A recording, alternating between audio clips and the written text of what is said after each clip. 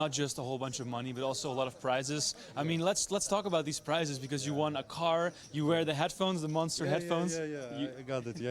It's better than the other one, so I put this one on my ears. And then you have a credit card as well, gold credit card. Yes. I mean, a round of golf, a charity tournament. Like, what do you think of all these prizes? Yeah, amazing. What can I say? Like I said before, I have never seen a tournament give a car away. And like watches, I love it. I got a nice watch, a Hublot. So it was also my thing because I don't like gold watches. So it was for me it was the best watch that they can give. And like the headphone, I got it today on me. The sound is amazing. So yeah. What can I say? I'm happy with the prices, with all of the prices. And now you are a poker celebrity. Now you've won the WPT, you won the Tournament of Champions, and forever now, wherever you go, they will always talk about that. How does that feel? Yeah, it's a little bit weird for me, because I'm still an amateur. A lot of people don't know that because I've already won 2 tournaments, but I'm still an amateur. This is my 5th event ever, So what can I say? Yeah. I mean, it's amazing to have you here in Amsterdam back again. Best of luck in the main event, and if your track record is any indication, you might just win again. Who knows? I hope so. Yeah, it can be. Yeah. All right, you guys stay tuned to worldpokertour.com for more coverage.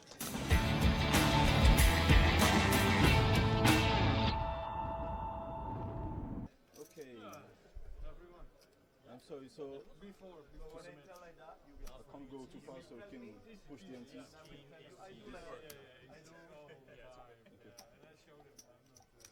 NTs, please. We have to laugh. 5,000.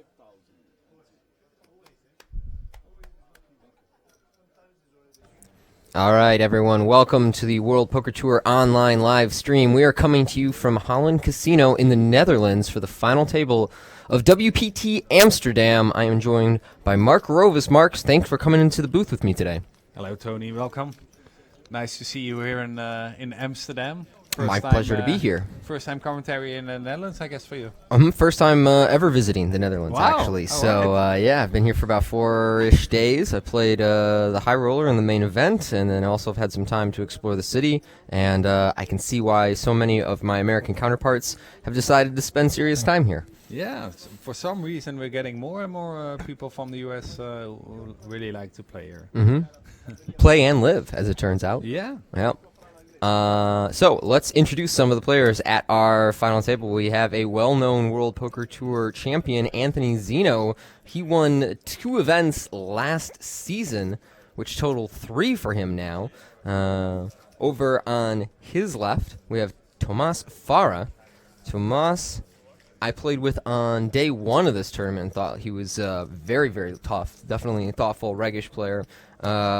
He said his greatest poker accomplishment was folding kings pre-flop on his bio sheet. I really appreciate that. We have Angelko Andrejevic on his left. Occasionally goes by Andy when he plays in the States to help Americans with his name. Hans Bozeman is the only Dutch player on the table. You'd know a little bit about him, right? Well, yeah, he's a regular. Okay. And he's a lawyer and a teacher. And, he plays for fun, but he has had some results. And there's Emra Kakma, French player who made a deep run in WPT Prague recently. I believe he finished around 22nd, 23rd. And then Sen he is in our 6th chip position. Sen's largest tournament cash up until this point was 500K. He lives in England, travels around on the circuit very frequently, plays in many events, hangs out with the so-called Paul Newey crew, and says that Paul Newey is his favorite poker player. So those guys travel and play a lot of tournaments together. He is making what I believe is his first WPT final table, and we are going to get to see how this table adjusts. It's a fairly short-ish table. They are playing 25-50 with a 5K ante.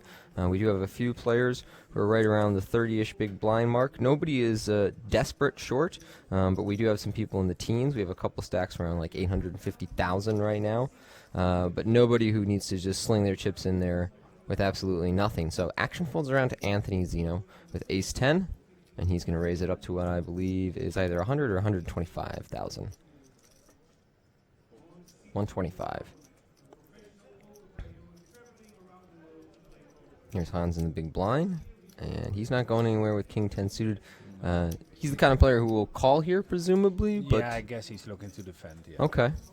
It's kind of one of those close spots because he has a hand that plays really well post flop, but he also has under 20 bigs and a really good hand. So many players would just shove here pre-flop. But if Hans is a guy who doesn't strictly play tournaments for a living, I think it's a little more likely he just wants to take a flop and evaluate. It's the first hand of the table as Yeah. well. He needs to. He doesn't want to bust the first hand. You Right. know? So we go to a flop. Oh, And the it king is- and ace. Yeah, something for everyone here. Backdoor flush draw working for Mhm. Hans. Zeno checks it back. And there it is, the backdoor flush draw. Hans checks one more time. Second pair and a flush draw. Yeah. Now I expect Anthony to bet for sure. Yeah. Probably put about 200,000 out there, given the texture. I'm a little surprised he checked the flop. I don't really mind it or anything. I just think it's pretty close. Ace 10's an awful strong hand. Yeah, I'm Yeah. surprised as well. Yeah. Surprised as well. If he has like a really weak ace, Mhm. I can imagine he doesn't bet. But Yeah, exactly. he gets Hans. the call, obviously. Yeah. Stuck in this hand now. It's going to be interesting if a blank comes off on the river. Oh, wow, they both made two for pair. both. If I'm Zeno, I'm not really sweating Queen Jack very much. So I'd probably bet fairly big. I would just believe that I have the best hand pretty much always. So if I'm in Zeno's shoes, I'm really thinking, okay, how much can I get called here? That's actually not even a bad card for Hans' range of holdings because he can have, like one pair combinations with the 10, and he literally does this time. Or if he has like ace X, the 10 isn't that scary. It's not an ideal card, but it's not that scary for him. So I'd bet fairly big if I was Zeno, maybe like 400K. What do you think? 450? Yeah. Has Hans checked already? Or Yeah, you could think about putting him in. He only has 560K, but he might. It's like you said, it's the first hand. So if he has something like kind of medium in strength, he might hero fold it off. Whereas he would just like auto call 300K with Yeah. a whole bunch of pairs. I'm really just not sure about it how. comes down to what Anthony thinks that Hans Yeah. has. If he puts him on a hand like King Queen, he's not going to bet too big. Right. Yeah, if he thinks Hans has something like King Queen, probably about 250 is good. Zeno's tanking this river surprisingly long, though.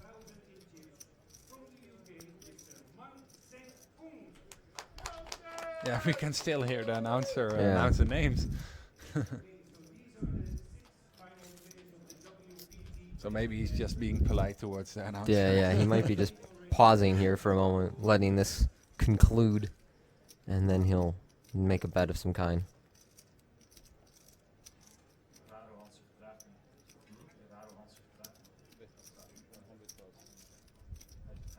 Yeah, he leads. Yeah. Oh, he didn't let check out. Yet. Yeah. Oh, he let out for 100K. Wow. If I'm Zeno, I'm raising. I'm not. 100K is not how much you get to go to showdown here with this hand. Ooh, yeah. Wow, He just called. I don't like that. Wow. He didn't even take much time considering the option of raising. Yeah. Not a big fan of that river play there. There's just no way I would let somebody get to the river for 1/6 pot when I've rivered two pair in a spot where he can basically never have me beat. I think at the point that he leads out, I'd probably just shove because now he only has like 480 back or something. Yeah, like you said, he doesn't have too many queen jacks or sets or hands that are beating ace 10. So Mhm. I guess A little of that first hand hesitance that you see sometimes at a final table. but I'm surprised that a player like Zeno has that hesitation.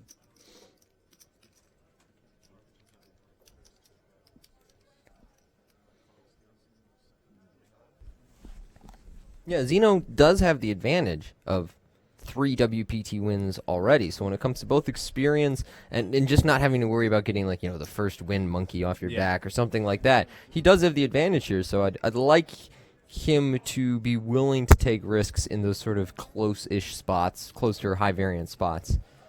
I'm surprised he's 3xing with the ace-5. Yeah. Not a min raise or anything. Or, I mean, just last hand he went 2.5x, so I would just probably not change it up very much. Yeah, I'm surprised as well.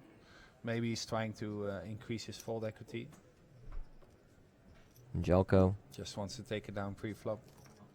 Hmm. And again, King 10 is calling. I feel like if I'm in Jelko, King 10 is a 3-bet and maybe King Jack is a call. Like King 10 might be Yeah. just bad enough that I would just 3-bet it here. I wouldn't flat, especially Yeah. against the 3x open. Yeah. If he's like King Jack suited or whatever, I wouldn't mind the flat as much. Right, yeah, then I would flat it, but King 10 seems like a little bit of an odd hand to choose here. It's not crazy or anything, but I'd expect Anthony to check this flop, wouldn't you? Yeah. Yeah, there we go. There's not much value in betting here. It seems if you're a novice player, you might think, well, I have top pair, I have a flush draw, let's Right. bet. But you also have to consider which hands are calling, and in this spot, I don't mind to check at all. It's one of those spots where you have a very good hand, but if you bet and get called and the pot starts to build, it's not really that good for you. Yeah. Yeah. And he can easily check call. Yeah. Another thing is when you check, this is a board that your opponent is going to bet with no equity very frequently because they're hoping that you're just giving up, and we see that out of Angelco here. Yeah, 1% equity actually. Yeah. That's not too much. He's looking for runner options. And I'm curious to see what he's gonna do on later streets. Another thing I find a little bit strange about pre-flop is that Angelco is the chip leader, and Zeno is like third or something. Yeah. And so just in terms of chip distribution, it was such a good opportunity to sort of crap on Zeno pre-flop and make it known that, like, no, this is my table. I'm going to 3-bet whenever you try and open and make Yeah. your life hard. Instead, we see, Angelco forced to play the spot here where he essentially just can't win. Like, whatever it is he does now, he can't win this pot. Especially once he checks behind. Yeah. The hand's pretty much over. Yeah, if he had gone for, like, the no equity triple barrel, then maybe he could have actually won the pot, but, like, I wouldn't recommend that. So sort of a thin value bet here by Zeno. Not sure what do you think of that bet? Yeah, it's pretty tough to get called by Yeah. by worse hand, but I guess he's wrapping a sort of a busted flush draw or whatever, and is just hoping to get heroed by something worse. But it's a bit optimistic. Yeah, and the problem there is if you had the busted flush draw, which is like, say, something like King 10 between King Queen Yeah. with a club, you'd be betting the flop yourself as opposed to check calling. Yeah, So that's right. Yeah, I don't understand the river lead as much. I guess it's just a spot where he thinks he has the best hand. yeah, He's like- basically free rolling to get a call. he's like, I have the best hand. He's not going to bet for me on this texture. Yeah. Let's put something out there. And he has the advantage that he doesn't have to show his cards as well. Yeah. And they Not showing your cards is valuable too. yeah, Yeah. but in a half hour they're gonna find out. Right, true. So yeah, actually the stream negates a lot of the value. Yeah.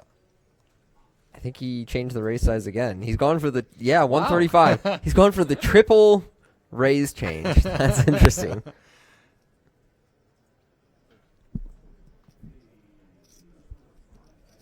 So Tomas just folded 10-9 suited, which is a little surprising. I don't think that's crazy or anything. Again, he's got like 2 million, so he's about tied with Zeno right now to be second in chips. Maybe he's a little worried that somebody will come over the top behind them, but it doesn't really seem like that kind of table. I feel like I would normally peel there with 10-9 suited. Yeah, it's only 6-handed. Yeah. WPT final table starts with 6 players, so Mhm. with only 4 players behind him, I guess he could have called. Yeah, it's not a great spot to be calling there. I mean, as you see, there were 3 stacks behind them that could have gone all in. So you don't want to be calling too many hands in that position that can't call a shove behind you. Although I guess you could call Hans shove with 10-9 suited. Yeah. But I don't think it's absurd that Tomas decided to pass up that spot. But it's a little bit surprising considering what's going on at this table so far, I would say. Yeah. Then again, there's Yeah. also a lot of value in Yeah. just keeping that stack, keeping Yeah. the third spot and laddering up and making sure you you avoid tough spots really. Jelko with King 9 suited is going to open the action here.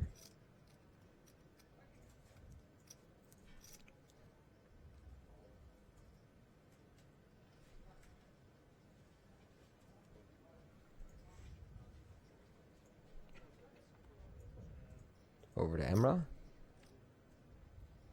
He's out with 10-9. Sending the small is gone, and Zeno will fold the big. So an easy one there. Yeah, we haven't seen a single min raise yet. No. I'm a bit surprised about that. And this isn't that deep stacked of a final table. Yeah, that's why I'm so surprised. I believe there were 317 total entries at WPT Amsterdam. Here at Casino Holland, pretty much right in the heart of Amsterdam. So, not only is visiting an interesting and vibrant city like Amsterdam part of the appeal of coming to this event, but the location of the casino and being just on the doorstep of so many cool things in this city is also such a major plus. Many of the places that you go to for a tournament, the casino will be located 20 or 30 minutes outside the city, and you have the commute and everything. Here at Casino Holland, you are really just point blank with so much that Amsterdam has to offer. Yeah, that's the thing in Holland. Most of our casinos are located in the center of cities, and it's really nice that people can just walk in. And some people don't know there's a WPT going on. Right. They walk in and they're like, "Wow, what's this? This is great!" And they might actually decide last minute to play a tournament, and that's also a big advantage. But yeah, if you're in a hotel here nearby the casino, you can go anywhere just on foot. Really, it's really close by. So But Sen here looks like he's going to open the action. Sorry to interrupt, but I think he's on the cutoff, maybe. Yeah, 6-9 off. That's on the aggressive side. Yeah. I like it. No, he was on the button. That makes more sense. I thought he opened on the cutoff, and I was like, ooh, that seems a little wide, but on the button, that makes perfect sense. So sorry, you were saying about Amsterdam and Well, yeah, like I said, you can walk pretty much anywhere. Of course, we like to take the bike, right. here in Holland, but yeah, everything is so close by, and there's so much to do, and that's one of the major appeals for the foreign players, I guess. Yeah, I rented a bike yesterday actually. You really? Yeah, so I could bounce around a little more quickly and Wow. start to learn the ways Yeah, of the Dutch. that's basically the most tourist thing you can do in. Yeah. Or you could take a trip down the canals in a boat or anything. Yep. And that's also great. Action with Hans here, holding Queen 6 suited.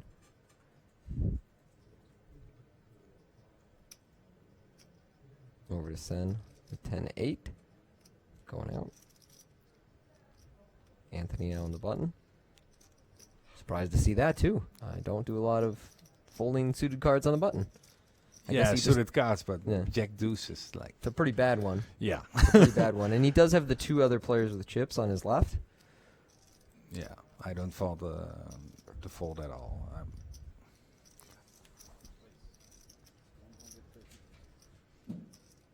A few years ago, when you were looking at a final table, like everybody was playing for the win, everybody was playing like super aggressive. Yeah, that's true. Nowadays, people tend to be more like on the patient side, I think. I think you're right about that.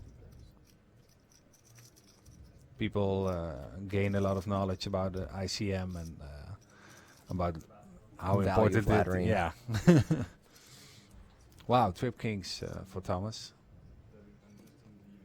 But it's going to be tough to get any action. Yeah, it is.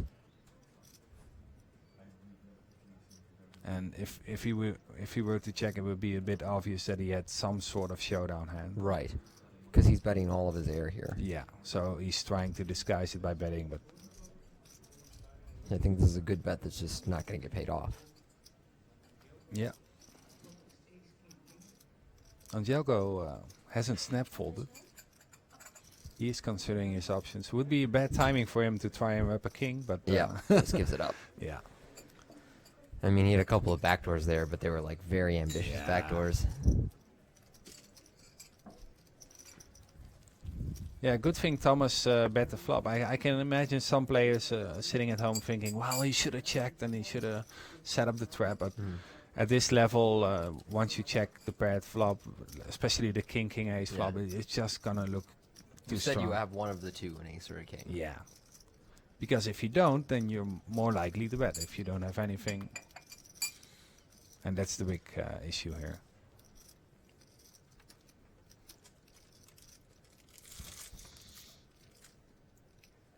Emra with 9/8 suited here. He's under the gun, right? Yeah, I think he just let it go. Yep, there it is. It's Wow. blending in with the table. Like you said, yeah, these guys are very conscious of the laddering element. Zeno Ooh. here with 10s. He's not letting go of 10s, that's for sure. I'm curious which sizing he's gonna pick this time.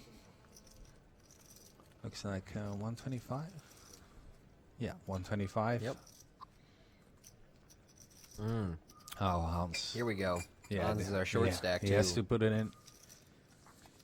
No getting away here. I mean, it's not really what you want, getting away. You've got ace king suited. Let's go. Yeah, he must be so excited to find such a big hand against Zeno, who's opening so many hands. But this time he has a real hand. Pocket Yep. 10s obviously makes a call. And we're flipping for the tournament live of Hans Bosman.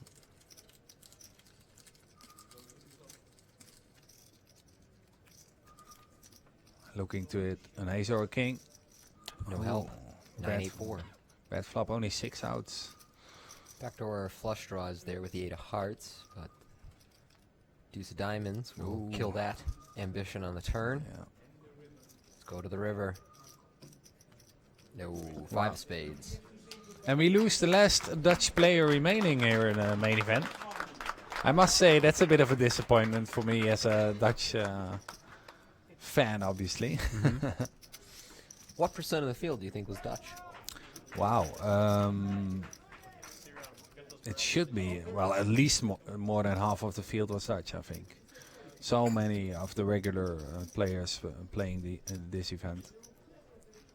But yeah, then again, I've been at tables in the main event where I was talking to people and someone was from Russia, someone from Peru, and people were from all over. I was so surprised about the mixture of countries I ran into. But yeah, still a lot of Dutch players, and none of them represented here at the final 5. That's a bit of a shame. We also lost Joep van der Bijgaard on the final table bubble after he came in, I believe it was 5th last year, so he was close again. But yeah, couldn't make it.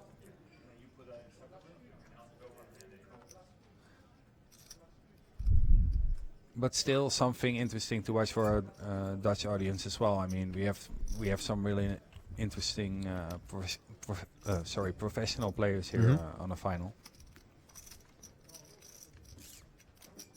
And I also always really love the streams with the hole cards. In Holland we often have live stream without hole cards, and it's a bit of different. It's a bit less fun. Yeah.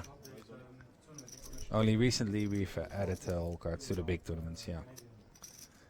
And I could say anything because often it wouldn't get to showdown, so I could tell the audience anything.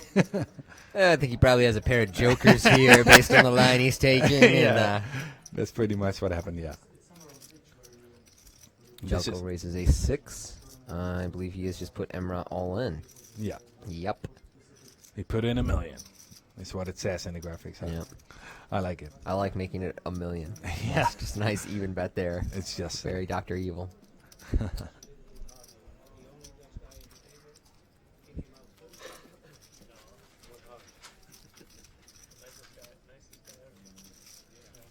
Yeah, that's funny. We could hear Zeno say Hans Bosman was the nicest guy ever, and I was talking to Hans Bosman earlier, and I'm like, oh, what a great final table, and he's like, yeah, everybody is so nice. That's what he really liked about the final table, not the money or the prestige or whatever. It's just everybody's so nice. I made so many new friends. It's like That's good to hear, though. yeah. Yeah, very good to hear. I told him, yeah, all the players are experienced players, and maybe that's why they're so relaxed. And he's like, yeah, but you can be experienced and still be not so nice, you know. And so he was like, the atmosphere apparently was really good, and that's something we always love to hear in Amsterdam. That Yeah, the atmosphere is, as we call it in Dutch, gezellig. It's what? Gezellig. What does that mean? It's a Dutch word which is really hard to translate, but Uh-huh. it basically means that there's a great atmosphere Okay. and everybody's really It's very friendly. chill here. Yeah, Yeah. yeah. It is very chill here. Well, Tomas is going to take this down pre-flop, raising pocket 8. But you're right, and you can sense it walking around the city. This is not a place where people are in a rush. This is not a place where people are very stressed out Yep. or very high strung.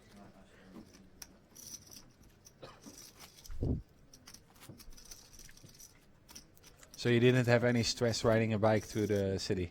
No, I would say, you know what? Probably the most stressful thing you could do in Amsterdam is to be a pedestrian and walk the city, because bikes get priority. Yeah. And they will run you down if you get in their way. Yeah. And then even cars are kind of like probably on equal terms with pedestrians in terms of who gets priority. So there's all this action going on through the streets. And if you're a pedestrian, you have to be very aware, unlike in many places where you can just kind of zone out when you're walking down the street, steering your phone, have your headphones on. Don't pull that shit in Amsterdam, man. They'll get you. No, you need to pay attention, that's Yeah, for yeah. sure.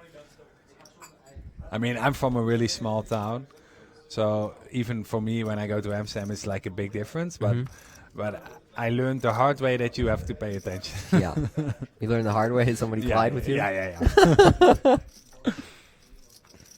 And Jelko raises king 9 suited again and again. Gets no takers. So he'll just drag another pot pre-flop.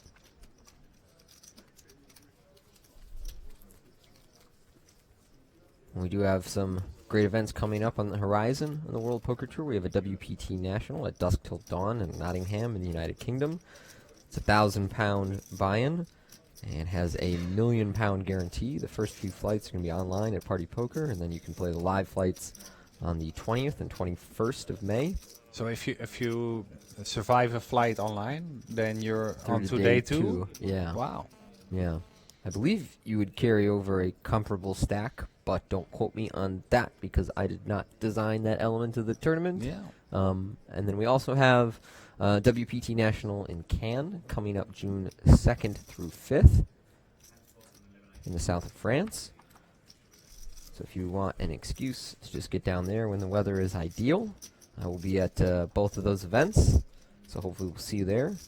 Meanwhile, Andrelko raises up.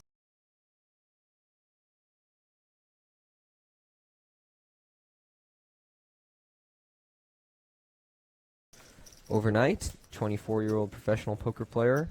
His best finish prior to this final table on the World Poker Tour was a 7th at WPT Maryland. At Borgata. 7th at WPT Borgata. He's played about 20 WPTs so far, and his biggest tournament cash was for 1.1 million in a super high roller in Macau. Yeah, I was Pretty looking well. at his hand mob, Yeah. and I follow up on everything that happens in the poker world, but Mhm. I didn't know he won such a big tournament there. Yeah. Asia is always a bit mysterious in that way. It's less. Less coverage, really. Yeah, is less what it coverage, is. really. Yeah, but apparently they're giving out $1 million to some Yeah. people. So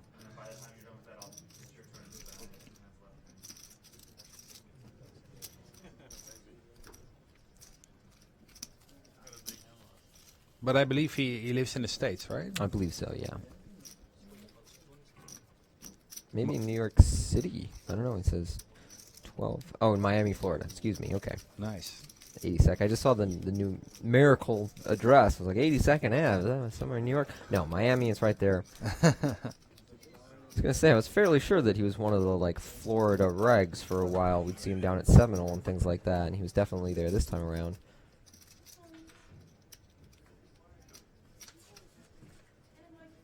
He's got a great opportunity to get his first win on the World Poker Tour here today. Sen, meanwhile, looks down at Ace-Jack. Yeah, if he's opening 9-6 off on the button, then he's probably opening Ace-Jack. 125,000.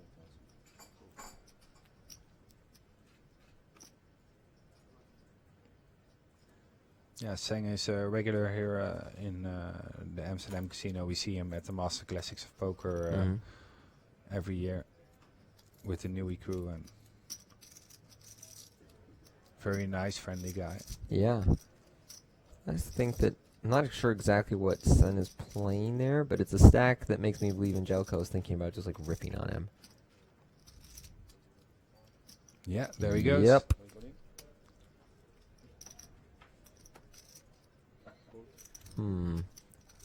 This is going to be close. Sen has like the decision hand. With ace queen, he would probably call like confidently. With ace 10, he would fold, and ace jack is the decision hand. I would be surprised if he folds, actually. I really don't know very much about how Sen plays. I played with him a little bit earlier on in the event, but it was like day one, and you know, not too much happened. Well, I'm not too familiar with his play either, but I mean, he is a pretty impressive hand mob, and Oh, there you go. I think if you're opening in late position with ace jack and only 15-ish blinds. yeah. Yeah, then you got to call it off. I thought he might have more like over 20 blinds, yeah, but at that stack, I would be surprised if he folded, and Yeah. that wouldn't be my plan with this hand. I'm surprised he doesn't snap, actually. Yeah, He should have a plan before opening. correct. Wow. That's not a great idea. Wow, I'm really surprised. I'm really surprised about that one. Yeah, raise folding ace jack for 14 bigs against the chip leader doesn't seem great, and it's not as though Emra is playing in such a way that he's like on the verge of going out Yeah, any yeah, hand. He's I'm not sure he's entered a pot yet. Wow. So Now I can see why Paul Newey is his favorite poker player, because they have a similar style. yeah, Paul Patience. Paul tends to make hero folds. He's very patient, that's for Gotcha. sure. Rob, can you let me know what Zeno had on ace 9? Yeah. They're asking about what they can learn from the live stream there, which definitely adds a strange dynamic or layer to being at a final table when you can get the hands quickly afterward.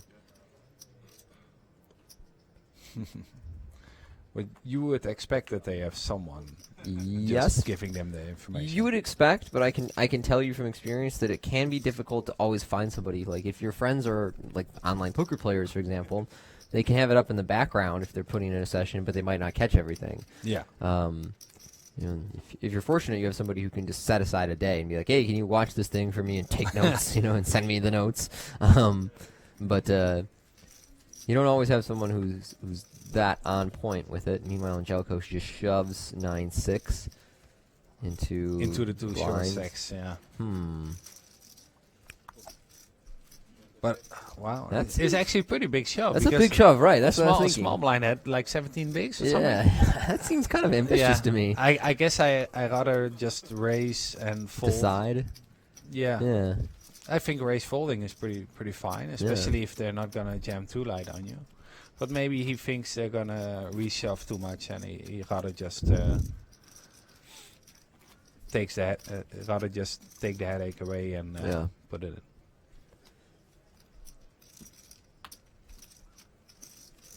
I don't know what could have been with that ace jack. I mean, he was only flipping, but still. Yeah. He felt he was behind, and he was right. But it's like a disaster when he folds and Angelica has like, you know, ace 9, ace 10. Yeah, king, you could queen. easily have that, yeah. But, yeah, I'm really surprised, actually, by the fold. But his conservative style brought him to the final table, so let's see how far it can bring him. Okay, so Emra has one of those stack sizes here where queen 10 suited is kind of an interesting hand. Yeah, it's from a chip EV standpoint, so just if you look at whether it's a good play or not, he can just shove. Yep. But there's more than chip EV, which matters right now. He wants to make the pay jump, and that's a fine play. Yeah. yeah, he just takes it. I really like the shove. Ooh, ace 5 is really close. This for is Zeno. so close. But to be honest, I think ace 5 has to fold, because this is a spot where Emra is shoving all his aces. Yeah. So he has so many aces which will be dominating ace 5. Yeah. And this is Emra's first shove, so you have to like give him credit for a slightly tighter range than average. Yeah. And we can see he's shoving queen 10 suited, but he's only shoving a few Broadway hands and a lot of aces and a lot of pairs.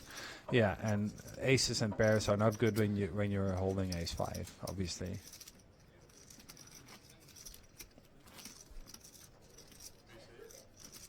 Yeah. Great play by both players. Just to rip it in and just to fold the ace-5. And as it turns out, if he decided to go like the min-raise route, Zeno might just shove on him, and now he has this gross decision with Queen 10 suited about whether he wants to call it off, knowing he's probably behind, but getting like a real money EV, and then it's a whole disaster. I know a lot of players with open limp as well. Yeah, and that occurred to me. I was like, you know, basically forced to call off really tight. Yeah, and if you were to open limp, then Zeno can easily just rip it in with the ace-5, and then you have to fold. Well, now Sen is going to flip for his tournament life. Hope so. Yeah, he's all in. And Jelko is not going to fold, so... He might fold if he saw the ace-jack. Yeah. If he knew. Ace-jack's so good, though. Ace-jack suited is so Yeah, good. he's calling. For sure. Yeah, there you go. And once again, a coin flip for the tournament life of the short stack. And this time it's Sen who has to fade.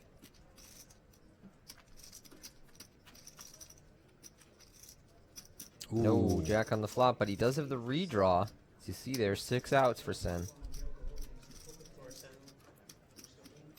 You can still hit a straight with a 9 or just a 10.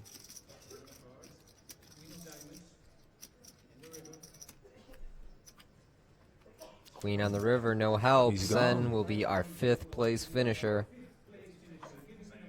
And Jelko, our chip leader, takes down a nice pot there, and we are down to 4 before we're out of the first level. Yeah, might be an early night. Yeah, it might be an early night. But then again, now the average stack is a lot more big blinds. Right. And we get to play some flops. The other thing to think about is when we get heads up, the levels drop to 30 minutes. So if you quickly get the heads up, that can result in a very rapid final table. But for the time being, you know, there's still going to be a 3-handed match in all likelihood where all 3 of them are fairly healthy. Yeah. Yeah, it's interesting that the WPT decided for faster levels heads up. I really like it because you get to play so many more hands anyway if you're heads up. So it kind of makes sense that you make the levels shorter and still get to play as much hands each level as you would if the levels were twice as long. It also prevents 15-hour final tables that cause the production costs of filming a final table to run way over. And so, yeah, it's also a consideration, but... Yeah, it's funny. The players would always love more play, you know, more time. Yeah. And here Zeno is going to open Jack Deuce on the button, so it's kind of like waiting for the dynamic of the table to change a little bit. Perhaps he feels now with no short stacks around that Jelko will have less incentive to just try and attack him from the blind. I don't know how much Jelko really raises 3-bets, that is, out of the big blind. Most players don't do too much of that these days. Yeah, nowadays everybody's more focused on the direct pot odds and they decide to call more often. But it might be a reason to start 3-betting more because people expect you to have a big hand once you 3-bet. It's interesting. And Anthony flops the best hand. He hits the deuce.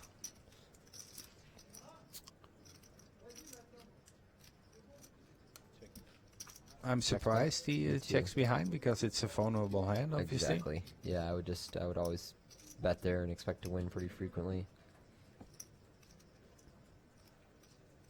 But he's just gonna try and get his bottom pair to showdown, I guess. I also think that on this particular texture, you can bet, and your opponent's going to call with like king high and a random club pretty frequently. So you actually can value bet your hand.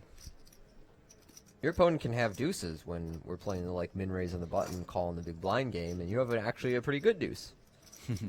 Yeah. In this particular instance, I don't think it matters too much either way. And he does decide to do a delayed continuation bet. I'm a bit surprised because once you take the passive line and check the flop, you might as well just check the turn. But I guess he decides that he has to protect a little. Yeah, no more free cards. But yeah, it's funny when he checks back and then he bets the turn. And now he's like almost over-repping his hand, where his hand looks like an ace or a 4. Yeah. So it's like really hard to get called by a worse hand all of a sudden. Yeah, good point.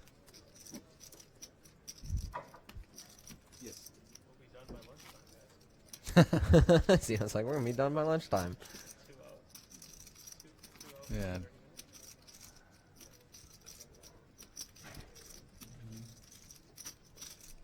Yeah, but as you can see, still a lot of room to play.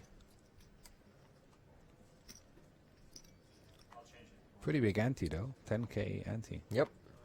Third of the small blind.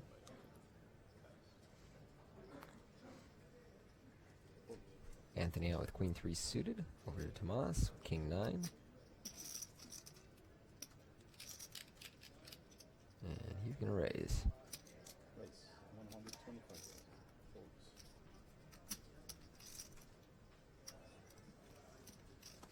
And Emra is going to go all in. You would think so, yeah. I'd be surprised if he goes for like a small 3-bet or something. Would be a bit silly. Yeah. Yeah. There we go.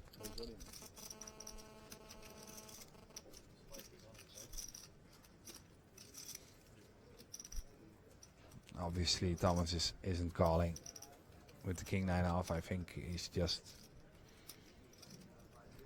making him sweat a little bit. You don't want people to like keep shoving on you every Right. time, so at least make him sweat a little. And the pot goes to the Frenchman. Emra in the position where he can afford to gamble a little more right now. You know, there's nobody close to his stack size. He's the definitive short stack.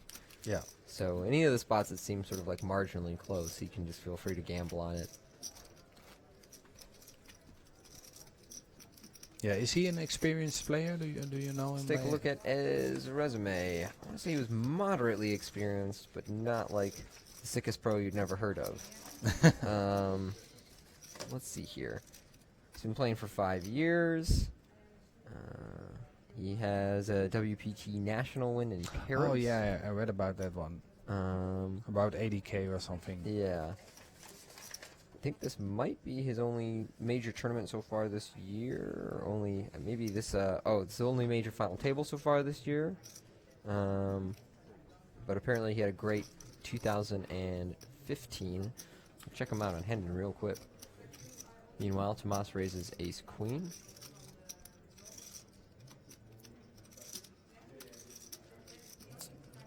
Anthony lets go of the jack 6 and Thomas takes it down.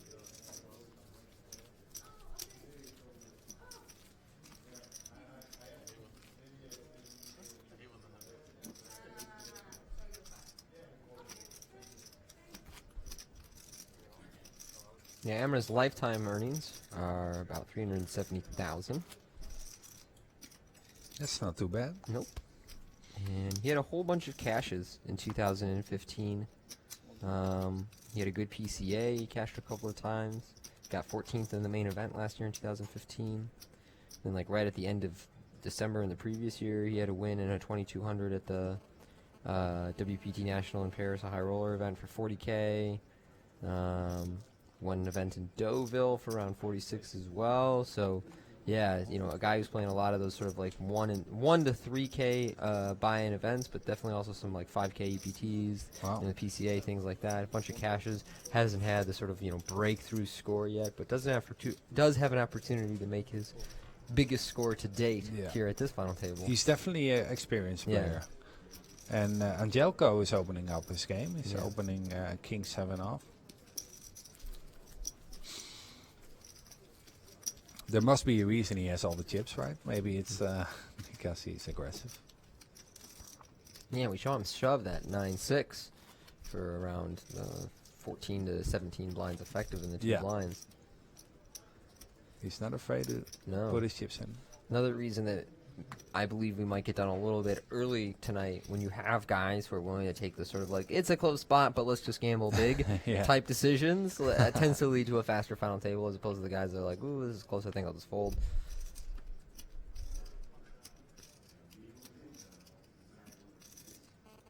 Like we saw a fairly conservative fold by Sen with that ace-jack.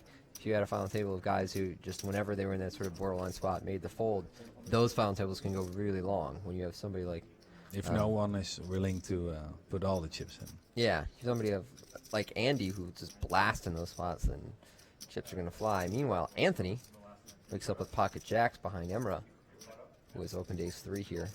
And it's interesting because he's up against the shortest stack. Ooh, I like his sizing here very much. He's going small and Yeah, making it appear as though he could be 3-bet folding.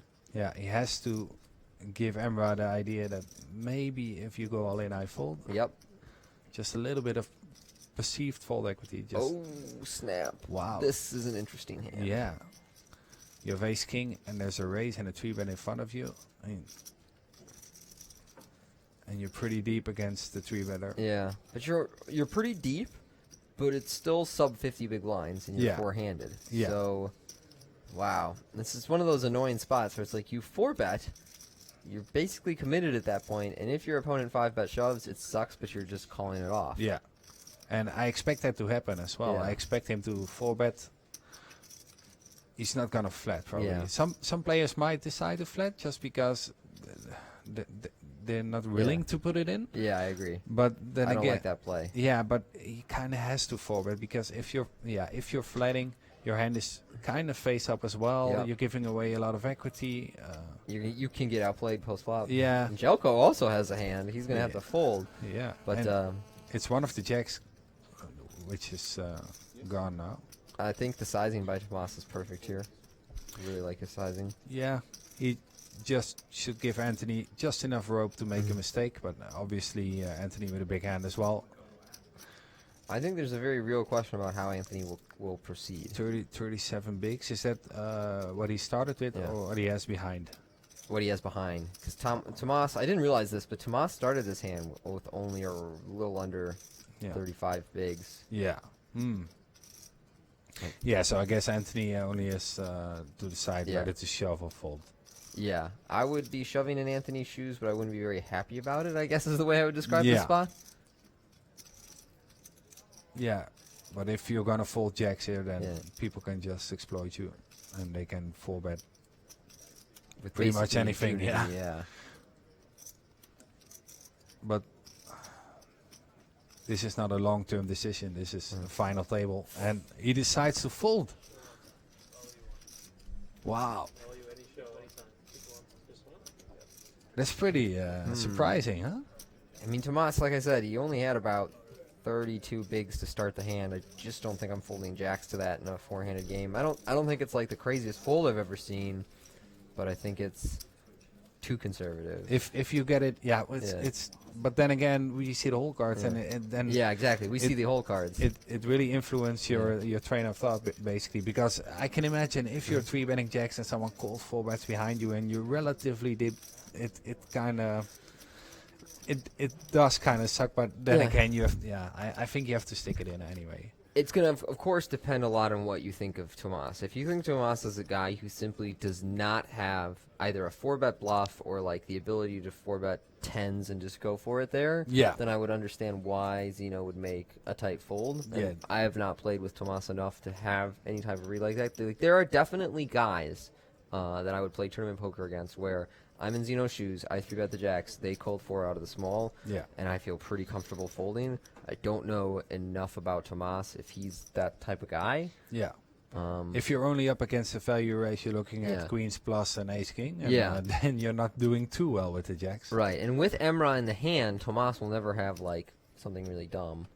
I mean, he probably wouldn't anyway. Like if you were gonna bluff that spot, you'd use like ace queen as the bluff hand, and you would 4-bet and fold to Zeno's 5-bet shove. But then if Emra decides to put it in, then you've still got a good hand against him. Yeah, interesting as a point because he's 3-betting a small stack, so Right. he's 3-betting to get it in, Yeah. and he probably knows Thomas recognizes that he's Yeah, 3-betting to get it in, so he's not bluffing too much. Right. Yeah. Even especially if you look at the stack of Emra, Right. he had less than 20 bigs, Right. so he's not 3-bet folding. He's not 3-bet folding, so he's if to call 4-bet there, you have to You have to have a really good hand. yeah, it kind of makes sense, but I don't know. Zeno's spot is very tough. Like whatever you say it is, it's like a very tough spot. Yeah. Very tough spot in that moment. And Jelko pocket twos here. But then again, have you ever heard the famous quote of Marcel Lusk? He always likes to say, if you don't know what to do, just go all in. Put your opponent to the test. And I'm a big fan of Marcel Lusk. He's the best Dutch poker player. And I completely agree with the idea of when you don't know what to do, just apply pressure to people. Like it forces people into mistakes, you know. hey, that's my philosophy. If I don't know what to do, I raise. I think the best poker players put people in very difficult positions. Whoa, Anthony, check that. Wow. That's okay. So the jacks, I'm like, all right, well, it's a bit conservative. Okay, Yeah. I get it. But this I can't get behind So at all. this is blind versus blind? No, Angelico limped the button. Wow. Anthony checked out of the big blind.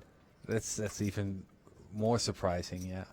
I guess he just wants to disguise his hand somehow, but then again, it's ace queen. It's just such a good hand. And sometimes you might get a jack 5-6 flop with two Right. hearts, and then you're sitting there with ace queen of spades and missed an opportunity.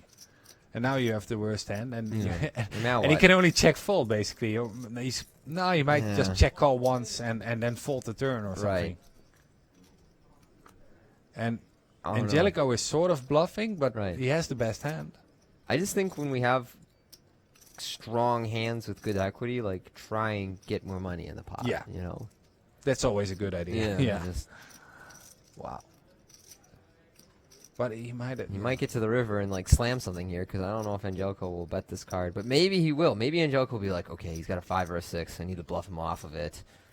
Nope. Maybe Angelico's like, maybe he's got ace X and I'm gonna get to the river and win. I just don't really know. And I guess Anthony's just fine with checking down, or maybe he thinks he's gonna win the bluff pot this more card. often if he bets. I mean, if you're gonna bluff, like this is the card that says that you just got there, right? Hearts got there, Yeah. 7-8 got there, And now he can make Angelico actually fold the Yeah. best hand. So, and this should work. You can value bet a jack here in limp pot, yeah, so actually, Zeno ends up winning the hand. I can't get behind pre-flop, Mark. I just can't do it. I just can't. I'm sorry. yeah. But hey, Anthony is going for his 4th Yes. WPT title. No one true. ever won 4 titles. I don't believe so. No. There's 4 players who have 3 titles, I believe. Chino Ream is one of them. Yep. Let me think. Is it Gus Hansen? No, Gus it's Hansen, or is it yeah. Scotty Wynn? No, Gus Hansen. Gus You're right. Hansen? And the third one? Anthony Zeno. Or is it you saying No, that I there's think 4? there's 4 in total. Oh, okay. I know that Scotty Wynn has been in an awful lot of final tables. It's not Scotty Van. Okay. I would know. Let's see. Phil Laak, maybe? No, he's only won the Invitational. I'm going to look it up. Jelko's going to raise ace-9 here. Oh, maybe it might be Hoyt Corkins. No. I'm telling you, it might be Hoyt Corkins. Carlos Mortensen. It's Carlos Mortensen. Yeah. Okay, that makes sense. I know that Hoyt has also made a crazy amount of final tables. All right, Emra going all in over Angelco's raise here. And this is going to be a very close spot for Angelco. It's only a 12 blind shove. And ace-9 is pretty good, but it's also like kind of on that border where you know that your opponent isn't expecting to get many folds here. So he's probably got something reasonably strong, but even reasonably strong can be like Yeah. king, queen, and king, He's jack. calling. And He's calling. yeah, so I'm not too surprised. Yeah. you're Yeah. flipping a whole bunch of pairs and, you know. Great spot for Emma to double up and really get back into it. And then it's going to take a while before someone's going to bust because everybody's going to have like 30 bigs or more. Yeah. I like that you're already predicting that Angelico just drills him. You're like, and then the only 3-handed, and it's going to be well before anybody busts. Okay, so a great flop for Emra. He's like, yeah, this is me. Ace jack 3, 2 clubs. Only 2 outs. Yeah, Angelico, wow. and he's already got his chips in the money in the middle to pay him. He's like, oh, I'm screwed. Okay, 5. So a 5 or a 3 would chop this pot. 3, Ooh. chop it up. Wow. There you go. And Emra's like, man. That's kind of a bad beat. Yeah. Such a big favorite on the flop. Wow.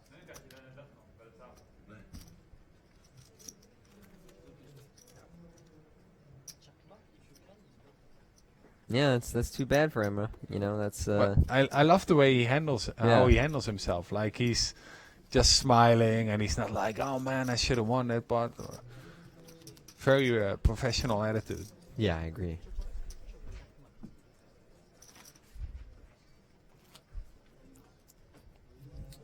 And we have to realize that these players have been playing for 4 days, 4 days. now, right? Yeah. Yeah. You've been playing for 4 days and you get it in with ace-10 and you flop the flush draw and everything. and you don't get upset at all. Yeah, you just want some salvation at that point. You're like, come on. Yeah, but I really admire the way he stays positive and smiling. And we're out there with king 4 to Anthony with king 3.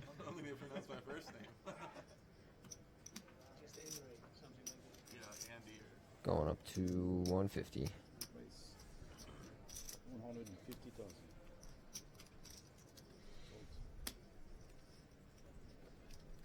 And he's going for the 150. Yep. Obviously the blind's 60k now, not 25.50 where we started. Jelko will make the call. Yeah, queen 10 a hand that flops really well. Queen 10 suited. What's surprising if Angelico floats here? Because the ace is the ace of diamonds. Like, He has a backdoor royal Yeah. flush. So he's already at Yeah. 60% of a royal flush. yeah, and like he could bluff on hearts. There's just like a lot of runouts where Angelico ends up winning the pot if he calls the flop and then plans to bet the river if Anthony checks behind. Yeah, that's a good point. And if Angelico turns a diamond, he can check raise Anthony on the turn, and Anthony's life is a nightmare if he doesn't have like a super nut hand. So I don't know that much about how Angelico plays, but I think this might be a spot where he like floats with the intention to bluff river a whole Yeah. bunch. I really like the way you approach the hand, because you're talking about what you can do on later streets and Yeah. you're really thinking ahead. And I think a lot of novice players, they would see the flop and think, well, unlucky, better luck next time. Yep. I'm just going to check fold. But Right. he has options here. He could easily win the hand on later streets, and he has some equity, so let's go. Obviously, the deuce a really bad Yeah. card, though. Anthony might decide just to take the showdown. Yeah. King high. It's often going to be the best hand. 3 on the river is the heart. So I would expect Angelico to bet now. And I don't know what Anthony's going to do, but I will predict a fold just because he thinks well, and he's going to be like, man, I really don't beat very much at this point. Like, I need him to have specifically something like queen 10 of diamonds, queen jack of random diamonds. float, yeah. Yeah. But people do it more and more often. Right. Out of position, check calling on the ace high board. And he might just think he has the best hand. He's like, I got queen 10 high. I think I got the best hand. Wow, goes check, check. Yeah. Yeah, you're right. Yeah. He figured he might win with queen high. But I don't know. I think queen 10 is a bit too weak there Yeah. to get the showdown. And he could have won the hand by betting. I also just think if you bet against most thinking players, you win every time they don't have an ace or like basically whenever they don't have an ace or a flush, and most of the flush draws might just bet the turn anyway in case you're floating or calling with a 7. Yeah, it doesn't seem like such an interesting hand, but I really like this one. I Yeah. think it was one of the more interesting we've seen so far. Especially the part where he just check calls the flop. I mean, Right. people give up too easily sometimes. It's tough to make a hand. That's Yeah. basically what we can learn from watching these great players. Zeno going up with jack 10 here. Tomas out with 6-5 suited. Jelko out with ace deuce. Emra about to be all in.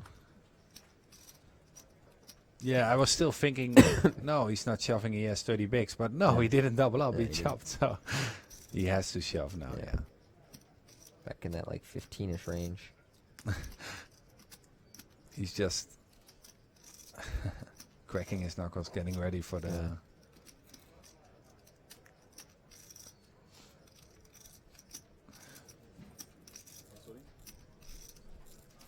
Maybe he was advertising to his opponent that he was ready to rumble, but Yeah. Zeno was not ready to rumble there with jack 10. Gets away from the hand, and Emra picks up that pot pre-flop. He's getting a lot of good spots, Emma. I mean, Yeah. it's not like he's getting aces and kings all the time, but he's getting first in spots where you can shove, and now he has ace queen where you can reshove, and it's also a form of running good, getting the spots.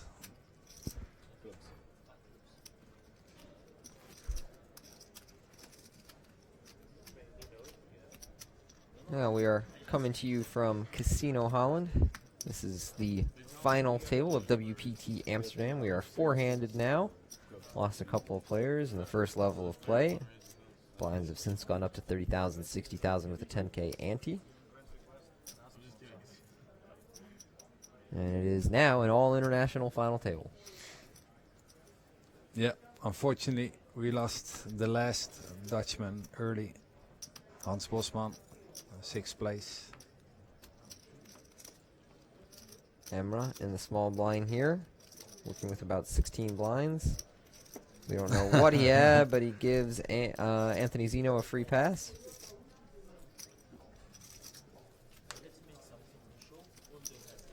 If you get a walk, are you the type of player who looks I at this always card? look. I'll Yeah? often just table it so we can all look together.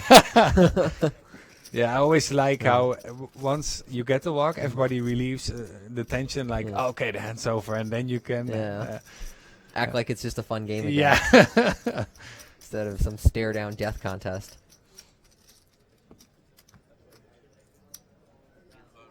Yeah, some guys don't like the look because it puts them on tilt. If they had a good hand, they got to walk. But Yeah, I don't if you mind. have a good hand, then you're on tilt, and if you have a Yeah. bad hand, nothing happens. So it's a negative free roll, reverse free roll, basically.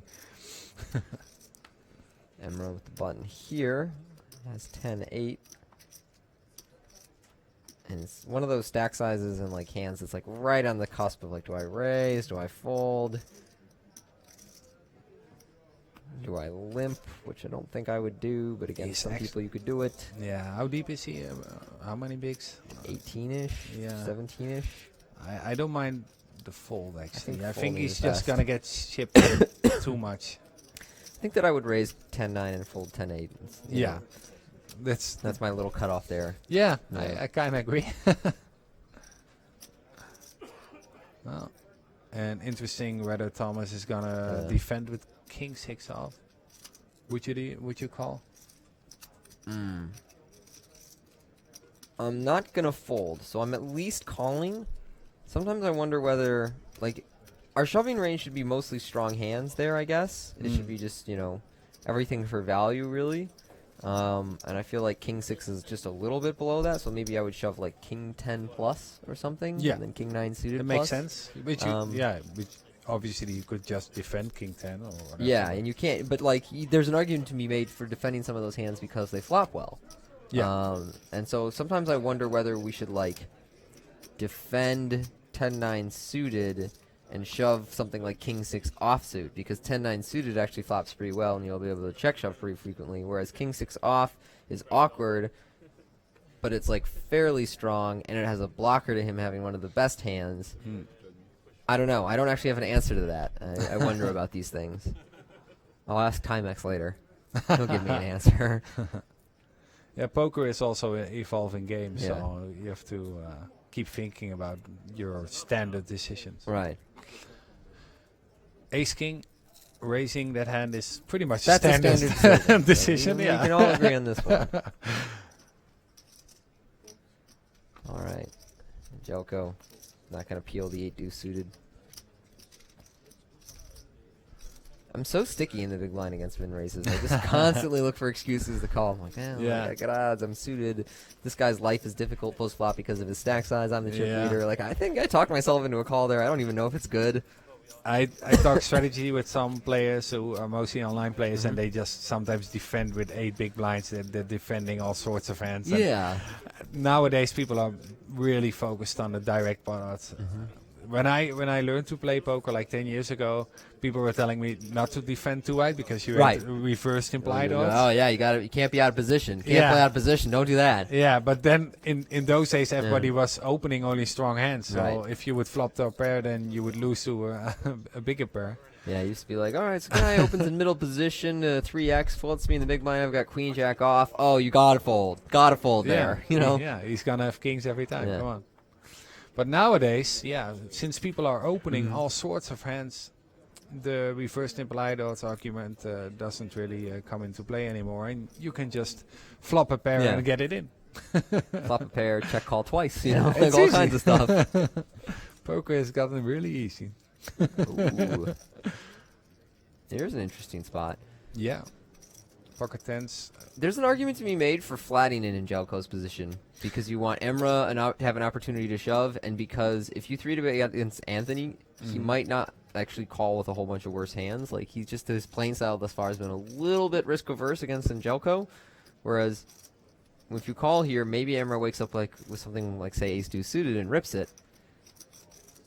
That's a good point, but then again, he's getting such great odds He might just just to call. feel. Yeah. Yeah. He's I probably think it's gonna more call. likely that he calls, but there we go.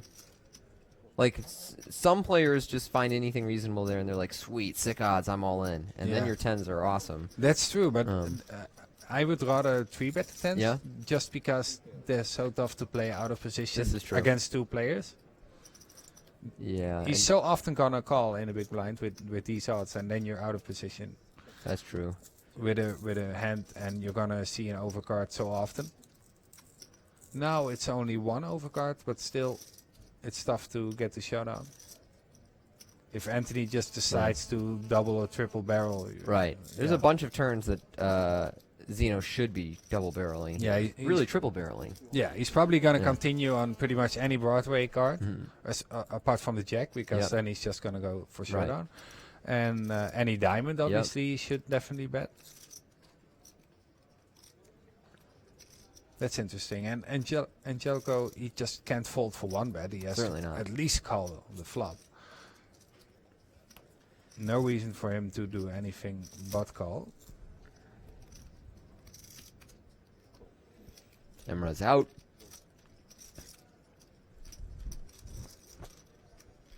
And this is where it gets interesting.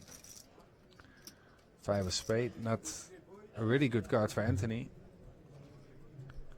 But then again, he must know that Jelko is calling the flop with like pretty much any pair, Right. some ace highs maybe, but more Some likely, flush draws. yeah, Yeah. more likely he has either like a 7 or a small pocket pair, or Something like There's- eights, yeah, nines. there's a lot of hands where you wanna bet twice Mhm. against, because you can. There's a big difference between his calling range on the flop and his calling range on the turn. But then again, ace jack is also often going to be the best hand. Yeah. But And Jelko will have some like king queen, king jack, king 10 suiteds, you know, like those type of hands. yeah, but personally, I would rather just, once you bluff the flop, I rather just fire again on the turn. Even on the 5 of spades, you're just going for it? I don't know. 5 of spades, pretty bad turn. It is. So that might be the reason why Anthony just gave up. But in general, when I'm betting any just reasonably dry king high flop, I'm gonna fire twice, just because people call flops way too much. Like, he's not folding a 3 on the flop, Yeah. but he's But definitely. he shouldn't fold- have any threes, though, should he? fair point. Right. Yeah, that's a fair point. So this is kind of interesting because now Jelko is bet for value, and Zeno is wondering, well, if his range is mostly kings, like pocket 10s or 9s, and miss flush draws, maybe my hand's good often enough to call.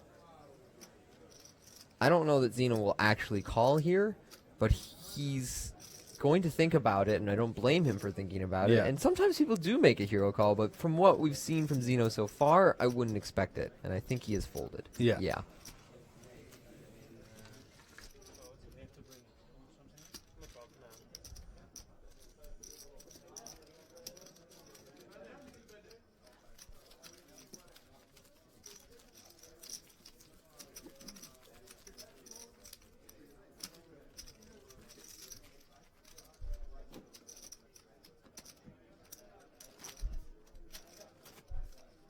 I'll tell you what I had in the 3 clubs flop.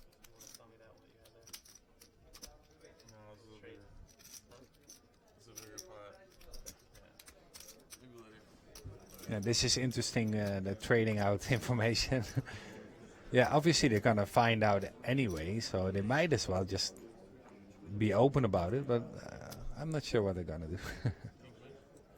Yeah. Yeah, now they're finding out some hands. It's fun.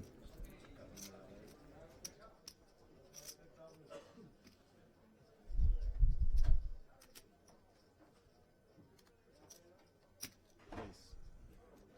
140,000.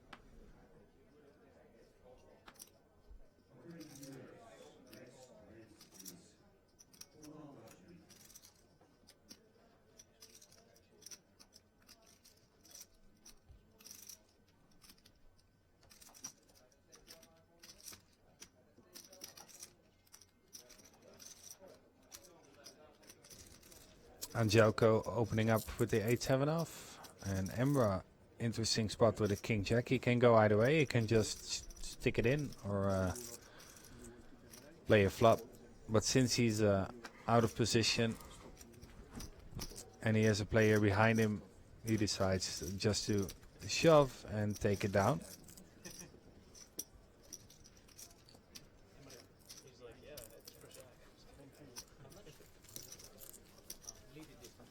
Yeah, I really like the shove there. Otherwise, you're just gonna play a three-way pot after, and then you're gonna be out of position.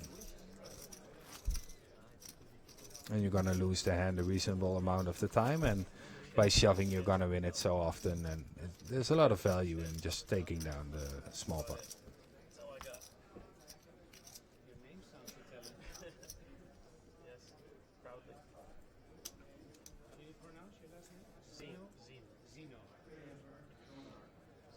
Oh, this is good to know. Anthony Zeno talking about the how you say his last name. Yeah. Help me out, Tony. Pronunciation there. Pronunciation. Thank you very much. Yeah, he wrote Zeno with an exclamation point on his bio sheet. Yeah. So you have Are to. people calling him Zeno? Is that Yeah, happening? yeah, I guess so. And Jelko, meanwhile, sometimes goes by Andy to help Americans with his name. It's always really, really nice.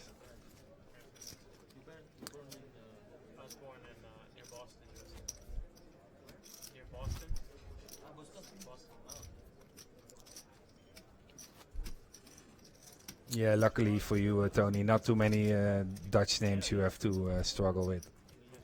No, it's true. And we had one, and now he's gone, and he even had a very straightforward name. Yeah, pretty much. Nothing too hard for my American brain.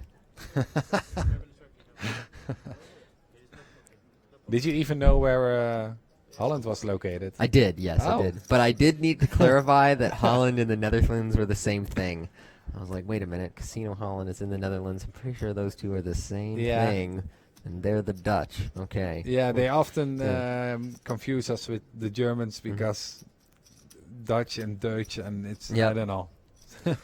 It's also Or for an American, you could confuse it with like the Danish, you know, just because the words are a little bit similar. Sure. You know. And I must admit, I was looking at a map of the US recently, and someone asked me to point out all the different states. I could only name like 10 maximum. I don't know. I couldn't name all the US states. It's above the American average, though. Oh, really? No, I don't know. It's probably like 15 or something. Yeah. You know, it's not that good. Trust me. Geography is not our strong point. Oh, we only caught one of the cards of Anthony this time. So he's got a mystery card. Yeah, but he has at least a pair, so he has the best hand. He might actually have a set.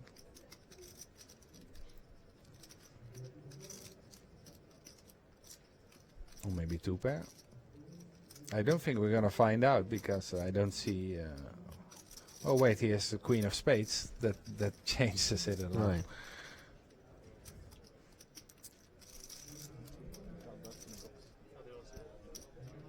Oh, He there does it have a is. set. Yeah. There it is. And so far, so good with his set of fours. A Three of Spades would be an interesting river card. Well, what's the bet now? 350, 400? You might as well bet big because your opponent's going to have an ace with a spade. It's not going anywhere. Yeah, there's so much value in just betting big here. Even if it's, or you could have like an ace with a low spade that has a straight draw. Like there's tons of reasons to bet big here if you're Zeno, not Zeno. Yeah, and there's 550 in the pot. Yeah. How much would you bet? 4. I think 4 is a good number. 350 to 4. He's betting 225, I think. I'm surprised by that. I think this is a texture where, I don't know. I think most of the hands that call on the turn are like, the difference between the amount of hands that call 200 and 400 is almost nothing. Like the turn calling hands call a bet, almost regardless of size, unless you do something really weird. Yeah. And he also wants to build a pot just so he can get a big bet on the river in as well. I mean, I would definitely bet a lot bigger. Yeah. And actually, Angelico not getting too bad of a price on his flush draw. So, and there it is, there it 10 of is. spades.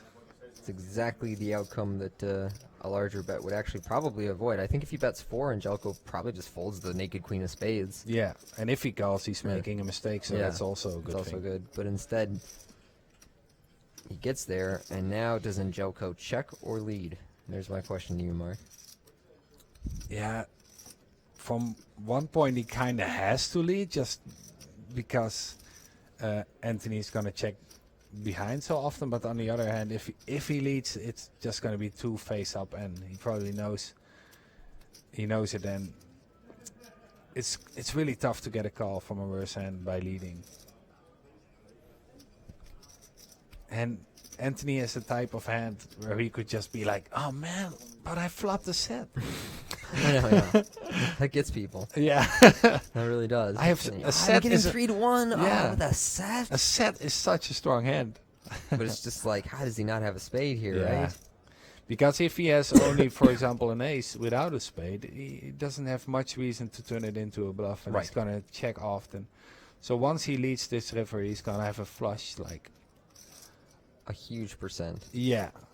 And you have to be right, like...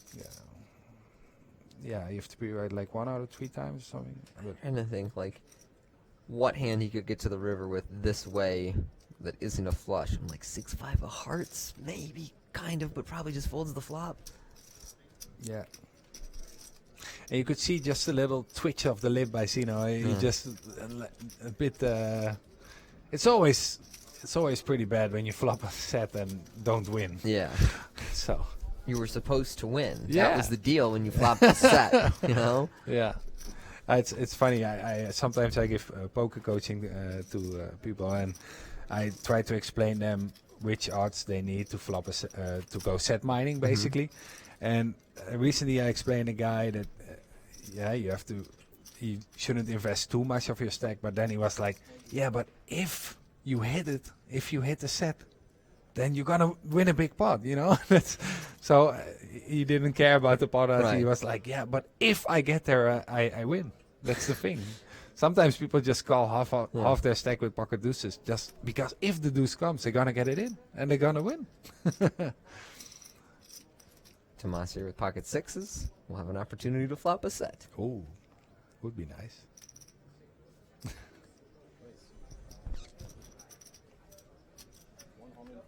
I'm pretty sure he didn't have a beard on his animal page, which was pretty confusing. He definitely had a beard on day 1, so he didn't grow it too fast. Okay. No, it doesn't look like a 2-day beard either. Looks like a playoff beard. This man is ready for some hockey or something like that.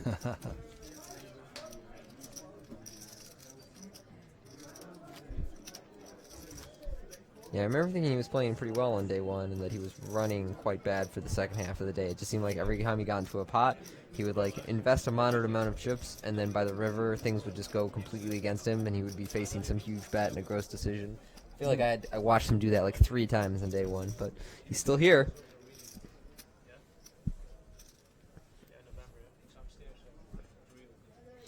Anything in particular you noticed about Dutch players? Do they have different playing styles or different habits?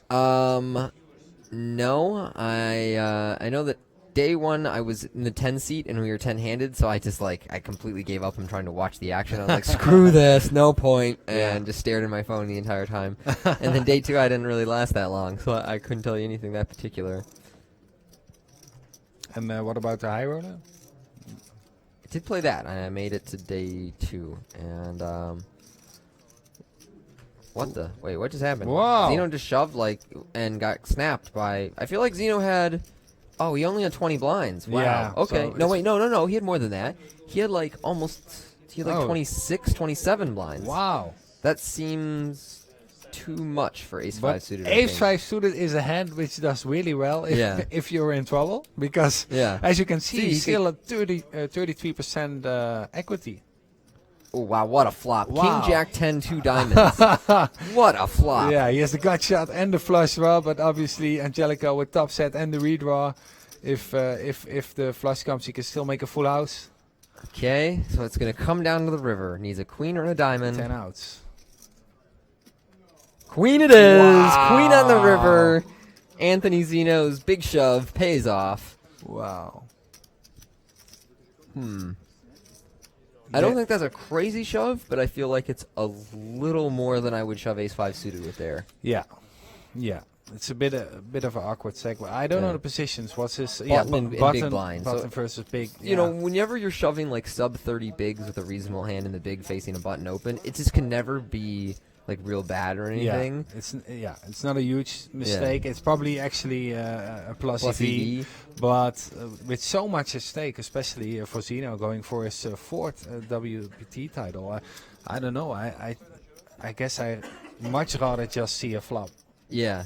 with a suited ace. There's so much value in just playing a flop with that hand, and well, they might have gotten it in anyway. Yeah. with the flush On draw. that flop, yeah. I'm a little confused by Zeno's approach to this final table because sometimes it seems like he's being very risk averse, and sometimes it seems like he's just completely willing to gamble and play for that win. And I'm not sure if that's a result of going from 6 to 4 and locking up a little more money, or just being okay, and now the short stacks are out, I'm going to open up my game.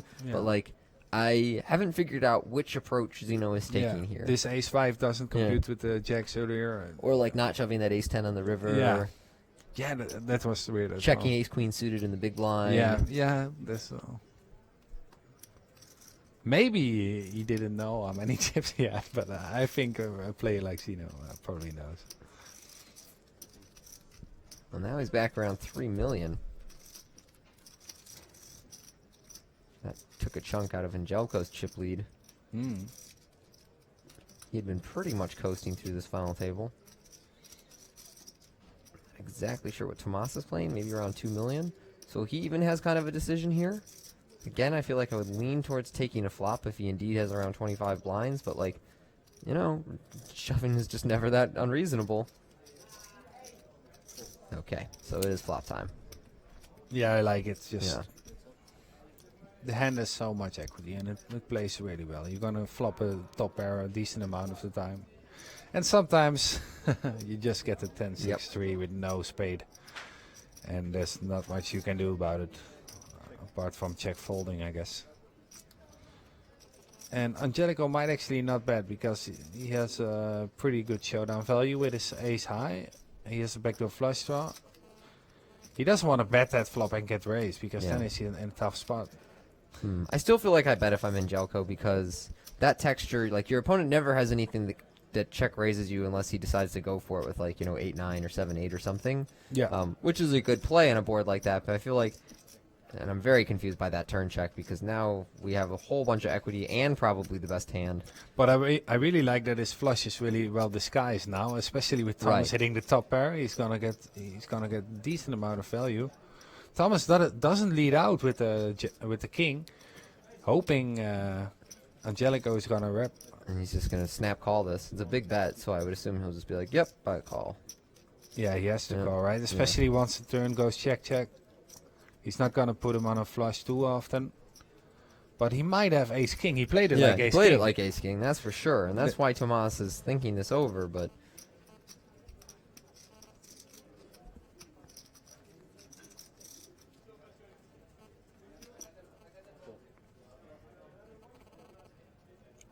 And he does make the call. Yeah. So Angelko is going to take that one down. Tough to get away from top pair. I was surprised that he didn't bet either the flop or the turn. I thought definitely one of those streets would be a bet. I typically just kind of go for it on the flop because when you have the 10 of clubs out there on a board where your opponent could have like one weak pair, I just like having the opportunity to barrel down and force him to fold a lot of those hands. And ace-jack is going to have that opportunity on queens, kings, clubs, aces, jack. Well, I mean, you don't want to fold on an ace and a jack. And also, you're taking away any equity that your opponent has in hand. Right. He's always going to have like at least 25% or whatever. Yeah. So once you check back, he's going to win the pot a lot more often versus when you're betting. Like we said, people are defending very wide from the big blind these days. So there's a whole bunch of stuff on 10-6-3 that Tomas can have that has some value in the hand and could get there on the turn, given a free card. Emra is out.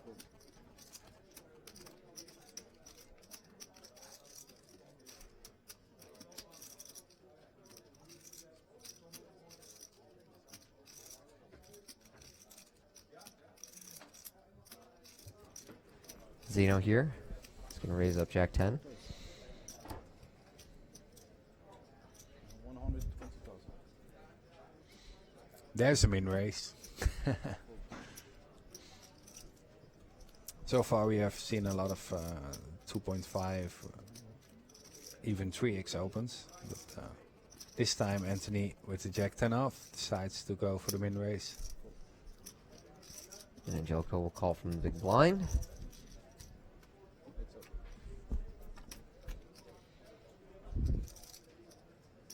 And we get Queen Jack 7, so Zeno with middle pair on the flop. And in position with Yep. second pair, he's just going to check behind. There's not too much value in betting. If you bet and you get called by a queen, that's a bad thing. And even better jacks are an option, obviously.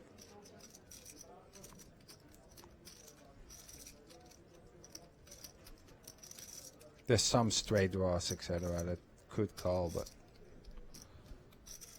I like checking back and just betting the turn. Yeah. Yeah, that hand kind of played itself out, considering the texture.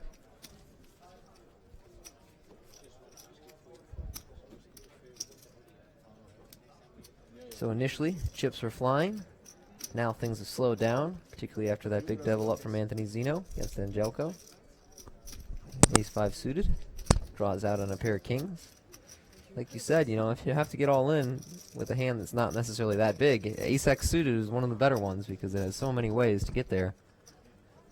And we saw that come through here today. So still four-handed, the final table of WPT Amsterdam. Yeah, and we get a glimpse of the, I think it's the Lido room, the downstairs from Holland Casino Amsterdam. It's actually a pretty big casino considered if you compare it to other Dutch casinos. And yeah, apart from poker, they offer all sorts of fun games. It's a really always a crowded casino as well. Like you said, it's in the city center and people can easily walk in. And also great cash games running during these series. We've had anything from 5-5, which is the lowest stakes, up to 20-40 with a 80 straddle. And it tends to get even higher sometimes during a series. Later this year we're going to have the Master Classics of Poker here in Amsterdam. And it's going to be a really big one this time. It's 25th anniversary, right? Yeah, that's right. There's actually going to be a 25k high roller and a 10k high roller. So they're pretty big events. And obviously there's also the 4K main event. Either way, it's going to be a huge series, a lot of tournaments. And normally the Master Classics would take about 9 days. And now it's going to be 2 weeks just because of the anniversary. Well, here Anthony opens King Jack and Emra on what is, I believe, is about 20 blinds or maybe even less. Calls out of the big blind with King Queen. This is one of those spots I think I just go for it if I'm Emra pre-flop. Well, yeah, king queen is always. You can really recognize the player by the way he plays king queen, because king queen is a hand that flops really well, obviously, and it's really pretty easy to play post flop. So that's one reason why you might just call. But if you shove, you're gonna win the pot so often, and if you get called, you're never really in too bad of a shape with king queen. Yeah. And there's one of the difficulties of just calling pre-flop, is you will be forced to fold the winner semi-frequently after the flop. Yeah. And when you're on that short stack, just picking up the like 4 blinds that are out there pre-flop is awful valuable for you. Yeah. And as we said before, Emra is in the position right now where he has the most reason or incentive to gamble pre-flop. Yeah. So anytime it's kind of close, if you're in a position like Emra's where you're 4 of 4 at a final table, where there's not like some tremendous pay jump and somebody's close to you and chip stacks, like feel free to gamble on the close spots. You're doing it right. I think he just feels like king queen is too strong not to see, just to see a flop. And also, if you flop top pair, there's a lot of value in getting your opponent to bet, because you can so easily call down. You can call 2 streets, and get some value. Tomas here is going to open ace-6 of clubs.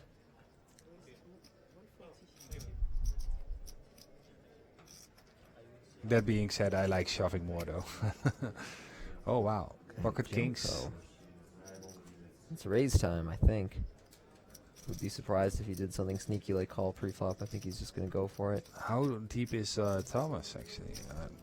He's around the stack size where if Angelico 3-bets to like, 380 or 400, then Tomas, if he has the right type of hand, might just rip it pre-flop. I think he might be around 2 million.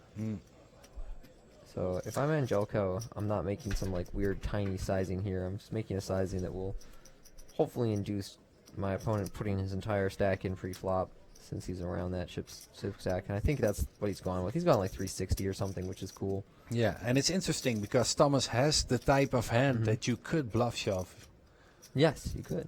Ooh, Anthony, also interesting. King Jack suited, just lets it go. Yeah. But unless you really want to go to war, you kind of have to. Thomas, yeah, like I said, ace-6 suited is a type of hand. You know your opponent is less likely to have an ace because you have an ace. And on the other hand, you also know that once you get called, for example, by a hand like pocket kings, you're still going to have a decent amount of equity. So I wouldn't mind shoving here, but there's so much at stake. Yeah. It's not like you're on day one of a tournament, then you're short stacked or whatever. You're on the final table. There's money jumps. There's money to be made just by folding. And that's why he just takes the conservative approach and folds. So although Angelico suffered a setback with his last pair of kings, takes it down pre-flop there and is still retaining what I believe is the chip lead at this final table. I think he's still edging out Anthony. Yeah, it would be pretty upsetting for him if he gets it in against ace-6 suited and loses again. Yeah.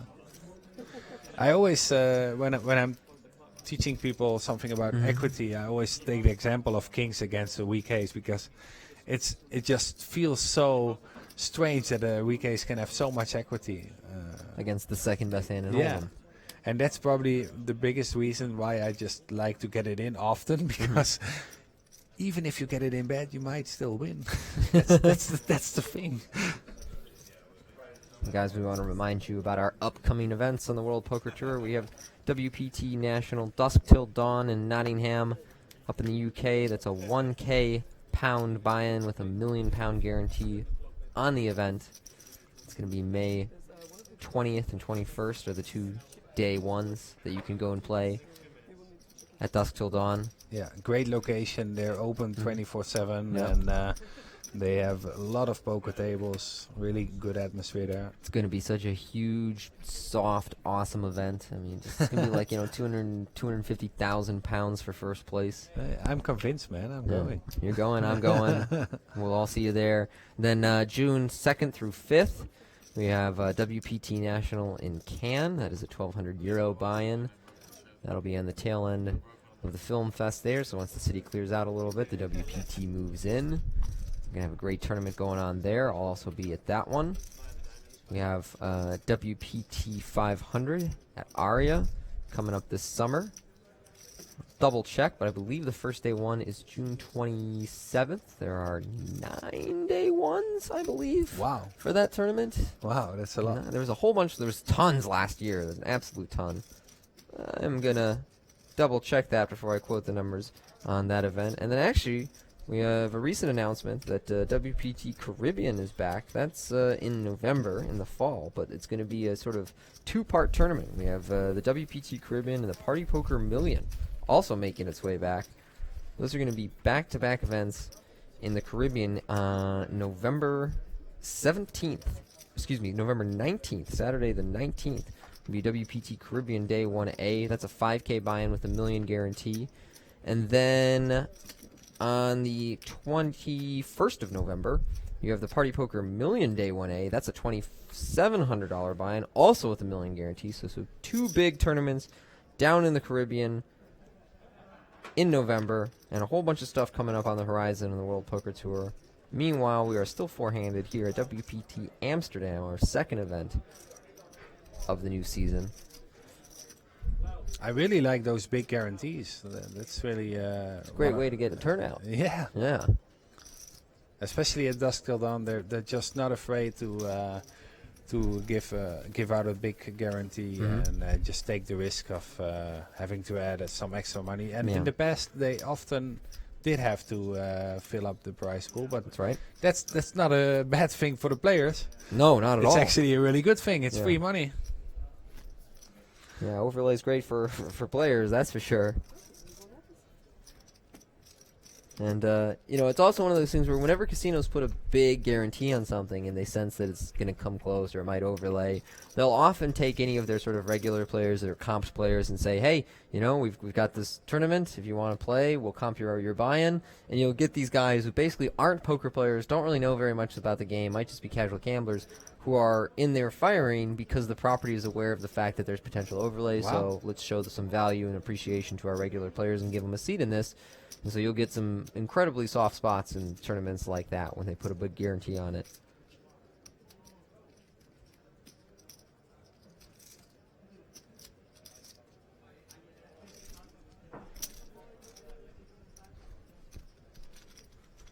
I believe we just saw our second walk of the final table. Emra had ace-jack when he took the walk. So we'll see if he gets tilted by having a quality hand in the big. He doesn't look like the type of player who gets tilted easily. It's a great mindset just to be smiling all the time and realizing that you're playing a game and you can win loads of money, and it's a great way of life, I guess. It is, and I think that for a while, and particularly after Black Friday in the States, a lot of poker players did not feel that way about playing for a living. But you don't have to talk to too many people with real jobs before you start to remember what a sort of privileged position it is to be able to play a game for a living, and one where you don't have any responsibilities that you don't want. I mean, you got to show up when the tournament starts or when your final table starts, but besides that, you don't have to do anything you don't want to. Tomas, does have to raise ace-7 suited, though. You got to do that on the cutoff. That's a rule. And I guess for you Americans, even though there's less opportunities to play online, you could go and be a regular on the WPT. That's right. And actually, I think that the live tournament circuit, the economy of the live tournament circuit in the United States, is much more closely correlated with the overall economy in the United States than the, say, global online poker community, like you still see in Europe and in many other places, where it's kind of like when online poker is healthy, there's a lot of action. The live tournaments do well, but if online poker is not doing as well, you start to see dips in numbers. In the States, it's really about, okay, so how much discretionary income does your casual player or your sort of semi-professional player have at his disposal? Can he come down and fire in there? And since the economy has recovered a little bit, it also seems like poker tournament field sizes have recovered a little bit and stabilized. All right. Yeah, that's something as a poker player I don't think too much about the economy and stuff, but it does influence you as a player because you want people with disposable income to come and play tournaments just for fun, I guess. They get to have fun and I get to have the money. Yes, exactly. Well, here Emra's all in, and Tomas has a decision with Ace-Jack, and I would assume that he's going to make this call. Wow. Here we go. And he does indeed.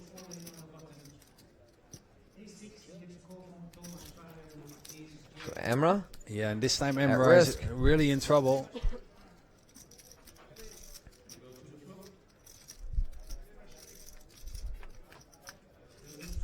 He's obviously looking for a 6. no help so far, although he could run a runner straight here. A 5 is an interesting card. Nope, it's an 8. That'll give him a gut shot to the 7. No, I'm sorry. No. We need a 5. What am I saying? I'm making stuff up here. A 3 is no help on the river. Tomas will eliminate Emra. I'll stop making up hands and straights that Well, don't you were exist. kind of right. If there was Yeah. going to be an ocean, you know, Yeah. another card after the river. But I like his wardrobe as well, like a really flashy T-shirt and good leather jacket. Nice run here by Emra Kekmak, who's been on a generally a good run over the last 18 months. We talked about some of his results Yeah. earlier. Another good score on his resume here today. Played a tough final table. These guys are going to be on break. We're going to be on break. And Mark, you're going to get to go and play a €300 event. We are going to bring Steve O'Dwyer into the booth. So thank you for taking the time to join us for the first couple hours. Yeah, great. I don't know where I'm more excited about, the 300 event or Steve O'Dwyer coming Okay. in to do commentary. That's great. All right. Good luck, Tony, and I'll be watching the stream from my mobile, I guess. Thanks, Mark.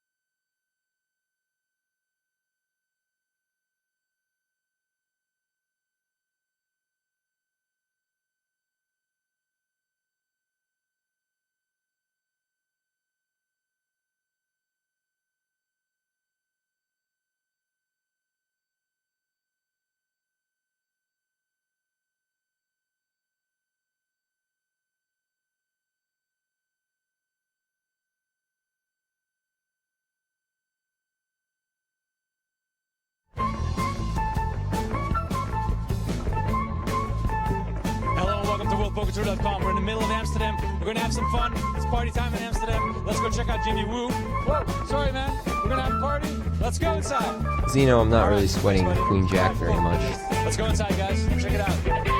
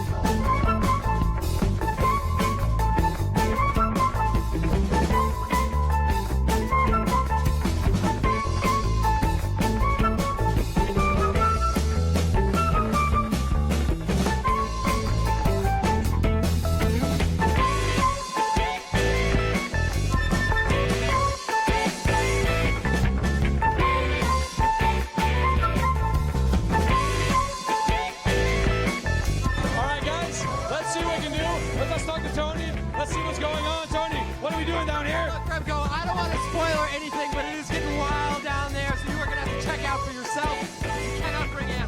Come on, come on, come on. Okay, see ya.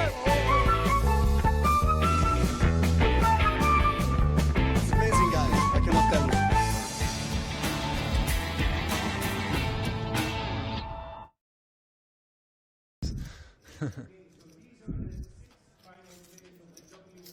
So maybe he's just being polite towards the announcer. Yeah, he might be just pausing here for a moment, letting this conclude, and then he'll make a bet of some kind.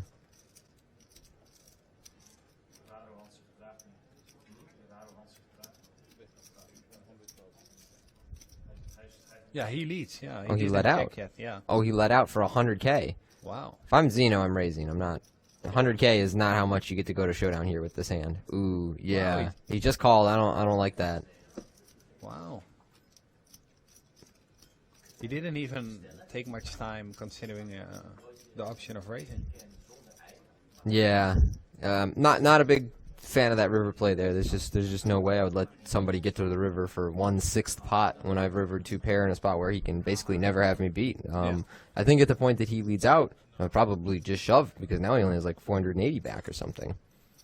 Yeah, like you said, he doesn't have too many queen jacks or sets or hands that are beating ace-10. So I guess, and that's the big issue here.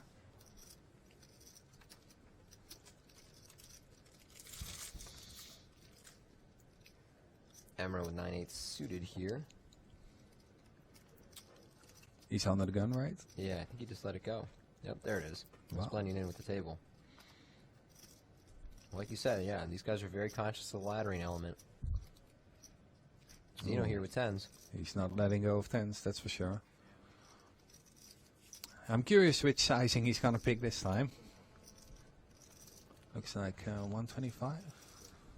Yeah, 125. Yep. Oh, Hans. Here we go. Yeah, Hans is our short stack, he too. has to put it in. No getting away here. I mean, it's not really what you want, getting away. You've got ace king suited. Let's go. Yeah, he must be so excited to find such a big hand against Zeno, who's opening so many hands. But this time he has a real hand. Pocket tens obviously makes a call. And we're flipping for the tournament live of Hans Bosman.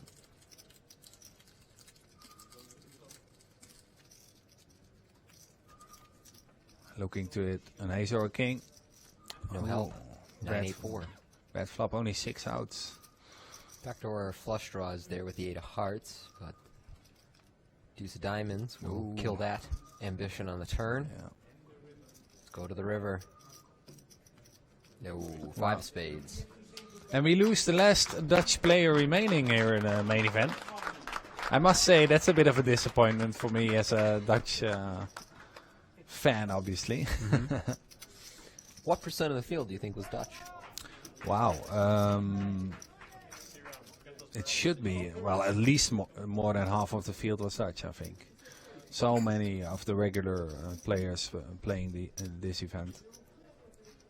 But yeah, then again, I've been at tables in the main event where I was talking to people, and someone was from Russia, someone from Peru, and people were from all over. But getting like a fair chip EV price, but not a good real money EV, and it's a whole disaster. I know a lot of players with open limp as well. Yeah, and that occurred to me. I was like, limping's kind of interesting here.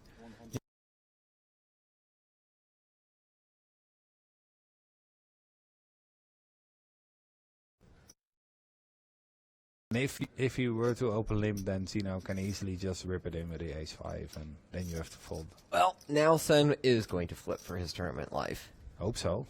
Yeah, he's all in. And Jelko is not going to fold, so... He might fold if he saw the ace-jack. Yeah. If he knew. Ace-jack's so good, though. Ace-jack suited is so good. He's calling. For sure. Yeah, there you go. And once again, a coin flip for the tournament live of the short stack. And this time it's Sen who has to fade.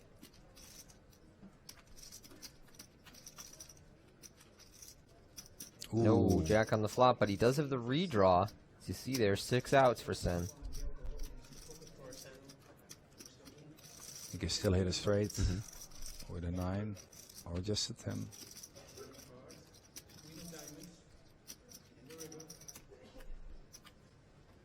Queen on the river, no help. He's Zen gone. will be our 5th place finisher. And Jelko, our chip leader, takes down a nice pot there, and we are down to 4 before we're out of the first level. Yeah, might be an early night. Yeah, might be an early night. But then again, now the average stack is a lot more big blinds. Right. And we get to play some flops. The other thing to think about is when we get heads up, the levels drop to 30 minutes. So if you quickly get the heads up, that can result in a very rapid final table. But for the time being, you know, there's still going to be a 3-handed match in all likelihood where all 3 guys who are willing to take this sort of like, it's a close spot, but let's just gamble big Yeah. type decisions. It tends to lead to a faster final table as opposed to the guys that are like, ooh, this is close, I think I'll just fold.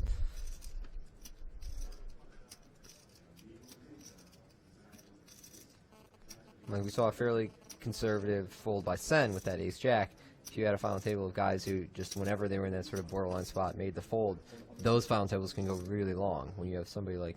If no one is willing to put all the chips in. Yeah, somebody like Andy who just blasting those spots, then chips are going to fly. Meanwhile, Anthony wakes up with pocket jacks behind Emra, who has opened ace-3 here. And it's interesting because he's up against the shortest stack. Ooh, I like his sizing here very much. He's going small and Yeah, making it appear as though he could be 3-bet folding. Yeah, he has to give Emra the idea that maybe if you go all in, I fold. Yep. Just a little bit of perceived fold equity. Just Oh, snap. Wow. This is an interesting hand. Yeah. You have ace king, and there's a raise and a 3-bet in front of you. I mean, and you're pretty deep against the 3-better. Yeah, but you're pretty deep, but it's still sub 50 big blinds, and you're Yeah. 4-handed. Yeah. So, wow, this is one of those annoying spots where it's like you 4-bet, you're basically committed at that point, and if your opponent 5-bet shoves, it sucks, but you're just calling it off. Yeah. And I expect that to happen as well. Yeah. I expect him to 4-bet. He's not gonna flat probably. Yeah. Some players might decide to flat just because they're not willing to put it in. Yeah, I agree. But then I again, don't like that play. yeah, but he kind of has to 4-bet because if you're flatting, your hand is kind of face up as well. Yep. You're giving away a lot of equity. You can get outplayed post-flop. Yeah. And Jelko also has a hand. He's going to have to fold. Yeah, But and it's one of the jacks, which is gone now. I think the sizing by Tomas is perfect here. I really like his sizing. Yeah, he just should give Anthony just enough rope to make a mistake, but obviously Anthony with a big hand as well. I think there's a very real question about how Anthony will proceed. 37 bigs, is that what he started with Yeah. or what he has behind? What he has behind. Because Tomas, I didn't realize this, but Tomas started this hand with only a little under Yeah. 35 bigs. Yeah. Yeah, so I guess Anthony only has to decide Yeah. whether to shove or fold. Yeah, I would be shoving in Anthony's shoes, but I wouldn't be very happy about it, I guess is the way I would describe this Yeah. spot. Yeah, but if you're gonna fold jacks here, then Yeah. people can just exploit you, and they can 4-bet. With Pretty much basically anything, impunity, yeah. Yeah. But this is not a long-term decision. This is a final table, and he decides to fold. Wow, that's pretty surprising, huh? I mean, Tomas, like I said, he only had about 32 bigs to start the hand. I just don't think I'm folding jacks to that in a 4-handed game. I don't think it's like the craziest fold I've ever seen, but I think it's too conservative. If you get it, yeah, Yeah. it's. But then again, we see the whole cards, Yeah. and then Yeah, exactly. We see the whole cards. It really influences your train of thought, basically, because I can imagine if you're 3-betting jacks and someone calls 4-bets behind you and you're relatively deep, it kind of Europe and in many other places, which kind of like if when online poker's healthier, there's a lot of action. You know, the live tournaments do well, but if online poker's not doing as well, you start to see dips in numbers. In the States, it's really about, okay, so how much discretionary income does your casual player or your sort of semi-professional player have at his disposal? Can he come down and fire in there? And since the economy has recovered a little bit, it also seems like poker tournament field sizes have recovered a little bit and stabilized. all right. Yeah, that's something as a poker player I don't think too much about the economy and stuff, but it Right. does influence you as a player because you want people with disposable income to come and play tournaments just for fun, I guess. Yeah. They get to have fun and I get to have the money. Yes, exactly. Well, here Emra's all in, and Tomas has a decision with Ace Jack, and I would assume that he's going to make this call. Wow. Here we go. And he does indeed.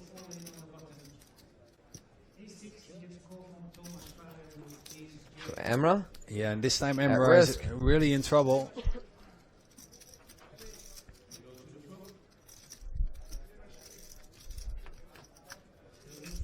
He's obviously looking for a 6. no help so far, although he could run a runner straight here. A 5 is an interesting card. Nope, it's an 8. That'll give him a gut shot to the 7. No, I'm sorry. No. We need a 5. What am I saying? I'm making stuff up here. A 3 is no help on the river. Tomas will eliminate Emra.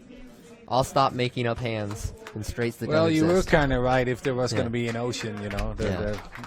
another card after the river. But I like his wardrobe as well, like a really flashy T-shirt and good leather jacket. Nice run here by Emra Kakmak, who's been on a generally a good run over the last 18 months. We talked about some of his results Yeah. earlier. Another good score on his resume here.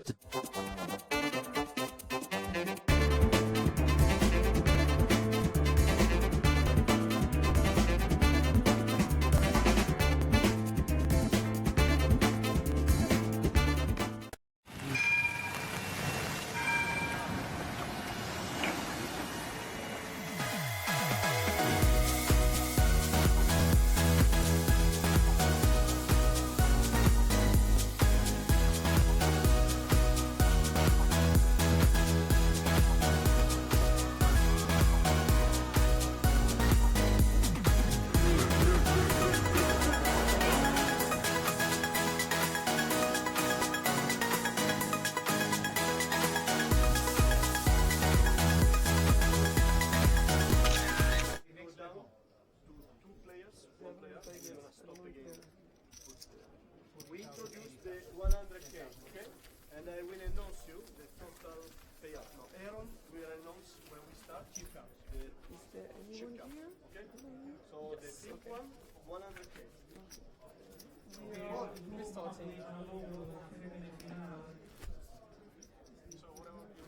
New blind level, 40,000, 80,000.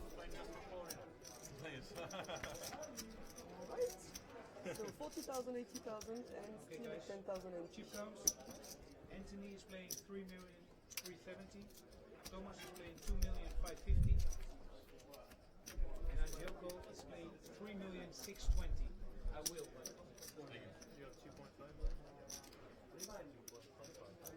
All right, welcome back to the World Poker Tour online live stream. We are three-handed at the final table of WPT Amsterdam. I'm Tony Dunst, now joined by Steve O'Dwyer. Hello. What's going on, Steve?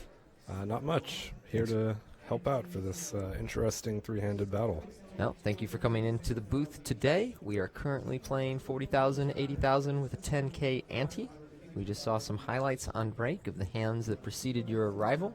And we open with Anthony Zeno making it 200K on the button with ace-5 and Tomas holding ace-7 in the small. What were the stack sizes? I was busy tweeting before when they were showing the stacks. What, Well, I believe the pinks are 100K, and we'll get a graphic up in a moment for you. But I believe that Tomas is working on right around 2 million, so like he's on that sort of 20 blind mark. And Drelko is All still right. chip leader. Zeno was a little over 3, if I'm recalling correctly. I believe that's what I heard Yeah. in the casino when they were announcing it. And what do you think Angelko is going to go with here, holding pocket nines in the big blind? I mean, facing you his raise? gotta 3-bet this. You know, Anthony. Wow, I would be looking to get more money in. Anthony's just a very loose player, I think, Yeah. in this position. I haven't played too much with Anthony, but that's just been my impression of him. I would be happy with nines. I would be 3-betting as well. Although we saw Angelico flat pocket tens in the small blind in a earlier spot where it was possible for Emra to shove in the big blind, so that was kind of part of the reason he made the flat. All right. But having watched that, I thought there was some chance that he might just flat here. Both players make a straight on the river. Angelico will check over to Anthony.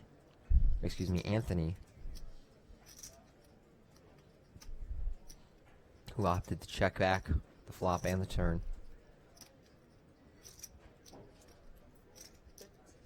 And it is 210.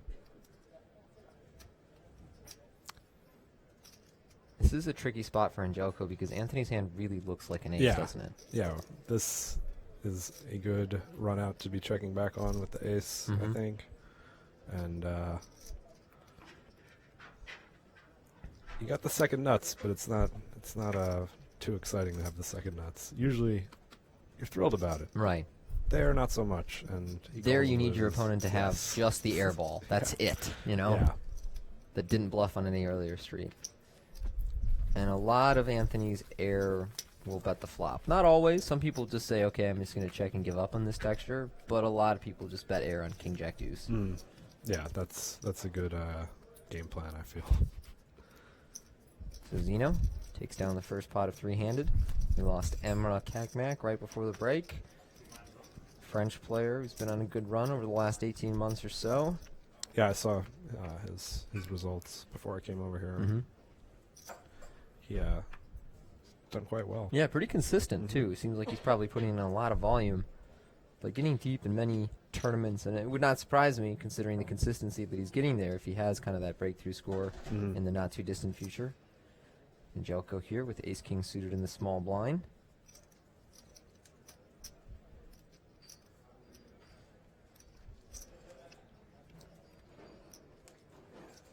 Okay, yeah, I'm remembering because I busted out of the main event quite early, and I had trouble remembering. I didn't make it to the color ups. Blacks are the 5K. Yep. Yellows are the 25. Correct. Pinks are 100. Yeah, I had a few blacks for a very short amount of time in this tournament. Not very long. Mine went away too. Yeah. Yeah. Anthony here with ace-6 in the big.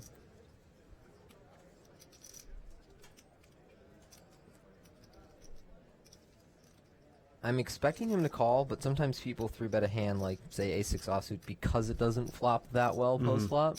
He is in position here, so normally people opt for just calling, but Zeno going to take the more aggressive route here, go up to 700,000. How do you feel about calling versus 3-betting in a position like Anthony's? Well, these situations are hard for me to talk about, I feel, because I've only experienced poker in the body of Steve Woodwire. Okay. And Andy and Ant have only experienced poker in the bodies of Andy and Ant. Right. And there's just so much dynamic things happening here that, you know, all these guys are definitely thinking on a high level here. And some against certain opponents, I'm loving the 3-bet here with ace-6 off. Against some, I'm always just calling. Right. It's just, I think a lot of times people don't consider what it's like to be playing the hand in the body of the person who's actually playing the hand. And, you know, this didn't work out for Ant, but there might be something going on there where these guys have been playing with each other for the last few days and they've played with each other in the past, and, you know, you never know. There's that classic poker argument about whether Phil Ivey would do as well in the main event if he didn't get to play it in the body of Phil Ivey. No. I'm a strong believer that Phil would not. I agree with you. And as I've had more and more success in poker, I understand better what it's like to play poker in the body of someone that is you know, seen as a top professional, that scary player. Yeah, you know. Exactly. Well, there we see Angelico is in the chip lead with 3.9 million, about 49 blinds. After 4-bet shoving ace-king suited there. Yeah, I mean, you're just happy to get all your chips in there with ace-king. Yeah.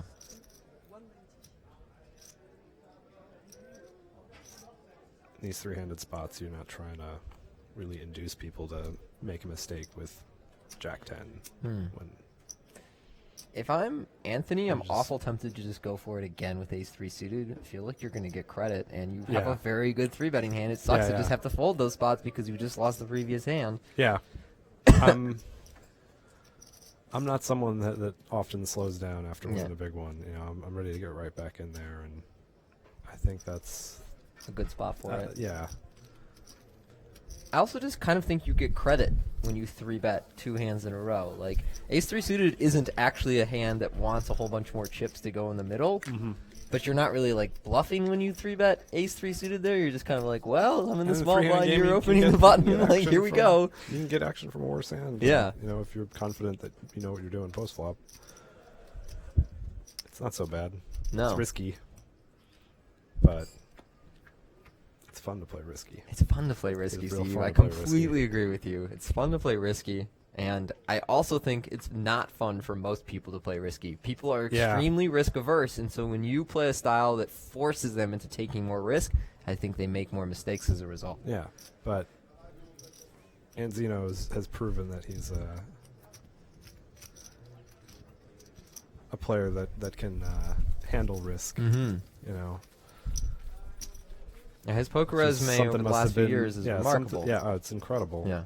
Something there must have told him, like, I just should back off for a moment. Just in the last few years, Anthony has won 3 WPTs and a World Series bracelet. Yes, I'm aware. I was actually listening earlier on the broadcast for a few minutes and heard you guys struggling to come up with the other people that have won 3 titles. Yes, that's right. Come on, you got to know Zeno, this stuff. Gus, and Mizrachi. no, wasn't it Carlos? Carlos, Or did yes, and also Mizrachi, right? I think Mizrachi has not. I don't know. Maybe think I'm Mizrachi's wrong. But yeah, been in a lot of final Carlos tables. is the other one. Yeah. I mean, I was put on my clothes, so I wasn't Yeah. paying that much attention. But You're actually a pretty good poker historian. Like, you know the game well. yeah, Yeah. I was a fan before I was a player, so I'm still a fan. And Jelko completes here in the small blind with 10-5 of hearts. In the big blind with 8-6 offsuit, Anthony checks behind. I like both of these plays pre-flop for myself, Yeah. but for other people it might be different. This is how I'm playing both of these hands so Yeah. far. And I like the bet and probably just give up by Angelco there. I think he's betting once, and most of the time on the turn, if he gets called, just giving up the hand. And you really can't do very Possibly. much else I mean, if you check the he's flop. he's got the chip lead, so he can keep, he might barrel. He can keep putting pressure on him. He just might a little bit barrel longer. 8s and 9s, for example, when he turns a straight draw. But yeah, I always like to stress though that poker is most interesting when you're thinking about it in the body of the person that's playing at the table, and it can be hard to analyze these things. I think people get a little bit too worked up about how someone plays one single hand, when it's more of like a lifetime of hands or several years worth of hands, where some of these people have so much experience playing with people that you can only say so much about a poker hand when you haven't had the experience in that person's body. You can talk about GTO all you want, Right. But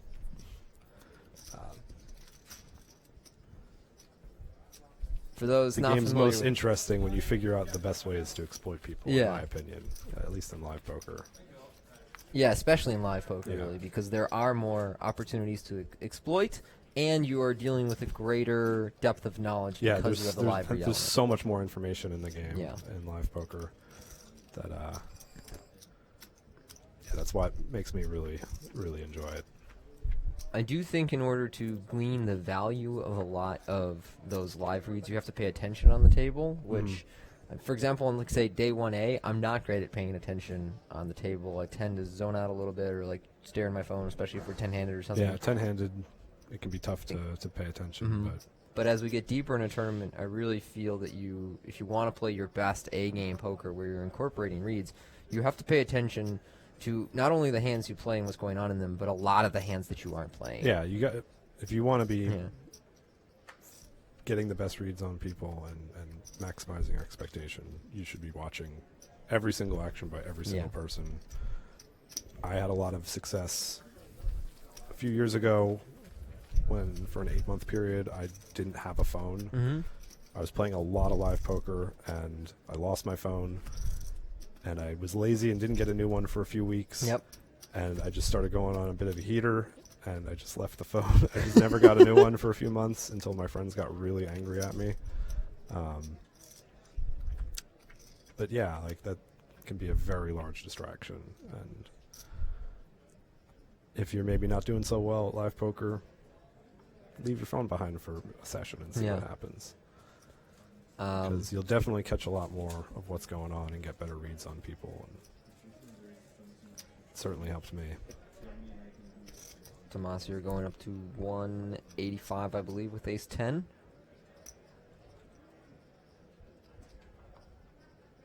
Jelko in the small blind has something.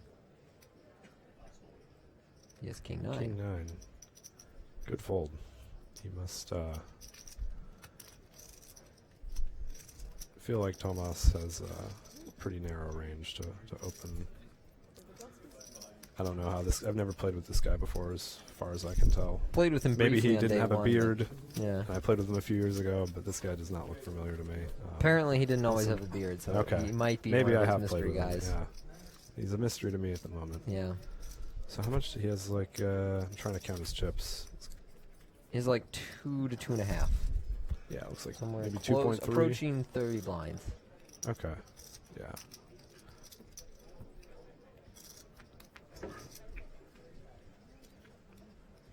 Kind of a small raise size he had there on the button. I would probably on about 30 big blinds, if that's what he has. Mm-hmm. I'd be trying to get a little bit more money in the pot with ace 10.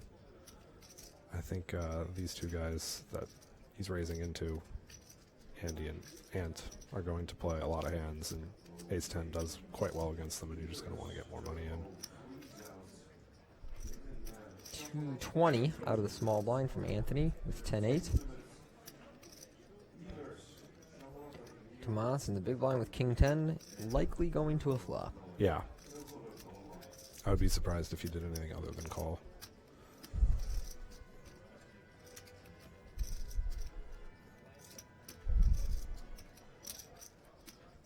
We just heard the level up noise here at Casino Sort of Holland. theme music in a way. Yeah, I love that sound. I've played a lot of poker here, and it just, you know, that noise. That's the theme song. Kinda. Sounds like something on old school party poker. You'd win a pot and be Yeah. like, you know, like it's a celebration. Flop is 4 deuce deuce. Likely the player that shows the most aggression will Yeah, win it's this going to pot. win this pot, and if I'm Ant here, I'm betting. I'm betting. This is not the hand to check. Yeah. He knows that.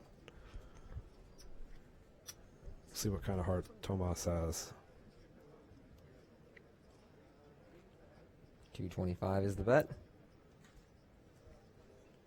I think Tomas has a fairly natural call if he has a club in his hand. Without one, it's more less of a exciting, decision. but I still think he should see another street. He's getting a decent price here too. Does make the call. Tomas aware of the fact that it's very difficult for Anthony to have connected on 4 deuce deuce.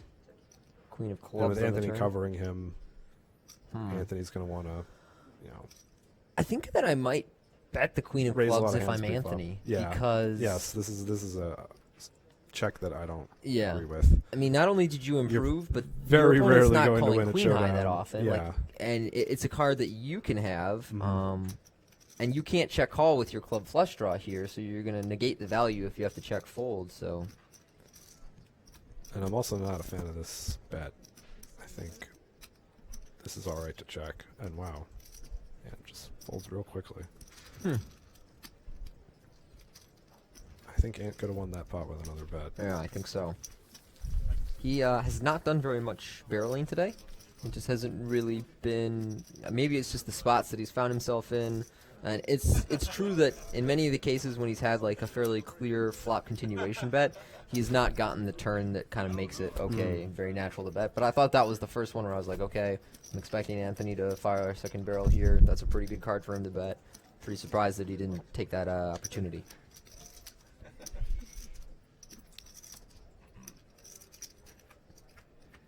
But once again, this is just all very, very subjective, and Yes. that's the beauty of poker, especially live poker, is no one really knows.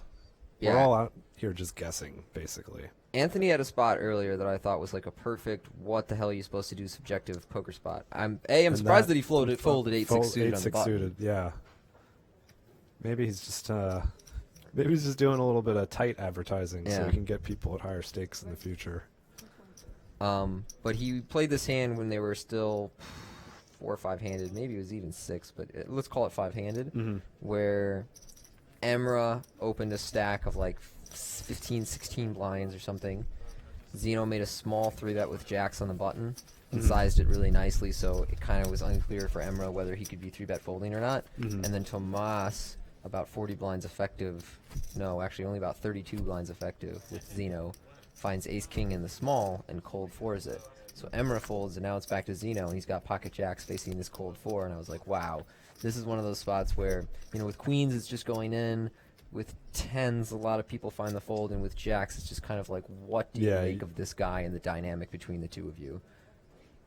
And only they can know, because Right. they're the only two people that have seen all the hands between each other in their life. So because Zeno did end up folding, and there are some players where like that fold is kind of easy. Like this guy's cold 4-bet range is queens plus, no problem. This is an easy fold. And there are other people where that's like a slam, get it all in spot. And against a lot of people, it's just super murky. yeah, and that's why it's always super murky if you're not paying attention. Yes. So if you're paying attention to the poker table, these situations become less murky, and the more time you get in at the table with all the various people that play poker on a regular basis, the more interesting and fascinating the game becomes. But you got to pay attention.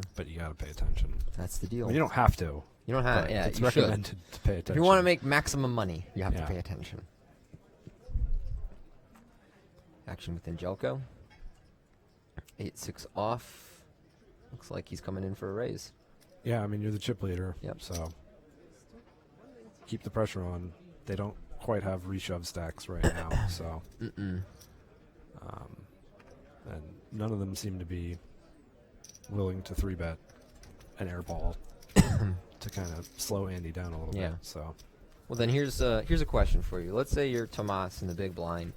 Angelco raises the button.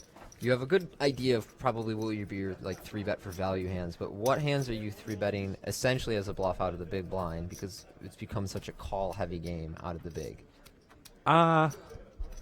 just a wide variety of things. It's all, for me, it's all kind of momentum based and read based. I'm not too big on Strict ranges. strictly choosing hands. Sometimes I'll be in there with something not so good, just because I'm feeling it. So there we see Zeno folding another kind of close spot on the button there. Folded 8-6 suited and Jack-9 offsuit on the button. Yeah. I don't fold either of those hands. No, neither do I. Yeah. I don't always come in with a raise for all those, but I think limping the Jack-9 is very viable. yeah, We could talk some limps. being 3-handed, you got the button. Yeah. Keep the pot small if you want to, if you're worried about the pot getting too big and the risk of busting. You can limp in there and see what happens. From watching this final table so far, I wonder if just Anthony really respects Angelco's game, because he's been the one guy he's been very hesitant against. Andy's a very, very good player. Yeah. I played a lot with him in Macau when he won the Super High Roller back in November in that tournament, and I was really impressed. I thought he played fantastic. And, he's definitely someone that should be respected. Maybe the people at home don't quite know this guy yet, but we'll be seeing a lot more of him. When Mark was in here, we were saying before how the things that happen in Macau are still a little bit of a mystery, because they don't get nearly as much coverage. They're not as prominent in the minds of American, European poker players. It's not, their local casino that this happened at. So guys who have a lot of success in Macau but not as much elsewhere tend to remain something of an unknown Well, I think that quantity. might have been Andy's first Big breakthrough score? first trip to Macau. Oh, okay. I'm not sure if he had been there before, but he won the Satellite and the Super High Roller, and then won the Super High Roller. He limps here and opts not to bet on king 8-3 with a flush draw. Turn is a jack. He checks one more time. I'm surprised that he's checked twice now. Well, I think if you check once, it's a fair plan to check twice on the jack. But now, I don't know. I don't know what he should do here, but he's bet, what is that, 125? 135, something like that. I can't imagine Ant's going to do it. Yeah, that.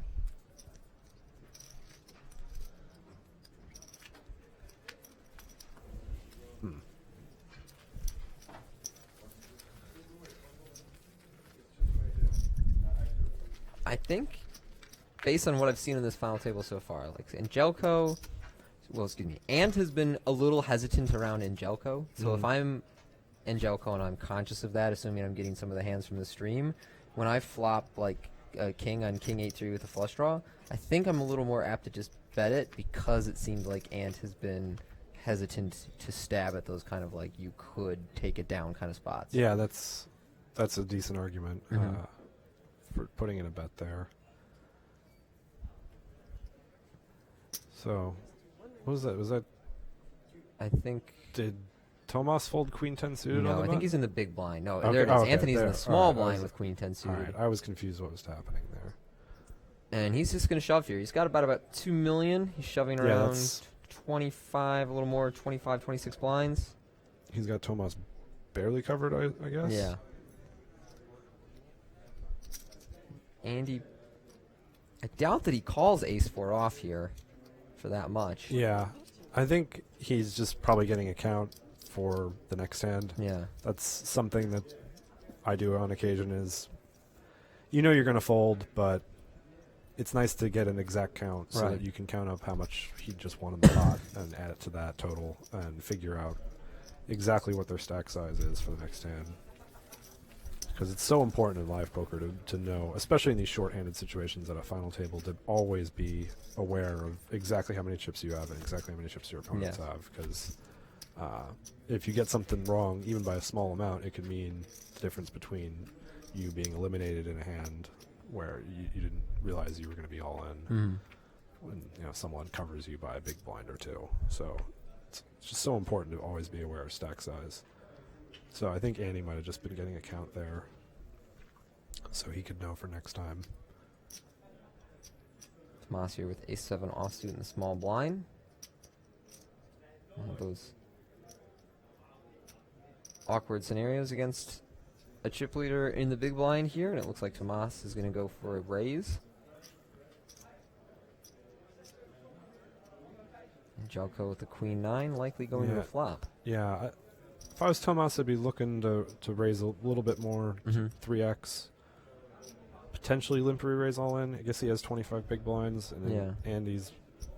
I mean, I don't know what their small blind, big blind dynamic has been at all, but Tomas has limped some of them, so you could rep like you were limping with the intention to raise something decent, And A7 is just one of those very awkward hands and how it plays post. Yeah, I'd prefer to just, if you're going to put in the raise, get a little bit more money in and get some more folds out of Andy, so you don't have to play a pot out of position that could lead to you ending up all in at some point. When Ant has such a similar stack size to you. I mean, at this point, Tomas and Ant should be hoping to be the one to get second. Right. Andy has a big enough chip advantage now that you have to be careful that you don't. And of course, probably playing to win because he wants to get that 4th title. So this situation is a little bit irrelevant for him. But for Tomas, I would have assumed that, but having watched this final table, I'm not sure if that's his mentality. We were discussing that earlier. It's like I just don't know what his game plan is here to maximize value or to go for title 4. I would imagine Ant is more on the go for title 4 side, but see, and then Tomas loses the spot. Right. I mean, Andy probably would have defended queen 9 off to a 3x anyway. It would have been tough, but your limp shove plan would have worked out in this particular instance. Possibly. I mean, we Possibly. can't say Andy would definitely raise that hand, True. but I think he would. I think he would raise queen 9.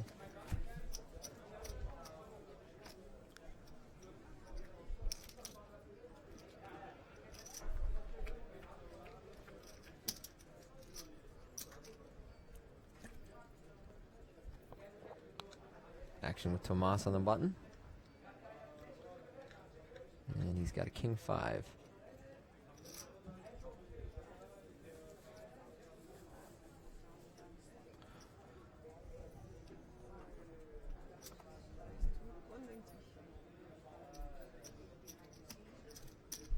he was a little bit bigger this time.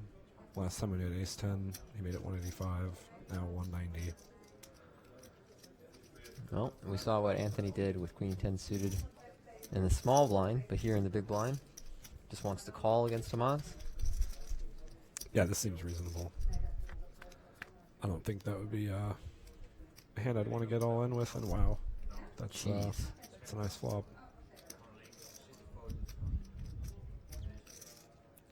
Anthony flopped it straight. Tomas, second pair on this ace king jack monotone board.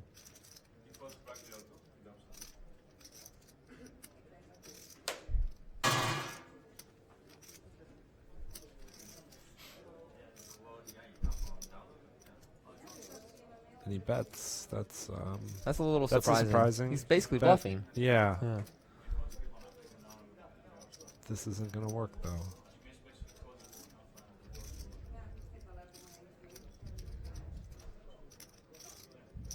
Anthony will make the call.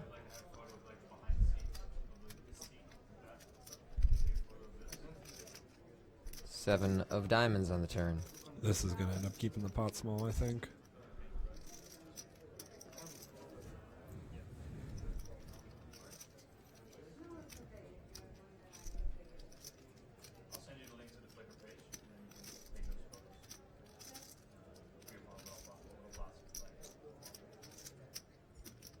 I could be wrong though. It might not keep the pot small.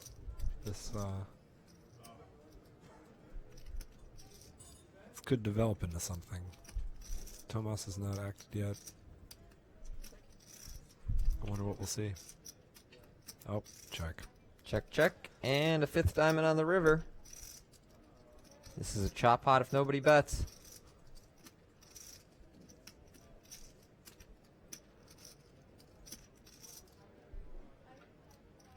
I think this is a reasonable spot for Ant to bet. Yeah. And he agrees. Yeah. I can't really say why. I'm not too good at explaining my thought processes, which is great for commentary. But It's one of those spots where your opponent typically doesn't have a good diamond. yeah, you're trying And to you put more can. money in, And you can. and you put money in on the flop, and then you Yeah. check the turn. It's just I have a hard time believing if I'm Ant that this guy has a diamond, Yeah.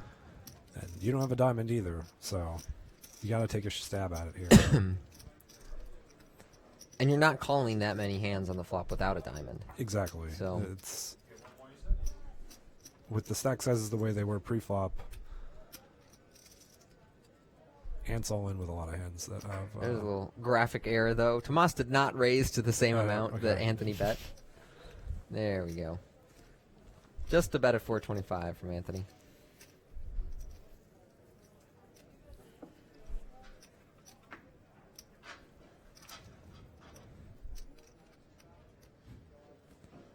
Tomas agonizing and lets it go. So a nice hand by Anthony Zeno there. Yeah.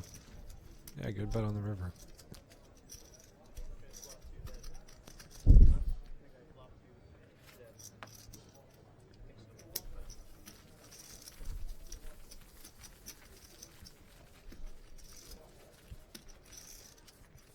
Yeah. This is the final table of WPT Amsterdam coming to you from Holland Casino. I was just going to say, Mm-hmm. Alice here, the dealer, best dealer in the world, in my opinion. 'Kay. She does a phenomenal job at pitching cards. I've said Look for how sharp years, that is. if you could clone Alice Mhm. and then just put her into production, poker tournaments would just be so much better. If Well- you just always have Alice dealing. Certainly opens up a lot of ethical questions there, Steve. Yeah, But yeah, I understand that, but But I you'd suppose see we a lot- could have a you'd 20-minute see a lot debate on more- cloning. See a lot more hands per hour. Yes.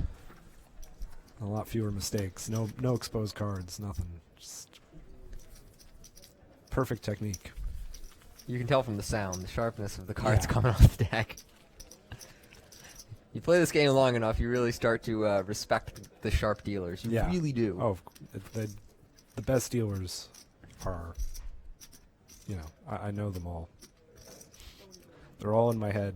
I'm always just wishing, hoping that the next dealer is one of them, because it's such a big difference between the best and Mediocre. a mediocre dealer. Yeah. There you see our payouts, 200,000. I love them all, even. though. Love all the dealers. Okay. You know. Thankless job. Yeah, exactly. Yes. They don't get enough credit.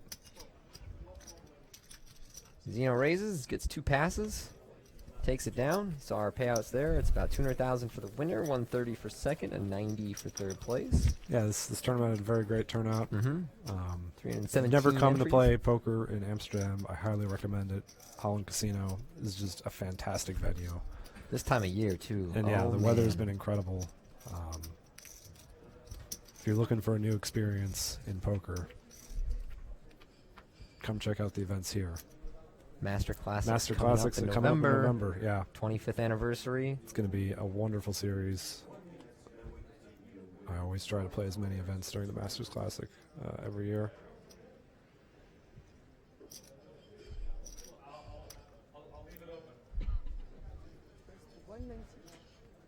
We were talking earlier that also coming up in November, WPT Caribbean is back, but this time it's paired with the return of the Party Poker Million. So in the Caribbean, interesting. there's a 5K buy-in million guaranteed WPT, and then a 2,700 buy-in million guaranteed Party Poker Million. Wonderful. Yeah, so that'll be going on. It's been too long since the's been a big. Is it going to be on a cruise? Is it a cruise or is it on? That on I didn't land? see the actual information. I checked. Maybe it's somewhere and I Well, missed it. Party Poker Million, wasn't that always was a on a cruise. cruise ship This is true. based event? Which was fun. I played the last one was in 2008 in the Mediterranean. Let's stop for a second yeah, and talk about this, this hand. This though. hand, some action developing. Tomas does not have the body language of someone that's going to Go all in. battle here. Yeah. Could be wrong. No, I Yeah, think your read's no. right. And there you go. I like the spot by Angelico there. You know, Mhm. coming out of the small blind with Queen 10. Yeah, Both you his don't want opponents- to. You don't want to play the pot three ways with Yeah. Ant. Your hand's pretty good. And there's our level up music. Yep, I don't know if that's the for great, the main or. the great level up music. Yep. My favorite. And we mentioned a whole bunch of the upcoming WPT and WPT Nationals earlier, but I missed one that I wanted to shout out, and that is WPT National Brussels, a 750 euro main event buy-in, July 14th through 17th, and then there's a high roller, which is a 1,500 euro buy-in. That's the 13th to the 14th. So, I'm going to play the World Series main event in Las Vegas in sort of early mid-July. But if I bust out of that, I'm headed straight back to Europe, and that might be a perfect reason Yeah. to get back to the continent. Summertime in Europe. Yeah. Can't go wrong. Can't go wrong. And so, a trip over to Brussels to play a little bit of poker before I travel around sounds about night. And, we've got great events coming up even on the horizon. Dusk Till Dawn kicks off in a few days, the 20th, in Nottingham. It's going to be a £1 million guarantee on that with a 1K pound buy-in. And then June 2nd through 5th, we have a 1,200 euro buy-in WPT National in Cannes in the south of France. So plenty coming up on the WPT schedule this summer in Europe. Anthony You Zeno. don't got to leave the continent to play No. a nice poker tournament this summer. If you're in Europe already, there's plenty of stuff out there. He's got a Queen 9 suited here.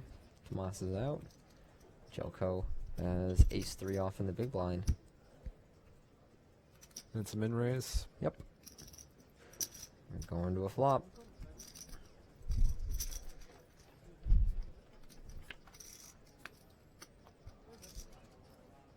And Ace-Jack-7, 2 spades in the flop. Pretty decent board for Angelico. Yeah, that. You're happy to see that. Anthony really just has backdoors here.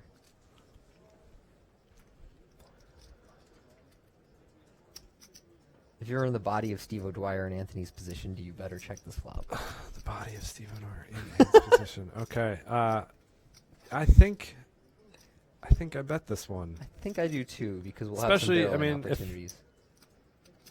Wait, which body am I in? I don't You're know. in But Steve Ant's been playing. O'Dwyer's. Ant's been playing a little bit passive right now. Right. So So you're more apt to barrel in his body because you get credit. yeah, for you it. don't want to give Andy the chance to win the pot if he doesn't have a very good hand. Yeah.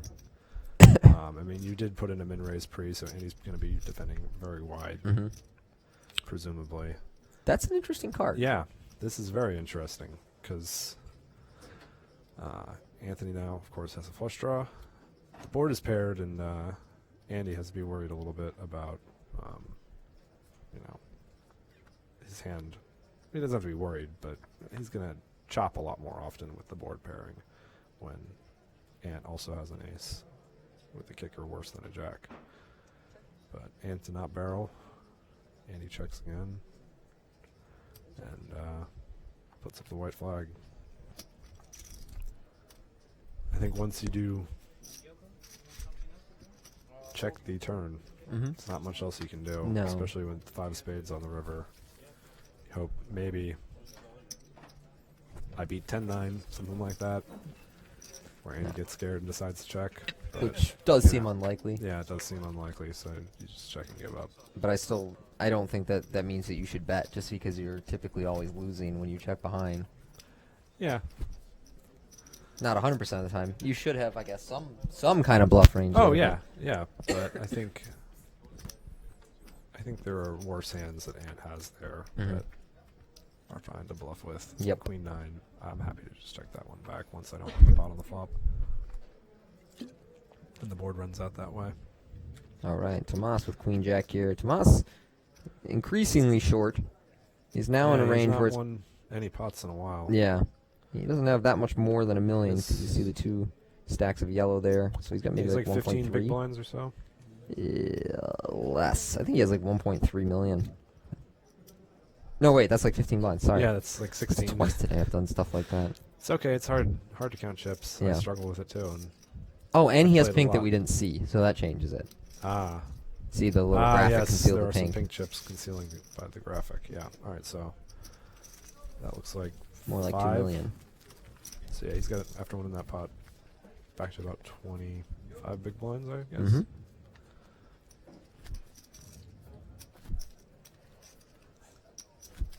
Are the levels still 1 hour long? 1 hour until we reach And heads up, and then they and get then 30 minutes. Yeah. which is great when you're staff. Yeah. Yeah, my one time I got shorthanded at a WPT final table. I tried to keep it 3-handed as long as possible, just so that the levels would stay longer, and it worked out pretty well. I did not win the heads-up battle, but when I was informed that the level times would be cut from 1 hour to 30 minutes heads up, and I was against 2 players that were very inexperienced. I was just trying to play as small ball as possible and blind both of them down. Right. Grind them down as much as possible without busting either of them. Just to make sure I got a little bit of extra room to work with. But in the end, second place.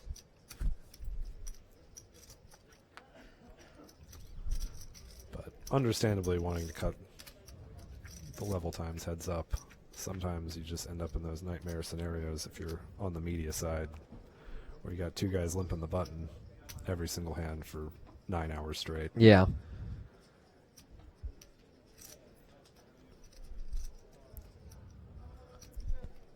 Then we got ace deuce and small blind. He's gonna limp this one.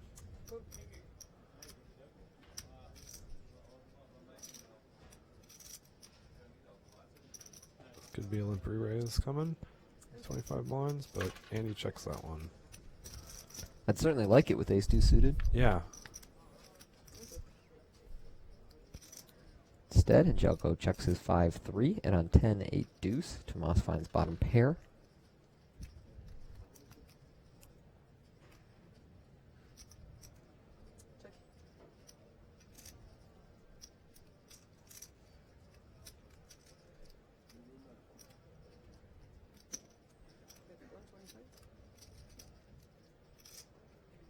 imagine he's just going to call here. Mm-hmm. I like this. I like how this is going.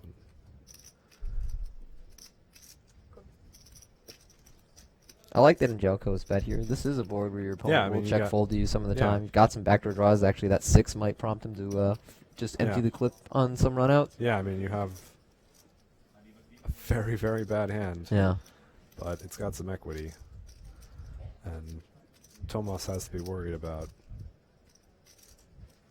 you know, the pressures of three-handed poker at a final table. He doesn't want to lose a huge chunk of his stack, calling down with bottom pair, but it goes check, check. Oh, and he drills there it. There it is. I am a little surprised that he checked that turn because I'm not double barreling the 5-3 too frequently, but the like 4 and the 6 are the cards that I'm like, okay, that's my signal. Let's go. And I think any pair, if I'm in any spot, I'm betting with for value. Any pair on that turn.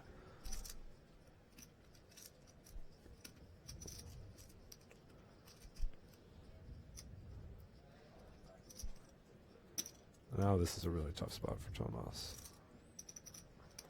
I believe that he will fold. Yeah. Just a lot of stuff that beats him. Yeah. Yep. Good fold. Take too long.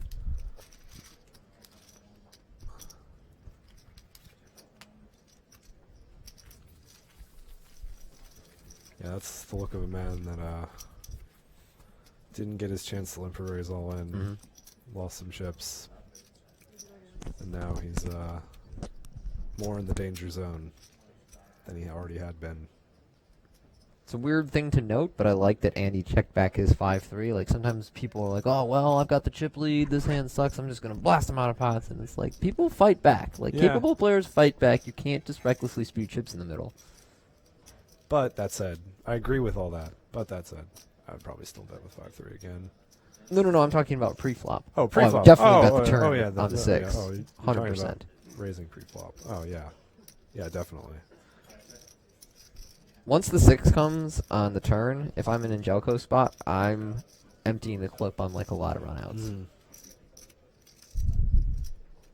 Because, like, on the flop, for example, your opponent can have numerous ace highs that will probably just fold the turn. And then going to the river, your opponent can have numerous 1-pair hands that are worth calling 2 streets, but then on several rivers that like help you arrange more than his are kind of forced into folding unless they want to be a hero, which so far Tomas has not.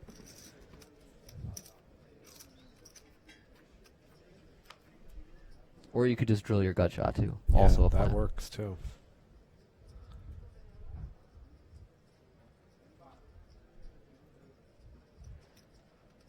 All right, Tomas with the button, holding queen 10 suited.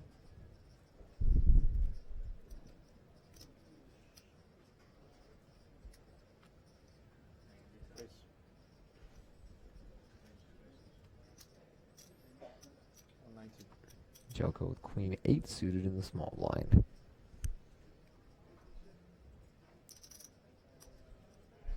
Definitely the type of hand and situation people like the 3-bet.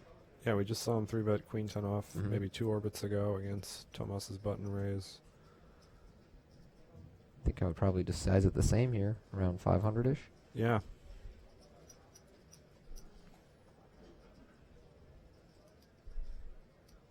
Nope, just call. I think that's all right, though. You can do that sometimes.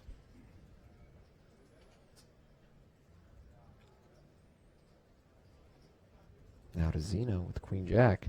All it takes is confidence. You know, most people would say shouldn't call there with queen 8, but I've certainly done it. When you got the confidence, you can write your own rules. That's my advice. That's Bryn Kenny's advice, and you stole it. Well, but I'm a poker historian too, so nice try. I think it was actually Bryn Kenny's advice. It was the guy that made Bryn Kenny's website. That's true. That's true. Or guy that made a website about Bryn Kenny, I think. This is a long time ago. It's hard to remember these things. But so, interesting flop. Yeah, very interesting flop. Something for everyone. And Jelko connects the least, but Zeno and Tomas here. Well, we can call 4.2% something for Andy, but it's not that much. But the other two, definitely we can say something for them. Checks around. Everybody's going to play it safely. Now if someone has, everyone has something. Now we're talking. This could go bet, call.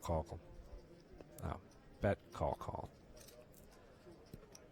I think with queen high here, Andy can't win at showdown, Yeah. but has enough equity, and neither of these guys Seem interested. So I think, I mean, it's possible Ant does something other than call here, but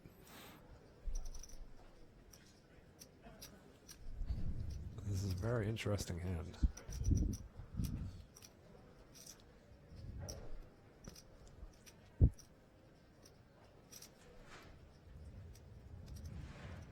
Looks like Ant has 2.8 million, or 2.08 million Yeah. behind, and he just folds.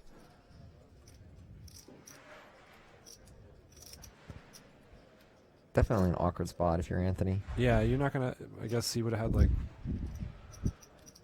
1.5x pot to play or so. I'm not good at math. Yeah, about 1.5x pot to play. That's a very awkward position, especially with Tomas on the button, still holding 2 cards. Yeah. As the pre-flop raiser. And he's going to cut out a call here. And, like, you can't be sure, but when Tomas checks back that flop, it's a little more likely as showdown value, so. All right. Tomas makes the call, and we'll go to a river. It's an 8. 8. Hmm. Interesting. I mean, it's possible that Angelico shuts it down here and is like, I hope he has 6s, 7s, Yeah, something like that. That's something I think that Yeah. he's going to see a lot when Tomas checks back, raises pre-flop, Right. checks back the flop, calls turn. It's going to be some pair in between 9s and 3s. The river is much more interesting when it's not an 8. Yeah, exactly. Mm-hmm. An 8, and he's like, all right, I can win a lot here. Yep. Be a little crazy to put more money in Hell, I mean, as a better. sometimes, it doesn't happen often, but Tomas can have like ace 4, ace 5, and think that decide is him like. off, Yeah. and you snap him off. Yeah. So, yep, he just didn't have the best hand. He only could win with a heart or a bluff on a different river card.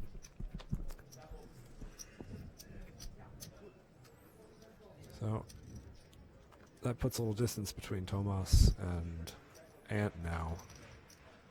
I think we're going to see Ant getting all in pre-flop a little bit more often. Great. 190.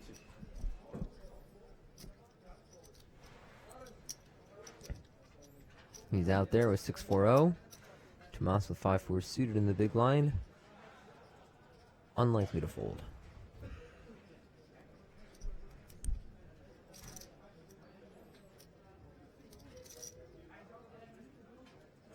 So I asked you that question before about what type of hands you 3-bet. I was in just the big thinking line. about mentioning that right here.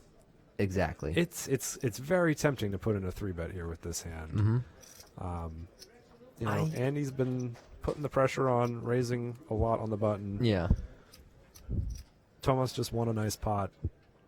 He can risk some of those chips he just profited. Oh, Ooh, wow. he that's folded. not the thing I do. No, I'm definitely going to VPIP there. Yeah. I'm not going to 3-bet very often, but that Yeah. might have been the right spot for him to do it. I was going to point out that I think I'm a little more likely to 3-bet something like 5 deuce suited than 5-4 suited. And we're kind of splitting hairs here a little, yeah, I know. Having a deuce in your Yeah. hands. Not ideal. No, it's not Maybe ideal. like 5-3 It's suited underrated how bad a deuce is.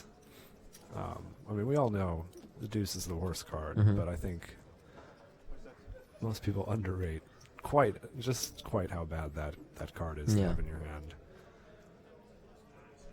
But 5-4 suited was definitely a hand you 5-4, could yeah. consider it with, Yeah, and you I'm can- at least calling. You're getting a very nice price. I'm gonna put some more chips and see 60% of the run out of the board. Mm-hmm.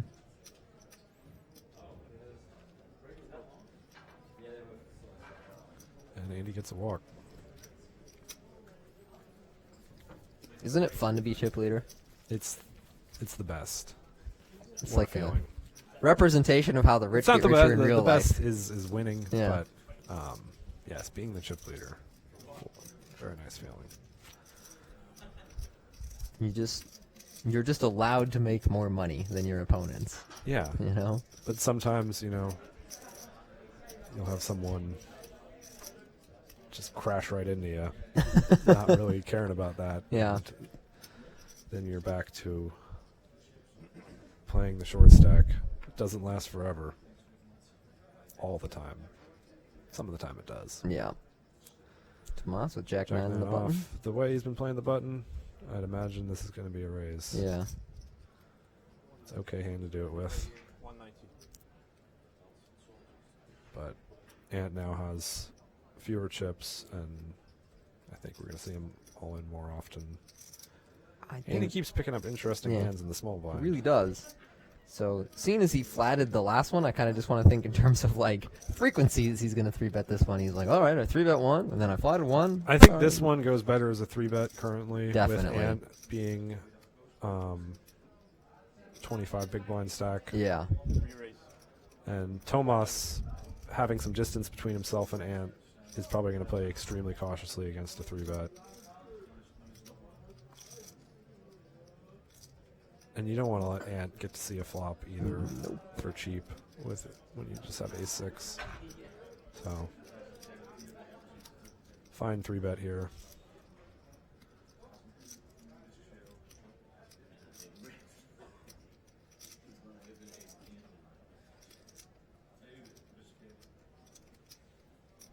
Yeah, I think when the stacks are this short and you're more likely to be facing a shove than have your opponent call pre-flop, then 3-betting the ace-6 is superior than to 3-betting the queen-8 suited. He hasn't folded yet. I'm curious if he's going to... Nope, there you go. Right when I think maybe this is the one where we're going to see something spectacular happen. Yep. It's tough, though. I mean, he's had ace-6 off and jack-9 off Yeah. against those 3-bets. Jelko playing some very good poker here, Yeah. though. Yeah, I'm not surprised at all. I've found him very impressive. And actually, I gave him a pep talk in the last night in Monte Carlo. Mm-hmm. He was telling me he was considering coming to this event, and I was like, you really should come. I think this would be a good tournament for you. And of course, the weather's so great. Yep. I think it was an easy decision for him. Yeah, if he was wasn't- already in I wasn't Monaco, this surprised. was just Yeah, like it's right just after. a short flight. I wasn't surprised to see him there on day one playing the main event. He might have played the high roller too, but I don't remember seeing him. 180. 190. Steve and I took our chances in both the high roller and the main event, but no luck this time around. It's okay. You Yep. can't always have the luck. Gotta let it spread around. You and I have had our share lately. Yeah, Yeah. yeah. Both on heaters. It's fun. It's very fun It's very fun. to not be losing. Losing for Sorry an to extended brag, period in but, poker is just a terrible feeling. Yeah. So I'm not gonna feel bad about sneaking in the humble brags. I'm Yeah. happy to win, man. Or to profit, that is.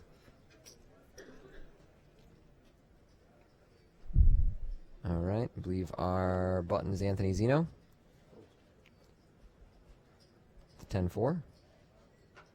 He is out. Tomas forced to fold as well. Jelko takes another walk. Well, he wasn't forced Forced to to fold. fold, excuse There was no one with a gun to his Yeah. head telling him put those cards in the muck. But Elects to it's- fold. Yeah, he elected to fold, and Yes. that's a reasonable thing to do. He's not fared so well in the pots against Andy, and Ant continues to bleed chips. It's nice to just maintain a comfortable lead over the guy in third place.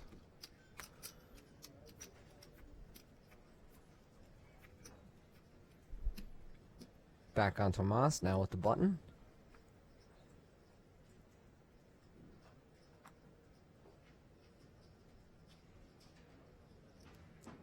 Holding ace-9.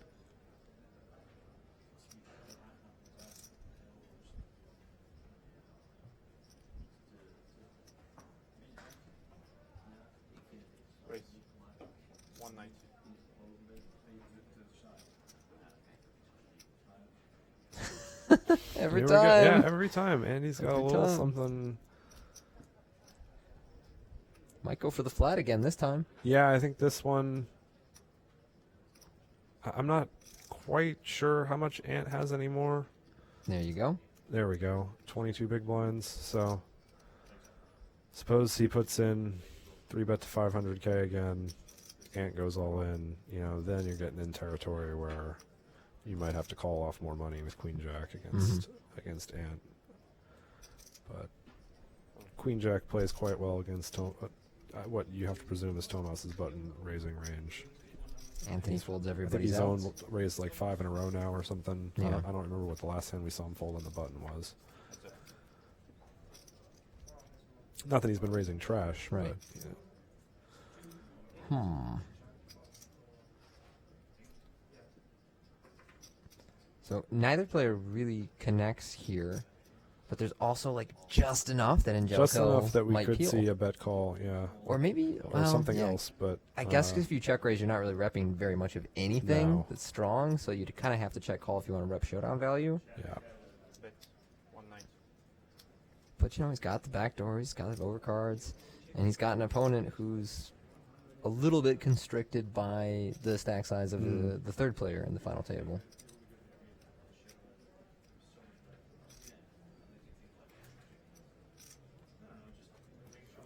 I think that Angelico would typically just fold without a spade in his hand, but will probably continue with one. Yeah, and this is a very small bet.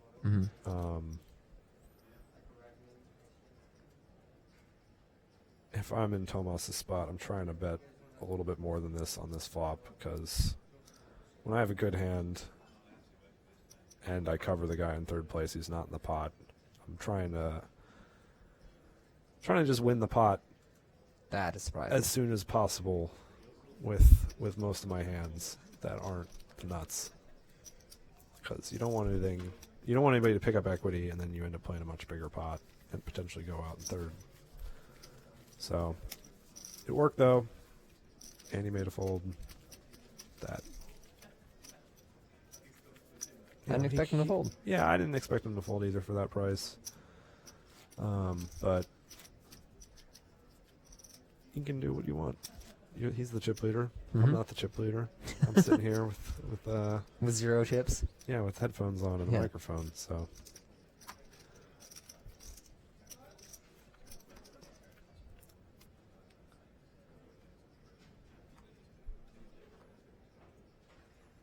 An ace on a button for Angelico.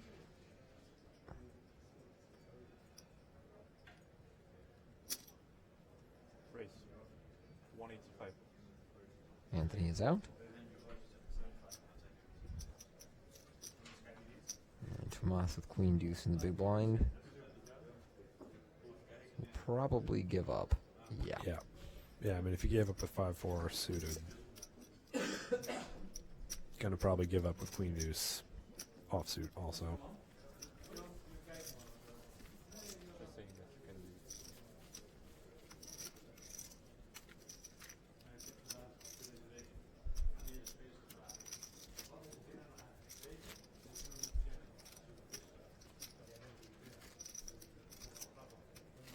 So things have slowed down a little bit in our three-handed match.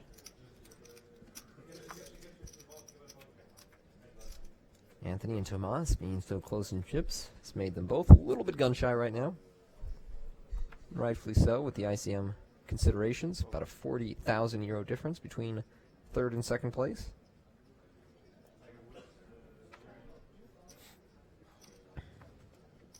Chelko gets his, what, third or fourth walk in a row? Yeah, he's been picking up a lot of free chips. Yeah. It's always nice to win the pot without even needing to look at your cards.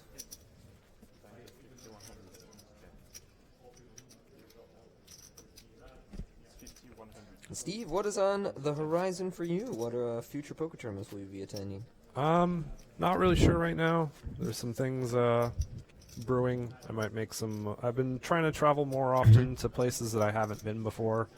I really enjoy the travel aspect of playing live poker tournaments.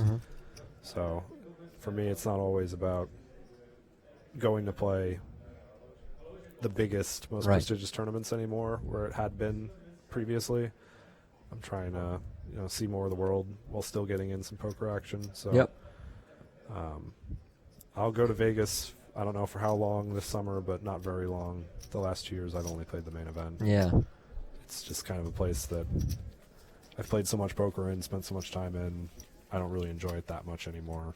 I also don't like Vegas, yeah. so you're in good company here. Yeah, I've played enough hours of poker in Vegas Yeah. for several lifetimes, so I try to not spend You so lived much there time for a while, right? Yeah, 5.5 years. Yeah, I did 3. Yeah, That was enough. all pre-Black Friday. Yeah. It's fun times. I have good memories, but not really for me anymore. I prefer sticking to playing poker the other 10 months out of the year and traveling to do it. So Don't have to I'll play a convince little me. bit of poker this summer, Mhm. but I'm mostly just relaxing right now. I'll play a little bit online, maybe travel to a few live events in Europe in June and July, but nothing decided yet. Raise all in. All right, Ant, blinds here are we up. go. He's got And a- Jelko he's got raises an the button. Ace. Oh, damn. Oh, no. Oh, damn. And Ant's going to have to suffer here. Yeah. Because Tomas is probably going to do Minor a little bit posture. of Hollywooding, trying to get Andy to call it off also, in case Andy actually has something. We know he doesn't. But, nope. You're all in. He didn't have to suffer for that long. You see the look on his Yep. face. Oh, you have that one? Crap. I was in this position in the EPT London final table a few years ago with Ace Deuce offsuit against, The ace and the ace. I believe it was Theo Jorgensen Mhm. with the ace and the ace. And yeah, I did not win. We'll see if Ant can win here in this position.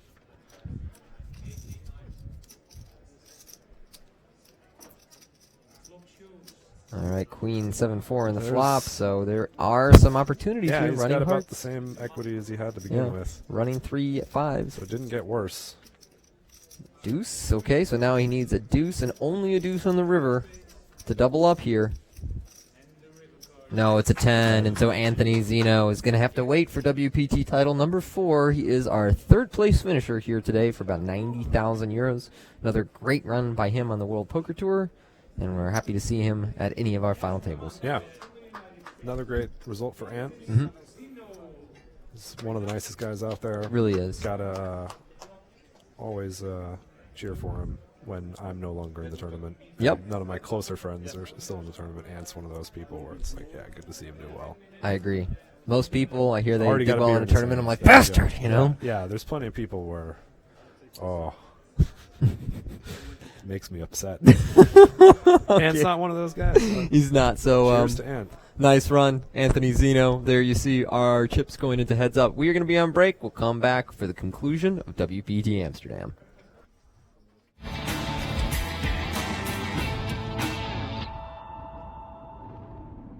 Hello and welcome back to WorldPokerTour.com for coverage of WPT Amsterdam. I am joined by Farid Yashu, who everybody still remembers from last year when he won this very main event, but of course also because he won the WPT Tournament of Champions just recently in Florida. Farid, you're back in Amsterdam now, but you were in Florida not too long ago. What was the experience like? Ooh, it's a big difference between how they play here and how they play in the United States, because they are very, very aggressive, and yeah, that's the difference. I think. And then you win the Tournament of Champions with 64 champions, like you were playing against only champions. Yes. How did you feel when you won the tournament? What can I say? I cannot describe it. It's something unique. It was the first tournament of champions, so it was already unique, and I was an underdog. So yeah, to win it after 11 months winning this event, and because it was also my 4th event in the United States, so I didn't play a lot of poker tournaments. So for me, it was like a dream coming true. You know, it's amazing. What was it like playing on that big TV set? Mike Sexton, Vince Van Patten, the Royal Flush Girls, the whole surrounding, just everything. What was that like? For me, Yeah, what can I say? I was only focusing on poker, so I didn't take a lot of that with me, you know. And I was, I was an underdog, so I take advantage of my situation. And then you win not just a whole bunch of money, but also a lot of prizes. I mean, let's talk about these prizes, because you won a car, you wear the headphones, the monster headphones. I got it. Yeah. It's better than the other one, so I put this one on my ears. And then you have a credit card as well, gold credit card. I mean, a round of golf, a charity tournament. Like, what do you think of all these prizes? Yeah, amazing. What can I say? Like I said before, I have never seen a tournament give a car away, you know. And like watches, I love it, you know. I got a nice watch, Hublot. So it was also my thing, because I don't like gold watches. So it was, for me, it was the best watch that they can give, you know. And like the headphone, I got it today on me, you know. The sound is amazing. So yeah. What can I say? I'm happy with the prizes, with all of the prizes, you know. And now you are a poker celebrity. Now you've won the WPT, you won the Tournament of Champions, and forever now, wherever you go, they will always talk about that. How does that feel? Yeah, it's a little bit weird for me, you know, because I'm still an amateur. A lot of people don't know that, because I've already won 2 tournaments, but I'm still an amateur. This is my 5th event ever, you know. So what can I say? Yeah. I mean, it's amazing to have you here in Amsterdam back again. Best of luck in the main event, and if your track record is any indication, you might just win again. Who knows? I hope so. Yeah, it can be. Yeah. All right, you guys stay tuned to WorldPokerTour.com for more coverage.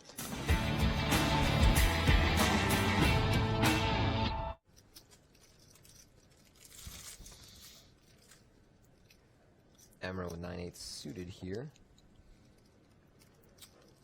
He's under the gun, right? Yeah, I think he just let it go. Yep, there it is. Wow. It's blending in with the table. Like you said, yeah, these guys are very conscious of the laddering element.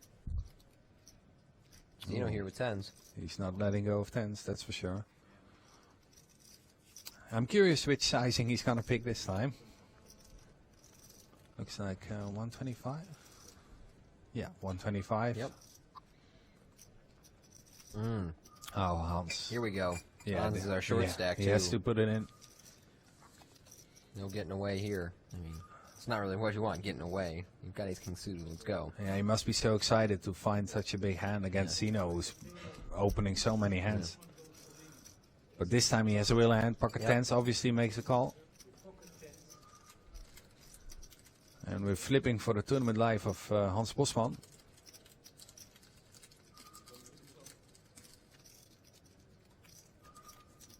Looking to it, an ace or a king. No help. 9-8-4. Bad flop, only 6 outs. Backdoor flush draws there with the 8 of hearts, but deuce of diamonds will kill that ambition on the turn. Yeah.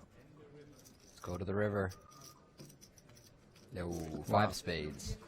And we lose the last Dutch player remaining here in the main event.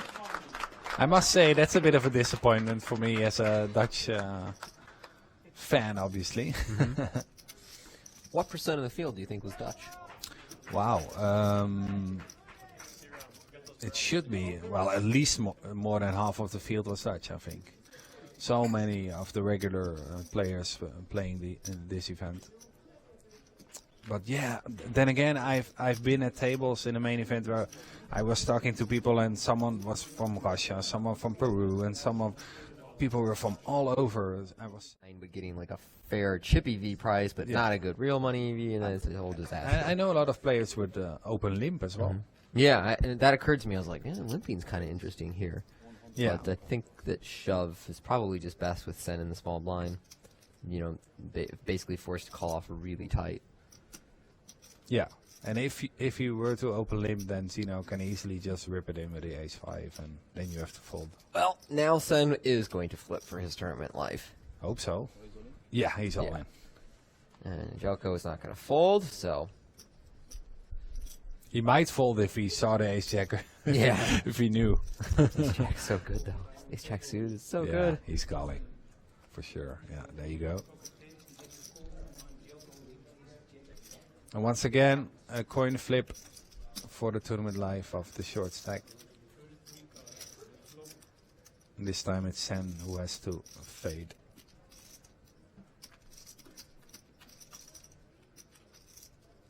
No jack on the flop, but he does have the redraw. As you see there, 6 outs for Sen. You can still hit a straight with a 9 or just a 10.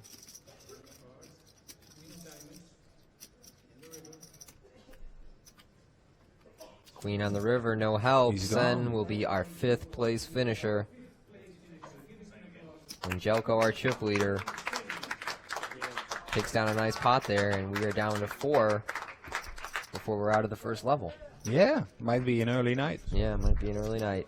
But then again, now the average stack is a lot more big blinds. Right. And we get to play some flops. The other thing to think about is when we get heads up, the levels drop to 30 minutes. So if you quickly get the heads up, that can result in a very rapid final table. But for the time being, you know, there's still going to be a 3-handed match in all likelihood where all 3 are Europe and in many other places. Which kind of like when online poker is healthier, there's a lot of action.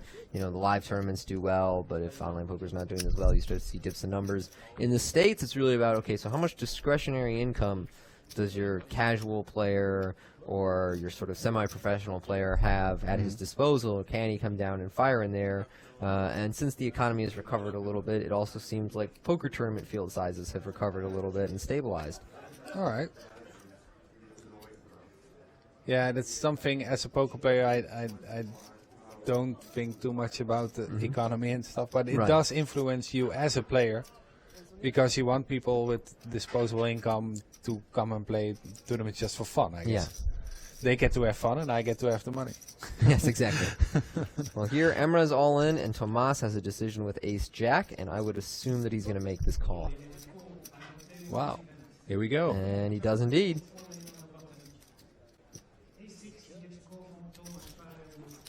So Emra? Yeah, and this time At Emra is risk. really in trouble.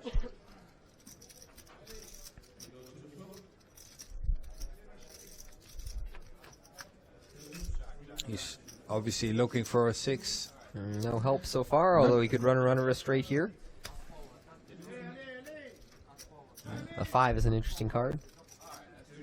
Nope, it's an 8. That'll give him a gut shot to the 7. No, I'm sorry. No. We need a 5. What am I saying? I'm making stuff up here. A 3 is no help on the river. Tomas will eliminate Emra. I'll stop making up hands and straights that Well, don't you were exist. kind of right if there was going to be an ocean, you know. Another card after the river. But I like his wardrobe as well, like a really flashy t-shirt.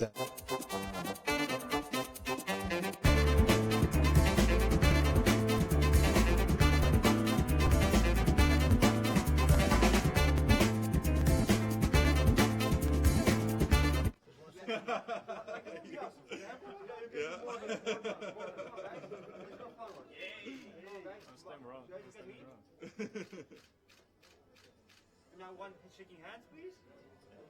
Right. Guys, look at me, please. All right. Thank you very much. Thank you, guys. So we're gonna restart, and Aaron will do the show. We have the iPad. Thank you. We have final. Finally, we have our. So how much we got? I don't know. Yeah, they don't call it. Like you do usually.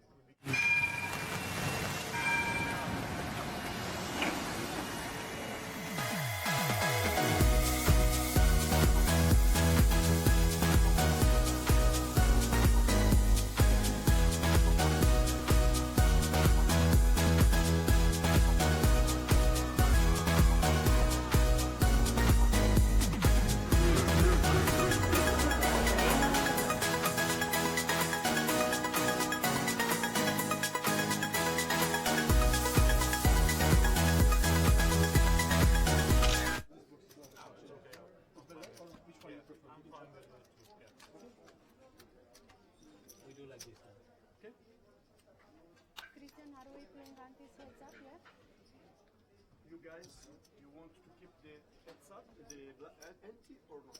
Yeah. You want to keep? Yeah. Okay. We're going to keep the with ante. Just tell that we're going to play 50, 100,000 with ante. Thank you. So So we are ready. We'll take like 10 seconds with introduction. Okay. Okay, everybody, we're going to start the heads-up final of the WPT main event. Last two players in the tournament. On seat number 2 from Czech Republic, give him another round of applause. Thomas Farah.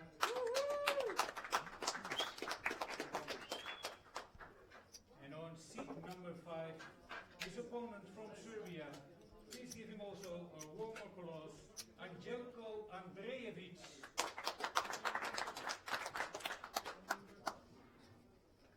Thomas is starting the heads-up final with 4,390,000 in chips. Angelko is playing 5,150,000 in chips. Okay guys, we're going to start. I wish you all the best. And Zeno, shovel up and deal. All right, so we are back for the heads-up match here at WPT Amsterdam. As we just heard, it's fairly even in chips right now between Tomas and Andy.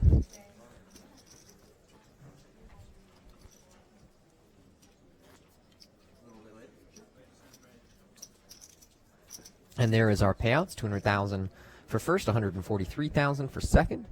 So a 57K jump. And there'll be a seat in the 15K. We just played that one out down in South Florida at the Seminole. No luck this time, but really interesting event down there. And I think it's pretty cool that now being a member of the WPT Champions Club allows you access to something that other players don't get. So it adds a little bit of prestige to winning one of these titles. Yeah, it makes me regret missing out getting second place many years ago in Venice. That's right. That's I am not a member of this club. Got to keep trying. So first, I just want to say I love the idea of the flowers on the table. We were talking about this briefly on break. You know, I'm a strong proponent of at least the winner of a poker tournament should get a bouquet of flowers. Okay. In Finland this summer, I was in a tournament where the top 3 got flowers, and we all had to take a picture together with the flowers. And it was just a very classy, nice touch. Makes you feel good. The aesthetic looks right. Yeah, it looks very nice on the table. And you also have the chips, the casino chips that you get paid out with here on the table. Those very nice looking 10K plaques on the table. That's what they're playing for. They even got 1K plaques. Like, yeah, it's 1K Plaque plaques. City here. Yeah, they love the plaques here.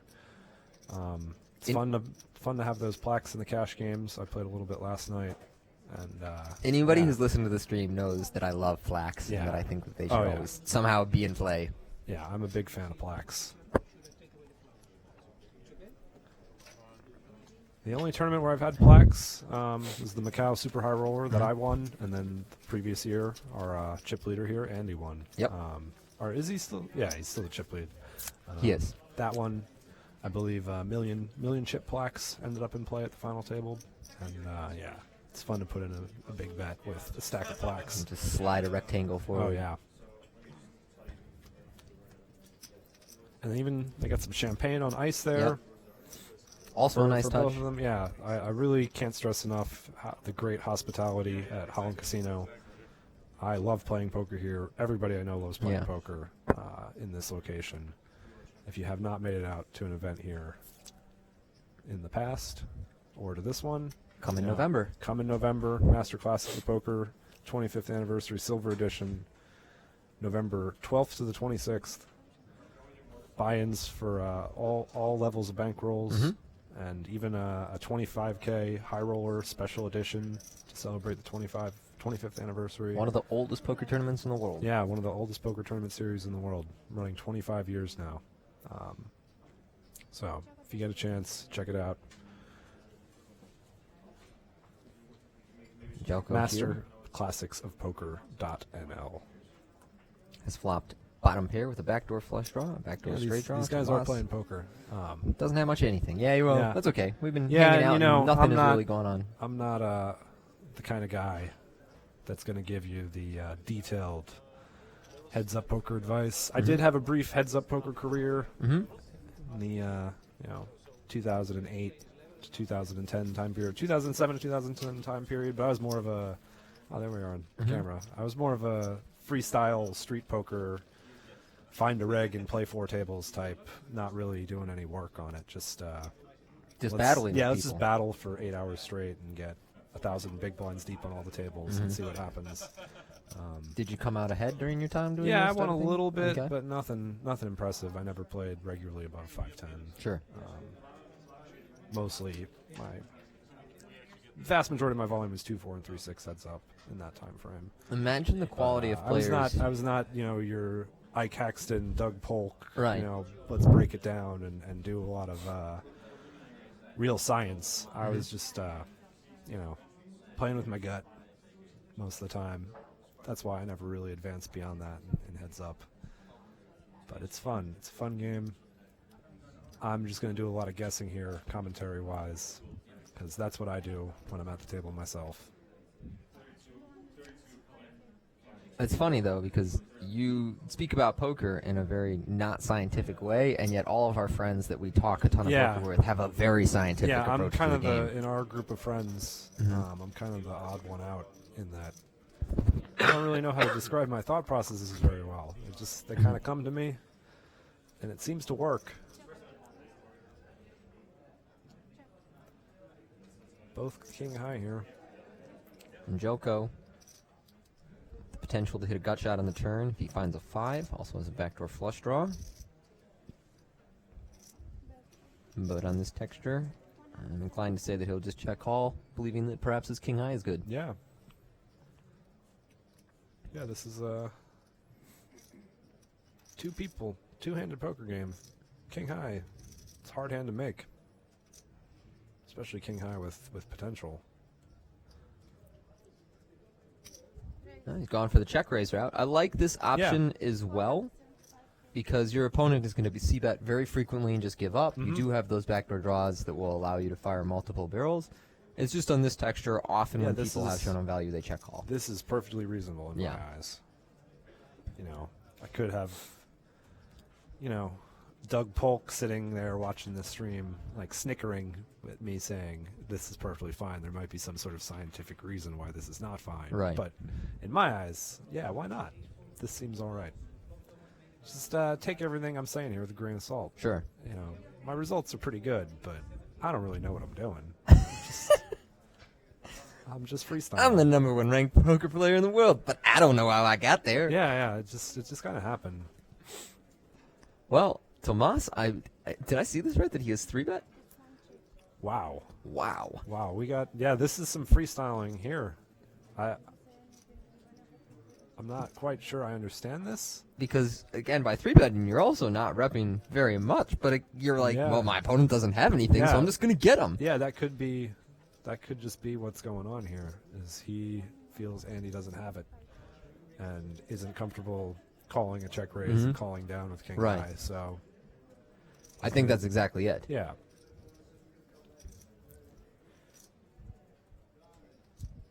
And as I said, as Angelico was putting out the chips, typically if you have showdown value on the slot, you check call it, with the exception of something really, really good.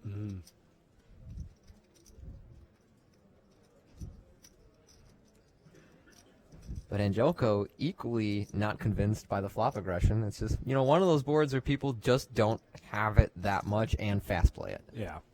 Yeah, this is very suspicious to 3-bet the flop here. I don't know if I ever am re-raising here in Tomas's spot. I might just call everything. Yeah, I think so.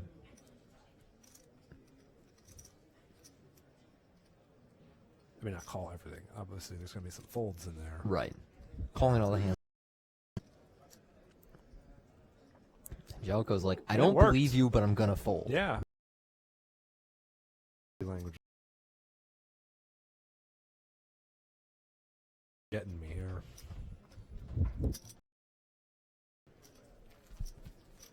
So, a few brief pots were exchanged between the two, and then a rather interesting one brings them dead even, 48 blinds E. And so that's as deep as this heads-up match can get. And seeing as we now have 30-minute levels, this one actually could go pretty quick. It wouldn't be Yeah. long before they're kind of playing a pre-flop game. Mm-hmm.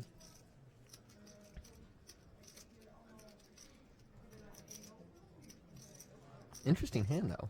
Yeah, this is Yeah. very, very interesting. Hopefully we see some more fireworks like that. And there, Angelico just gives up with 6 deuce. Yeah. Tomas finds a pair of 8s. Give him a free show. So there's the Czech versus the Serbian here. Essentially dead even now at Holland Casino for the conclusion of WPT Amsterdam.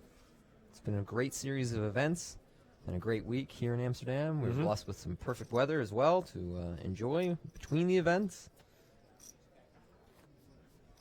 Leading up to spring and summer here in Europe. I mentioned earlier that WPT National at dusk till dawn is coming up. First couple of days, well, at least the live days that you can play. You can also play that event online, and then day 2, the live days will be on the 20th and 21st in Nottingham. It's a $1 million guarantee on that event. I'll tell you more in a moment. Angelico has queens.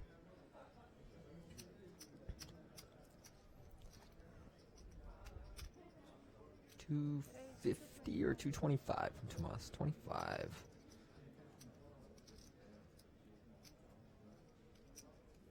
I guess it'll be about 6 1/4, $650 from Angelico. Yeah, Yeah. that's what I would expect. But I've never seen this guy play heads up before, Right. so I don't know what he usually does. But I would be putting in about that much money. Yeah. I believe he's either made it 650 or 550. 550. Yeah, I feel like you make it this size if you think Tomas has some potential to do something shenanigan-wise. It's a risky small size, but I think that's the size he chose, hoping that Tomas would put in a 4th bet. Mm-hmm.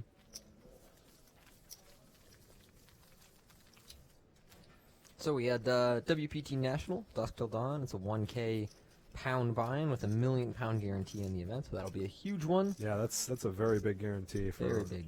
very affordable buy-in. And then WPT National in Cannes, a €1,200 buy-in from June 2nd through 5th.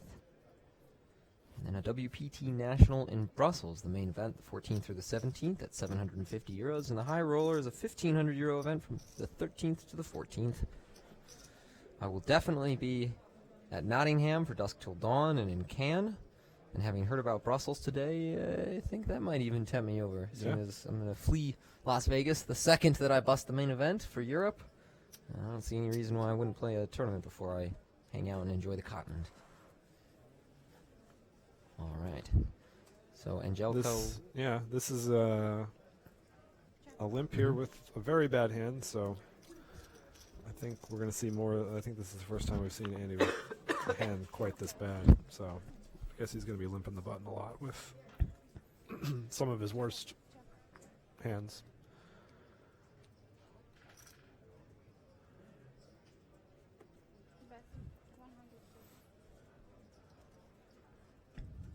Is it 100,000 bet? Nope. I thought Tomas might take one off with queen high there. Mhm. It seems a reasonable thing to do. You have to imagine Andy's got a lot of hands. When we that talked have about 2 cards worse than Tomas's worst card at 9. Andy could just have ace 8-4 off or something, and you're good there. Especially for 100K, you get a nice price. Peel one off with queen 9. I think Tomas, if he's not going to show toughness in that spot, he might have a tough time against Andy. in terms of just giving up If too many Andy's going pots. to be V-pipping hands, like calling the button. I don't know if everybody out there knows what I mean by when I say V-pipping, but if Andy's putting chips in the pot with 10-3 off on in the small blind, and Tomas is giving up with queen 9 that easily, I think Andy's strategy should be to play some small ball and grind him down. Tomas going to raise a 7 here on the button. Jelko will quickly fold. 9 deuce in the big blind. Earlier we were talking about the quality of dealers here at WPT Amsterdam. We want to give a shout out to one of them, Ray de Rosario. He's a Dutch poker dealer who is working here with us at WPT Amsterdam, and he won the 10th edition of the European Dealer Championship, which took place at Holland Casino in Breda just 2 days ago. He's worked for Holland Casino for 23 years, and the prelims for the championships took place across 18 countries. For the win, Ray got the coveted title and a €3,000 first prize, so congratulations, Ray de Rosario, and thank you for your help during the time here at WPT Amsterdam. Yeah, congratulations.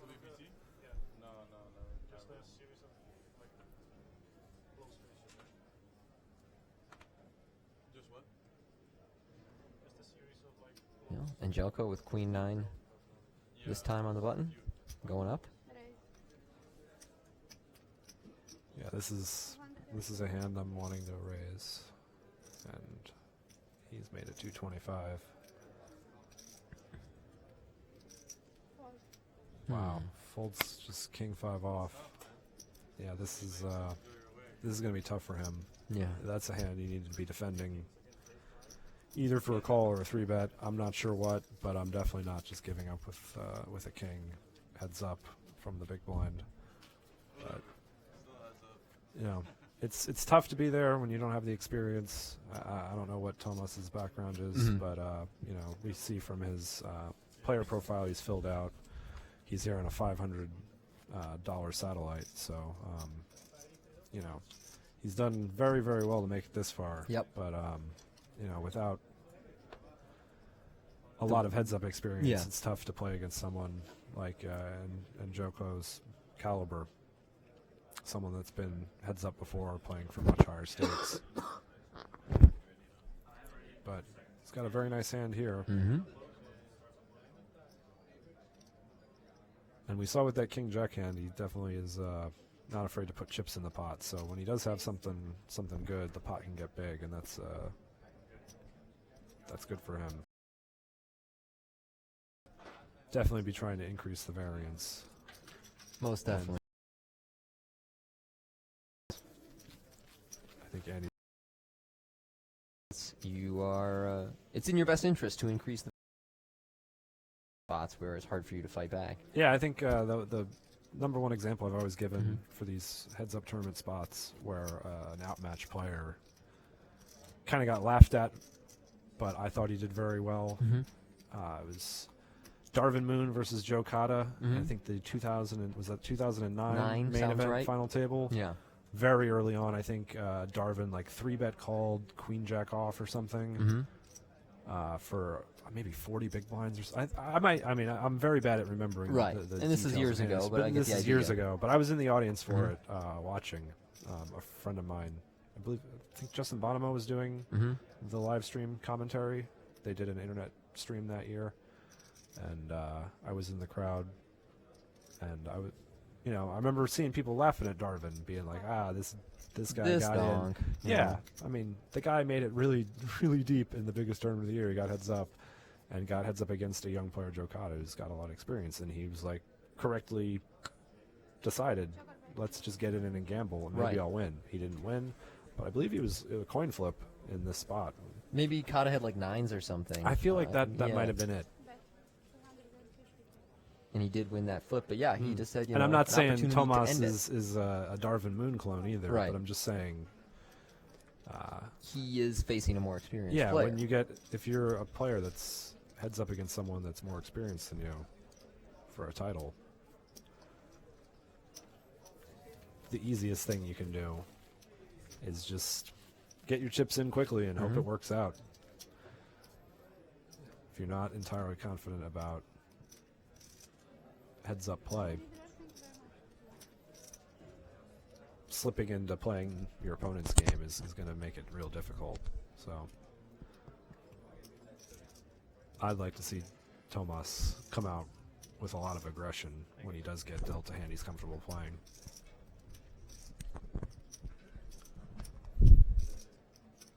I'm also curious whether these guys are being fed the hands from the stream. Yeah, you never know Right. if someone has got someone at home Doing the research. Yeah, doing the research and typing it out and sending it to you. It's something I always try to do if I'm on a live stream. Yeah. Just to make sure someone back home is recording the hands and sending them to me in a manner that I can read them, and it's a big advantage. I was saying before that you can't always And find it's that not a person. big advantage for everybody. I Yeah. think a lot of people would get too distracted by it and misuse the information. But for me personally, I find it very useful information. I prefer to just not have that information and not have to worry about it. Mm-hmm. But it does distract you from the actual poker game. Yes, it does. But, it's great for the viewers at home, so that's why we do it. In Montreal, they See took our these phones, so you couldn't just be staring into them, but you could get like a little update on break. Yeah, and that was a fine balance. I've been at final tables with streams where they asked us to turn our phones in, and I was fine with that. And I've also been at other final tables that are streamed where we just agreed, everyone at the table agreed to turn their cards face up at the end of the hand if you were the last two people in the pot. Okay. And that was fun because you got everybody every time a bluff got through, Right. everybody got to see the reaction, and yeah, that was very enjoyable. That was a 2K in Galway, Ireland, a few years ago, where we agreed to do that. It was a lot of fun. Is there drinking on the table? I think so. Yeah, I'm pretty sure. All right, so this flop has gone check. On the turn, Tomas makes bottom pair, but Angelco with second pair leads out for 275. Yep, he's going to call this. And off to the river.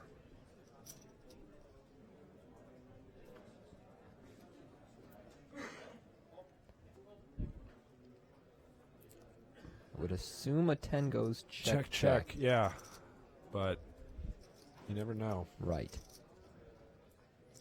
And he could find some value here. Yep. Whether he gets called is another thing, but it's a nice thin value bet. Yeah, this is a very, very nice value bet. And he already has to be feeling good about it. When Tomas kind of leans back and puts his hand like that up against his face, You're good. yeah, you know you got the best hand now. You know you've made a good bet, too. Yeah. Because now you might get called when he makes that face. Yeah, Like when he- you first throw out that 375K, Yeah. you're not entirely sure if you're going to get snap called or not, but Tomas gets away from it. So no river call for Andy there, but a good thin value bet with third pair. And so far, this heads-up match going pretty smoothly for him. Yeah. Got even briefly, and he's put some distance between them once again. He's just played a very good final table overall. I really was not that familiar with this play. I had known through word of mouth that he was very capable, and of course you really don't get many results like his without being a talented player, but having watched him at this final table has very much confirmed that, and he came in with the chip lead. He took a bad beat. He really kept it together, continued his game plan of applying pressure in the right spots, and now he's heads up with the chip lead and in a great position to win. Yeah, he has a very even demeanor at the table at all times, and yeah, I think he's a guy you're going to see around a lot in the future. I first heard his name maybe a year and a half ago or so when he first started having some really nice results, and then I got my first opportunity to play with him in Macau a few months ago, and yeah, everything is it's looking good for Andy. All right, Tomas, I believe this is his first 3-bet of this heads-up match, is going to 3-bet ace-4 up to 650. I don't have too strong feelings about this. Neither do I. We see he's got the best hand. Yeah. I don't know too much about this stuff, you guys. We like Not the being idea of him facetious. raising the variance, right? Yeah, we we that. like the idea of him bumping up the variance, and a lot of times you just win the pot. Why not? not as though ace-4 plays that well post-flop. And Yeah. you just call. I mean, it's a little better heads up than it would be in some other positions, but still, you know. So if you want to turn that hand into the bluff pre-flop, excuse me, go for it. Mm-hmm. Neither I or Steve or Dwyer will find any fault. Yeah.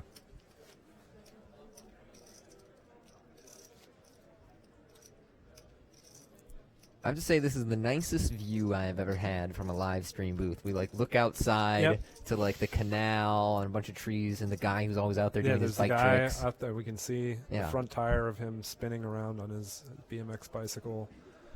Yeah, there's a guy all the time. For years I've seen him. There he goes riding by. Pretty much every time in the mid-afternoon I've walked past this casino, this guy. Out there practicing. Out there practicing his BMX tricks. I wonder if he competes somewhere, if you practice that consistently, right? Yeah, I don't know. But it's a lovely location to practice your BMX tricks with the canal boats going by. Yeah. All right. Tomas raises a 250. Andy will take a flop with him. Both players holding a 4. Jelko, though, with 6-4 suited. Tomas with king 4-0.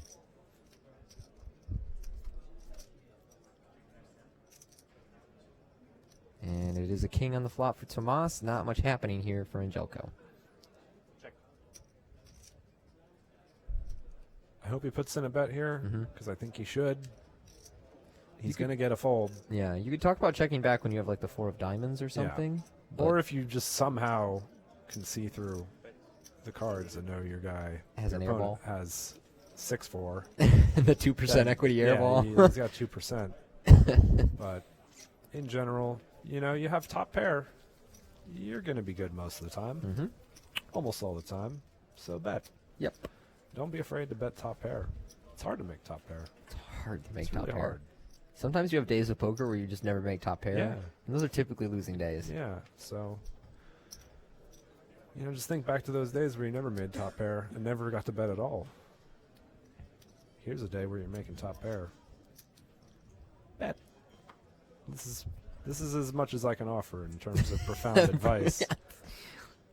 You know, I heard Steve O'Dwyer was live streaming. One man, did he say some sick analysis? Yeah, he was saying, like, when you have top pair, you should just bet. bet. Yeah.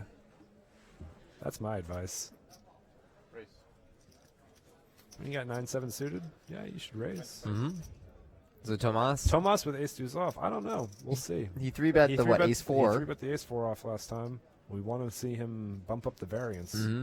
So what will happen He this also time? might just call for like game flow purposes, Yeah, I think. you know? Yeah, and once we saw there was like a little hesitation in his Right. hand there. I was The 3-bet was confirmed off. the 3-bet was off. That wasn't happening. Yeah. All right, so we'll go to the flop. See, these are the things I look for.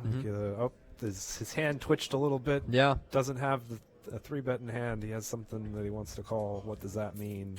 But that's the stuff that's in my head that I can't get out of it really well. Actually, I want to talk about Those are my that strengths a little and further, but this is kind How of do an you interesting describe flop. those things? Yeah, this is Yeah. a very interesting flop. And Andy, obviously, you got 9 high, but you got some potential. You want to put in a bet. And what is Tomas going to do with his gut shot? Ace high. It's an easier hand to play with a club, but still, I don't believe that Tomas should fold here. How he wants to continue. No, he certainly should not fold, but how does he continue? Yeah. Is what we're going to find out. And it's just going to Call. be a call. I think that on this texture, and considering Angelko's hand, we are going to see him barrel very frequently, and I would And especially on that turn expect him to card, bet now that that you one. got the double gut shot. Yeah. But there are so many You turns still that cannot improve his win. hand. But you can make a very good hand on a lot of rivers, and the jack is often going to be a card that makes a pair for you better than Tomas's range of pairs that he has. So Tomas has a whole bunch of weak pairs and ace highs in his range. This time he has exactly ace high. Angelko, so we're going to bet again. conscious of that, says 500,000.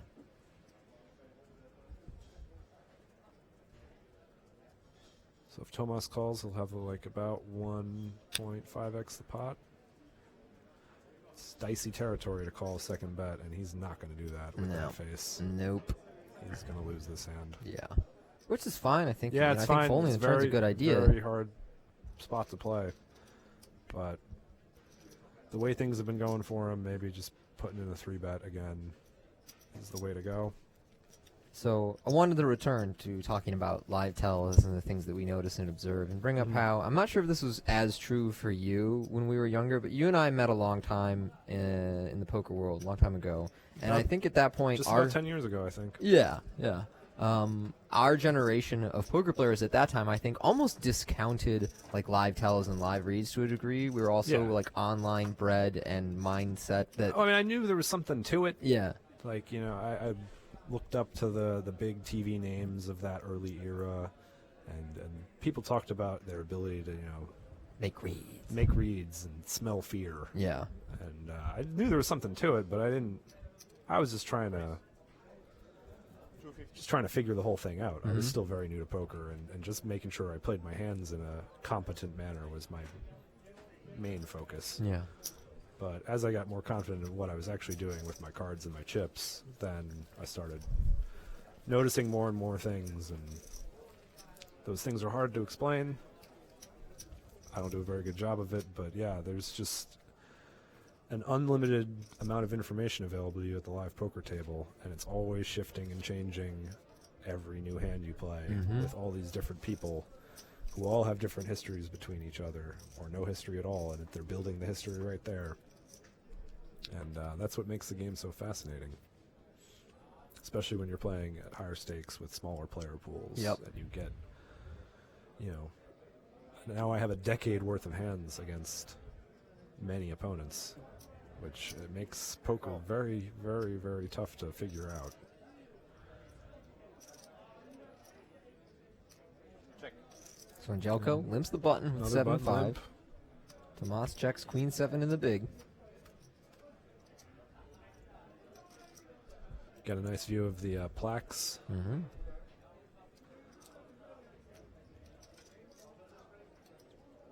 Queen I on like the flop. the Tomas. 10K plaques, the design of the Dutch flag. Gut shot Red- here for red, white, Angelco. and blue. 150.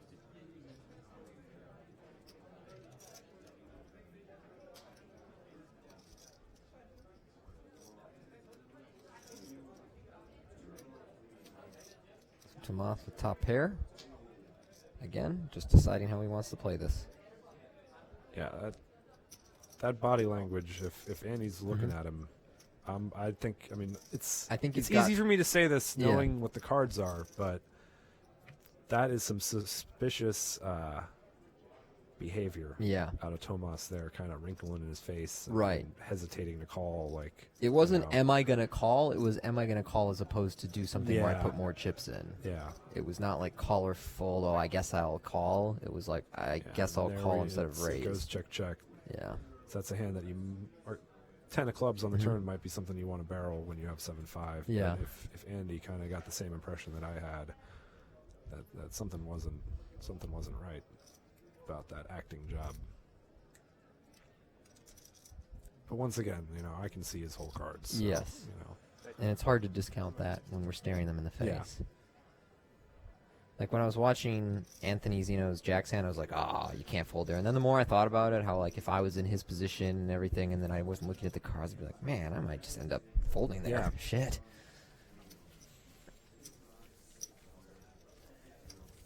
But as I have shifted my focus towards live poker and feel more comfortable with my game fundamentals, I feel like that's sort of freed up the mental capacity to pay attention around the table and play a more read-based style of poker.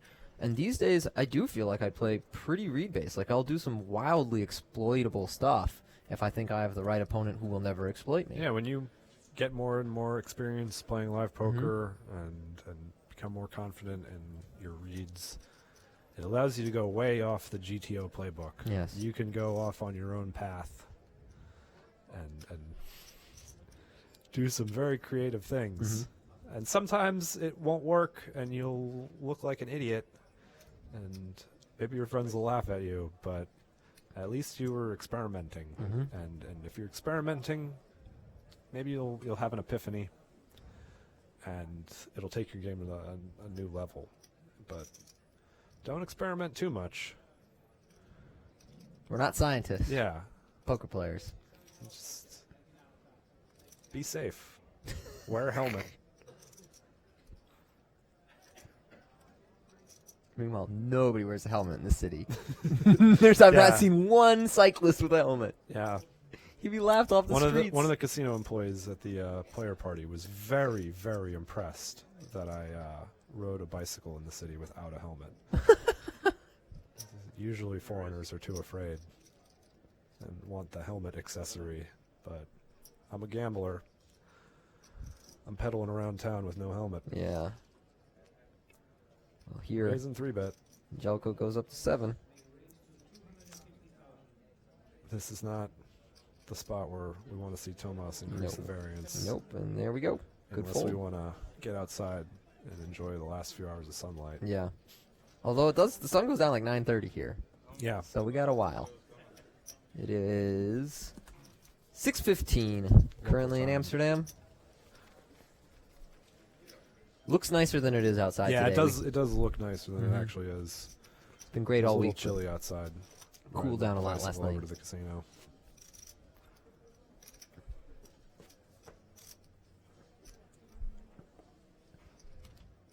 So far, I really like Jelko's approach to this heads-up match. Mm-hmm. I think he's picking his spots well. He's incorporating a little limping, going for some thin value.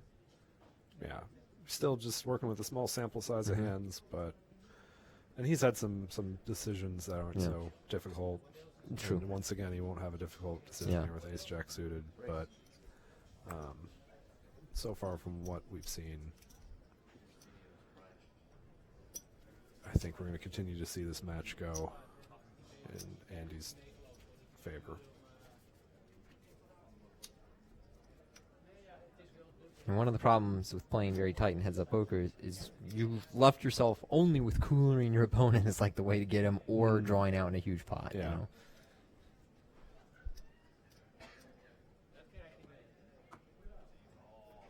And it's even harder to cooler your opponent for a significant amount of chips when he is conscious of the fact that he should reduce his variance in the match and starts doing things like limping and checking back close spots and things like that.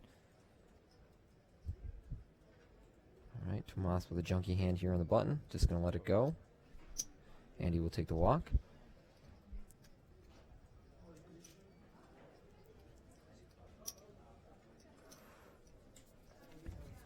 Yeah, you were one of the first people I ever heard promote the just skip most of the series, show up to the end of the summer theory, and now I'm like a proponent of it. More people are catching on to the idea that you don't have to go to Vegas. Like, no one's putting a gun to your head to do it. It's a lot of fun for a lot of people. It was a lot of fun for me when I was younger. Yes. Nowadays, it's not as fun, and I have opportunities to play poker 12 months out of the year. Yeah. And the weather is so much nicer everywhere else in the world that time of year than it is in Vegas. I do not like the heat. Yeah. The heat doesn't like me. June is like the best month in the Northern Hemisphere for everywhere except for Vegas, and I'm sick of losing that month to Las Vegas. And I think a lot of people underestimate the variance of playing live poker in the summer in Vegas, especially tournaments where the fields are so large. You know, it's just very easy to have a big losing summer if you're playing everything. Yep. Because the fields are so large, you don't get to the end game very often. Your sample size is going to be about 30 events. Yeah, and it just can be really stressful on your body and your mind being out there for a month and a half. Most tournament series are 5 days, maybe 10. up to 2 weeks long. World Series of Poker is a month and a half, and it's every day, 24 hours a day. In addition to all the temptations that Vegas has to offer and the unrelenting heat. So spending a month and a half in Vegas every single year is not for me anymore. Meanwhile, Tomas, so Angelico limped the button here. Tomas raised out of the big blind to 325 with Queen 5, which is not really the hand I would go for it with, I guess. Well, it's not crazy or anything, but I guess the stream isn't on enough of a delay for him to have seen some of the things he's limping with. Yeah. And But knowing that we know that Andy's limped sometimes with some really bad hands, Yeah. maybe Queen 5 off is the hand that you can put in a raise with at least once or twice early on before the stream catches up and Andy gets the same information Right. back. So I don't want to be too critical of anything that Yeah. anybody does here. And I think a lot of times this would work. Right now, I don't know if it I don't will. think it's going to work on this flop. On this flop, I'd have to imagine he's going to call one street.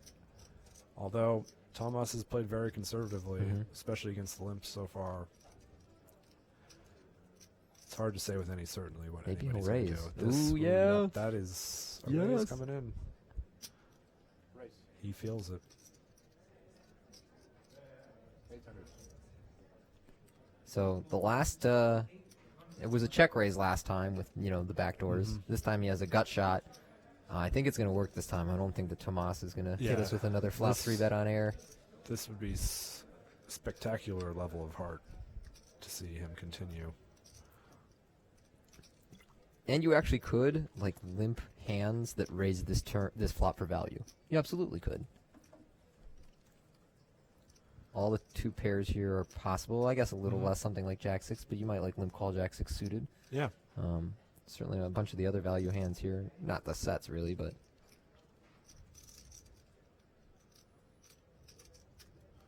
Yeah, I doubt he's And- playing any yeah. longer. When That- you puff the cheeks out Yep. like that, You're done. you've turned your hand kind of face up, at least a little bit. Or every you could once do in a that while, and then shove. every once in a and while, then- you see a wild man do that and then shove. Then you should probably snap fold anything but the nuts. Correct. Because that man has a very strong hand. Mhm. Or is an incredible actor. Yeah. But people never act that way. It's always in the opposite direction. It's oh man, what am I gonna do here? I guess I'll raise. Yeah, I got the nuts. More than a 2-1 chip lead, though. Yep. Tomas is going to have to gain some ground. Getting closer and closer to the stack sizes where we're going to see pre-flop all-ins happening more often. I doubt there's too much time left in this level either. Yeah. Yeah, with 30-minute levels, heads up, I'd imagine we're going to be seeing blinds going up to 61-20 very soon.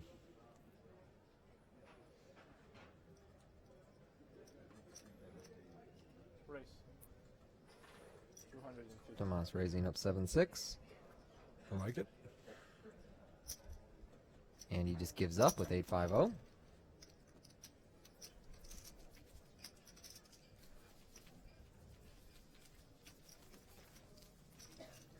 One other thought I'll just throw out about the World Series, and then I'll stop hating on it. But basically, I think that prior to Black Friday, a lot of people saw the World Series as recreation. They're like, yeah, I'm gonna, I make a whole bunch of money during the year, and then I'm just gonna go to Vegas. I'll fire in some tournaments. I'll go to some parties. Don't worry about it. I'm not gonna take it too serious. Now, after Black Friday, I feel like everyone views the World Series as their best opportunity to make money for the year, which I don't agree with. Yeah, I don't agree with that either. And now the mentality is extremely workaholic and really not that fun. Yeah. Yeah, it's definitely a much different atmosphere than it was when we were playing. Yeah. Grinding real hard in Vegas every summer. Check.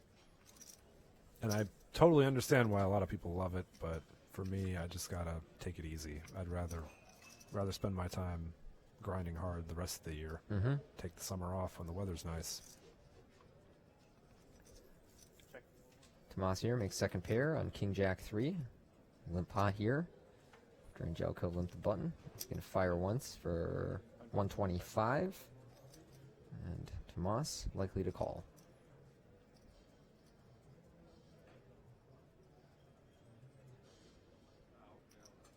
Yep.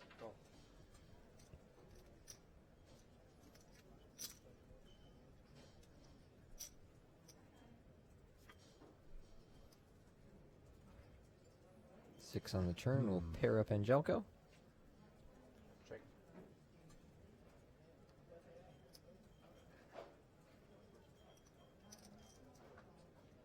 Good check. Yep. Can't get more value, realistically. Can't get better hands to fold, so he does give up there, or checks back. And a second jack lands on the river. Also completes the backdoor flush draw. Tomas does not value bet it. Decides to give Andy a chance to bet. Yeah. I don't know about that. Just don't know how often Andy's going to bet there. Yeah. I think Andy has to be very concerned that Tomas has something he's not going to fold when he checks. And it's hard for Andy to put in more money if he's bluffing. I don't know. I don't know if anything I just said makes any sense. I don't really understand that spot. I'm just kind of mumbling. Sometimes I have a mumbling problem, you guys. So. Hey, at least you're talking. I've had I'm people talking. come on the stream and then just kind of stay quiet the whole I'm time. trying. And I'm like, that's not what you're here for. Yeah.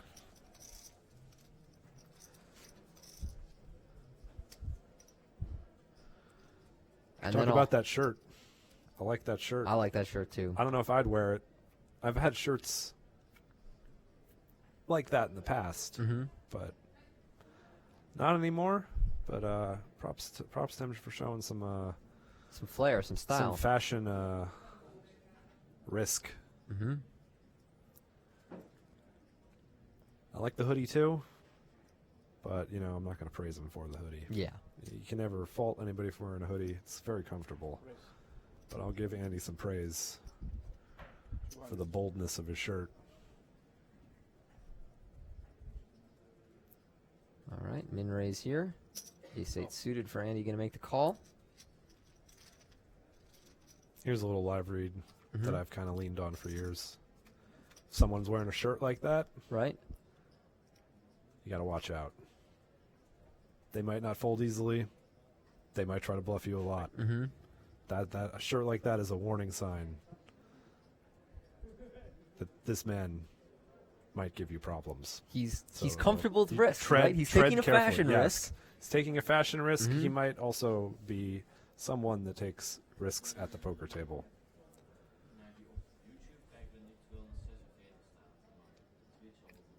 Got some action here. Yep.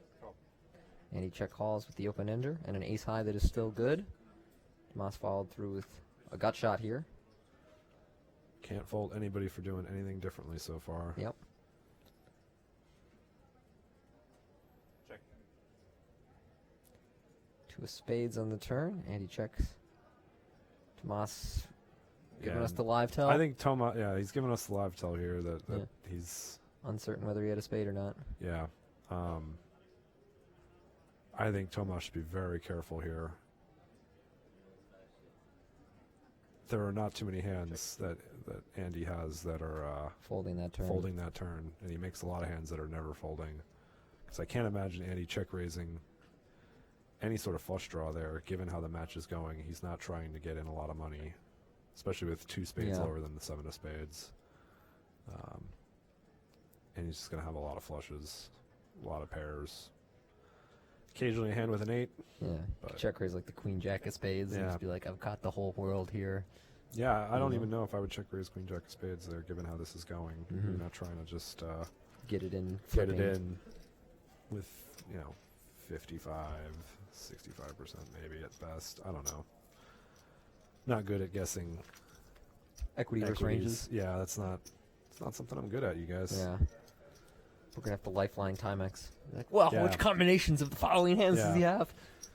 Yeah, Timex is one of those people that if I have an actual, question about poker math type stuff, I can get an answer. And if he's got a question about some sort of read, some sort of weird instinctual thing, who knows, that kind of stuff I can help you with, maybe. But I feel like if someone asked you like a poker strategy question, they would get an answer at like an English high school teacher. Like, well, I don't know, man. How do you feel about it? Yeah, I'm going to ask you a lot of questions back. Generally, when people want to get my advice on a hand, I rarely get the kind of detail that allows me to give an answer that I can be confident in. It's the more detail you give me, the better I can kind of help you out. Jelko If raises it's a there. light detail, what do you do in a vacuum question? I don't Yeah, know. I don't know. What do you think of the fold there by Tomas with Jack 4 suited? Faith, 2.5x. Nah, I'm not a fan. Yeah, I'm I think it's a little trying to tight. play a very high percentage of my hands heads up.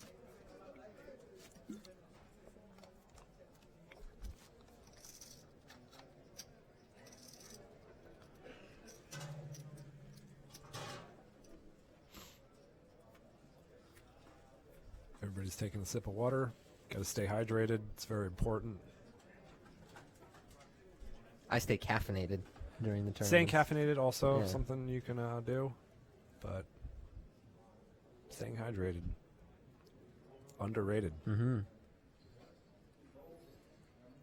Tomas with an ace-8 here. Gonna raise it up. Raise. Would expect Andy to just pass, and he does before the camera even gets to him.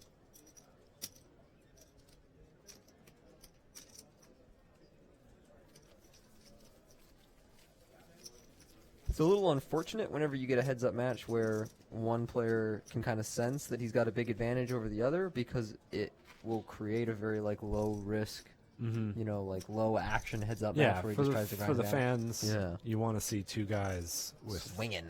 egos that are much larger than the room that they're seated in, Yeah. battling away. Mm-hmm. Like the legendary Isaac Haxton versus Ryan Douthand. What a hand! That's the type of stuff that you like to see in a heads-up match for the title. Didn't Doubt table it too, right after? No, it was He didn't. Ike. Ike was the one bluffing. Well, they were both bluffing. They were weren't both bluffing. Yes, they were both. And it was bluffing, Ike the but one that got away with the bluff. Yeah, Ike got away with the bluff and tabled it. That was it. Most people forget Ike did not win that tournament. Correct. The only hand anybody remembers really from that final table Yeah. was Ike bluffing Doubt, but Doubt ended up winning that tournament. If you don't know what I'm talking about, from the World Poker Tour. Finished, I believe, 38th place. Heads up was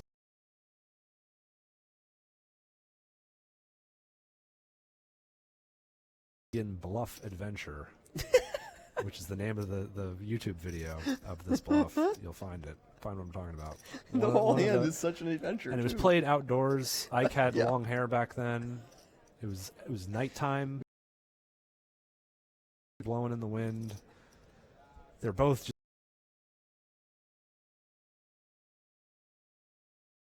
in the World Poker Tour history.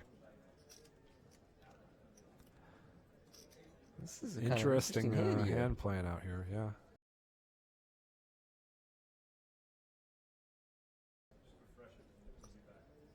I'd imagine we'll see a river. 300,000.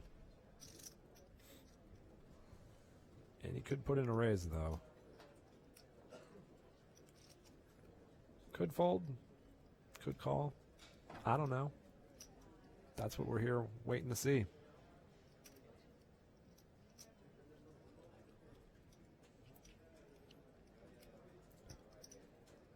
And he could just think that Tomas doesn't have much.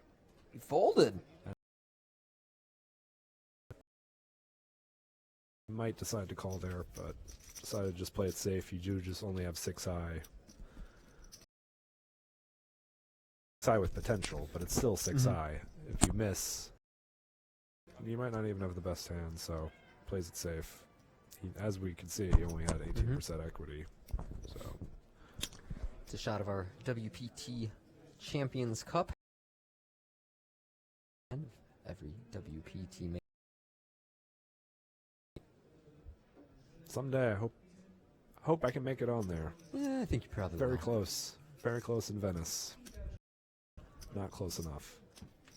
Who were you heads up against? A man named Eduardo Alessio, who had never played.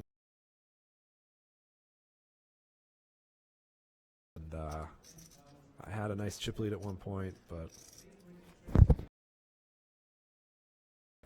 cold run of cards. Eduardo walked away with the 2011 WPT Venice title and his name on the cup. Did he wear a tux at the final table? No. Somebody in a Venice WPT final table wore a tux.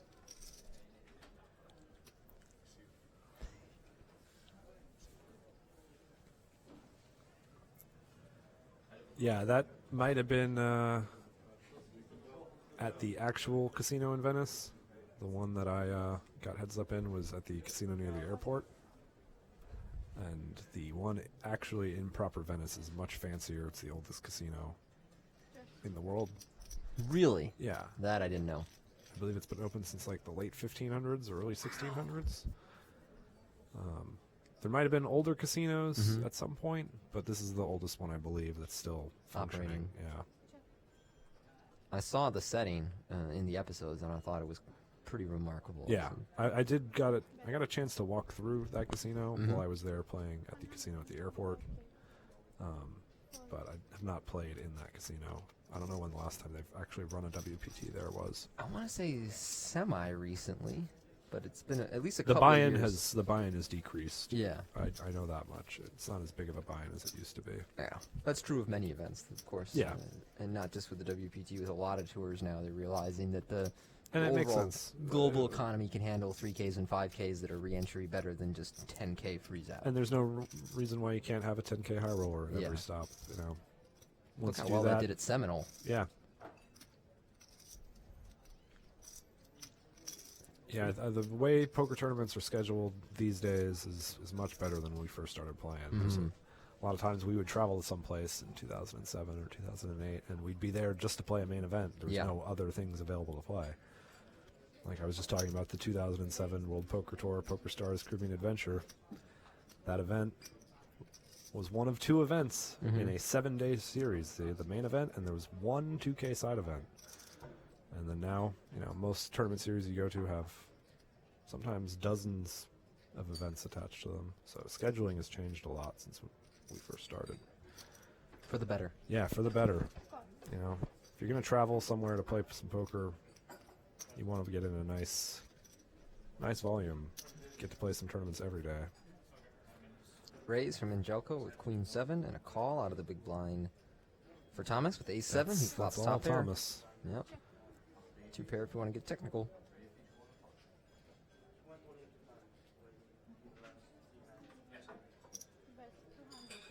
Angelco makes a small continuation bet you expected here. Yeah, I'm betting that all day, every day. Yep. Ace 6-6. Stack sizes the way they are, you have to expect Tomas is going to 3-bet a lot of his aces. He can't have an ace very often. We've seen Tomas make some very tight folds with hands like 5-4 suited, so, you know, it's not that often he's going to have a 6. You have a 7 in your hand, you know, makes it harder for him to have 7-6 suited, those kind of things. You got to bet that flop if you're Andy. And if you're Tomas, as your colleagues Mike Sexton and Vince Van Patten like to say, you know, twig and branches over the hole. You got to lay the trap. Ah, yes. It was not a direct quote of Right. Mike Sexton. I believe that's his go-to line, the twig and branches. We're going to trap here, Vince. Yeah. I'm not going to do a Mike Sexton. Even though I lived in North Carolina for many years, I'm not going to try to do the North Carolina accent. Well, he's actually from Ohio. Yeah, but he's got the North Carolina accent for sure. Look at this. So, Tomas, Showing some heart. Tomas leads out here after check calling the flop, and Angelco just raises him. Yeah, and Jorgo does not believe that Tomas has anything other probably than a flush draw to play this hand this way. But Tomas is, as long as he doesn't decide to fold at any point, he's played his hand in a way that has gotten Andy to put in more money than you'd expect him to. Definitely.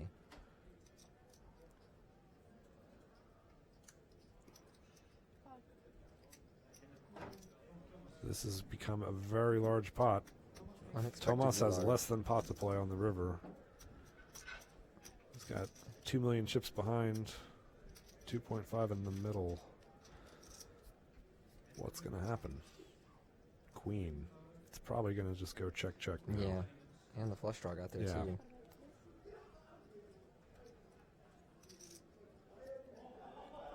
This would be very, very interesting if more money goes in. I almost feel like this is crazy, but I almost feel like Tomas is gonna do the like touch his chips for a while, check to try and like create the fear that you shouldn't bet. It's one of those little reverse tells that people do sometimes.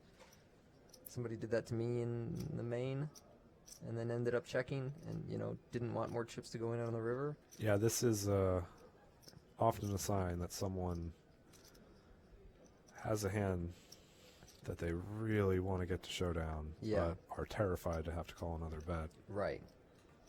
So they make this sort of threatening gesture of touching a bunch of chips, like, yeah, I'm gonna get you with this bet. Nah, check. Yeah. Yep. There's the check. Does he have the heart to bluff? Yeah. And will it work? These are the questions. Nope. No.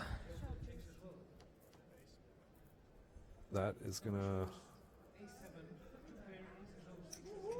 even this up.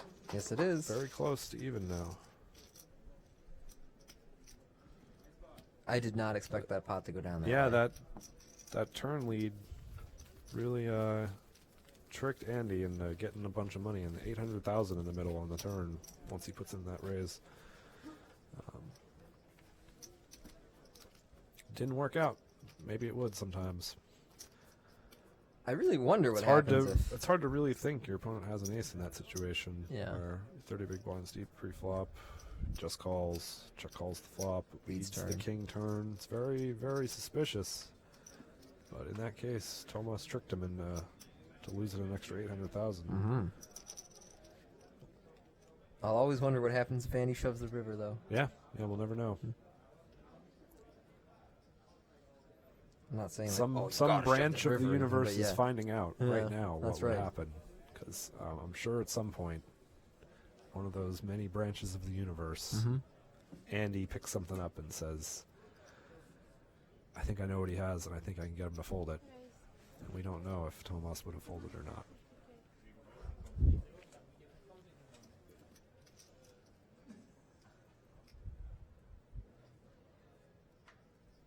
So you buy into the multiverse?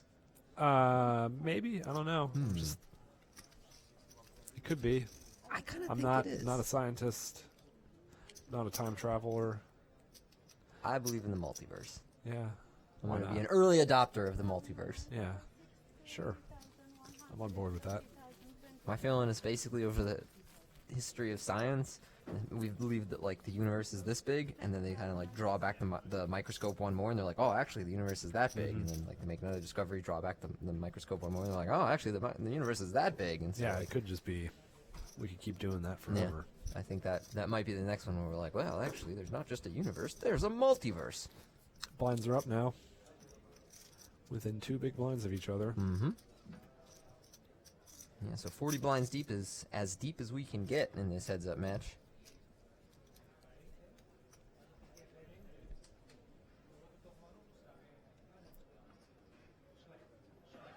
Jelko with 8 deuce here.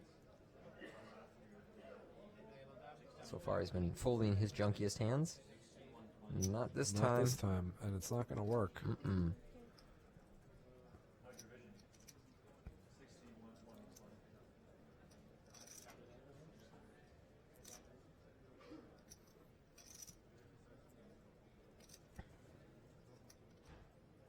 It's been interesting trying to, just watch Tomas's body language and see if there's any differences between when he has a strong hand and when he doesn't.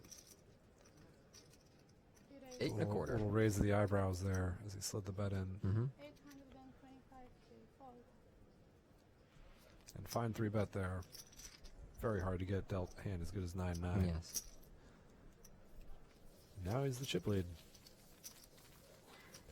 And he got a little loose there, raising 8 deuce offsuit. Mm-hmm. We haven't seen him be folding pre-flop, have we?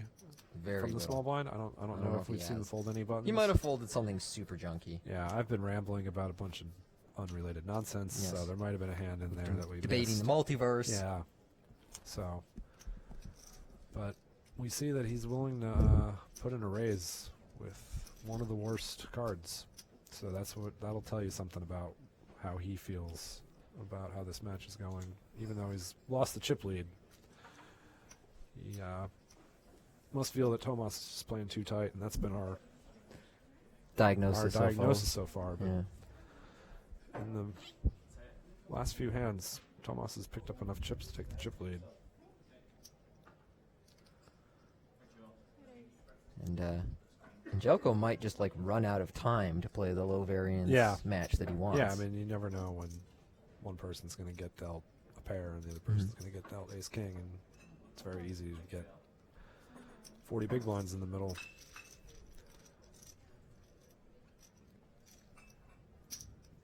Oh, raise and take it. Queen 6 off might be a hand I'm inclined to call still, but I'm not going to harp on that one. If you want to just dump your Queen 6 off pre, you go ahead and do it.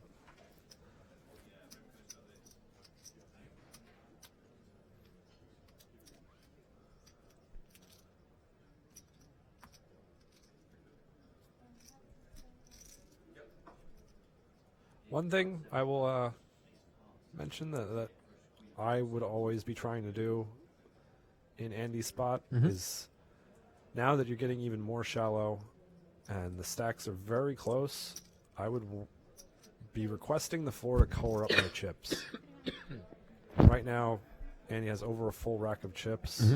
It's a lot harder to count your stack, and it's very important in these heads-up spots to be aware of exactly how many big blinds you have and how many your opponent has. And the more physical chips you have on the table, the harder it is to do that. And a lot of times you'll see in smaller buy-in main events with maybe a 1K buy-in with a very large field, color-ups just don't really happen because there's no one there that's realizing how big of an advantage is to be able to know exactly what you have. Right. So you'll see these just monstrous stacks where someone has like 10 racks of chips against someone who has 14 racks of chips in this heads-up battle where they're only playing like 50 big blinds deep.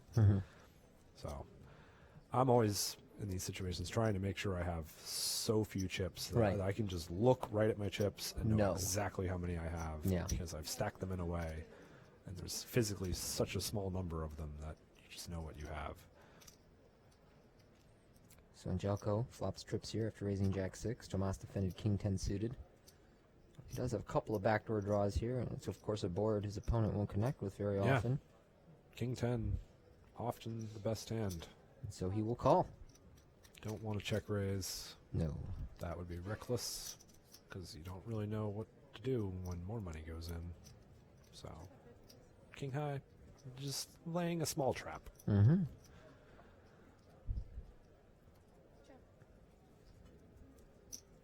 I don't think we've seen him check like that before. I'm not saying there's anything behind it. Yeah, there might not be anything behind that, but that I've not seen that check. That was unique. That was a very fluttery. Sounds like a big hand. Somewhere else. In the 200 turbo, whatever is running. I forget exactly what event is happening, but this will be interesting to see if Tomas keeps going. I think this should end it, and I'm about to be wrong. Yeah. Huh. I mean, based on the way he's played so far, I would have expected it to be over there, but he's kind of ooh. Wow. If you were good on the turn. It's really hard to put your opponent on something that can value bet 3 streets when you're playing heads-up poker, and you've already called 2 of those streets with King High. Because now if he bets, he's not triple barreling the ace high for value. Yeah. So now he's saying that he has the pocket pair or the jack. Yeah. That is a very narrow range of possibilities for Andy to be holding. So if you thought King High was good on Jack Deuce 7, you should probably still consider it a pretty good hand on Jack Deuce 7 Jack. I'm a little surprised that Andy has opted to bet big here because it's also very hard for Tomas to have much good. Tomas has been playing quite tight out of the big blind. He's rarely going to have a deuce. Most of his range is going to be bad ace high. Yeah. And king high, so this bet is very big, very hard for him to call. But maybe Andy has a sense that Tomas is fed up and is willing to make a big call down and just wants to put in a potentially mortal blow. Because if Tomas calls and loses, he's going to be left with a very short stack. Yeah. Not very short, but 20-ish blind range. the type of stack where he's going to end up all in pre-flop quite often.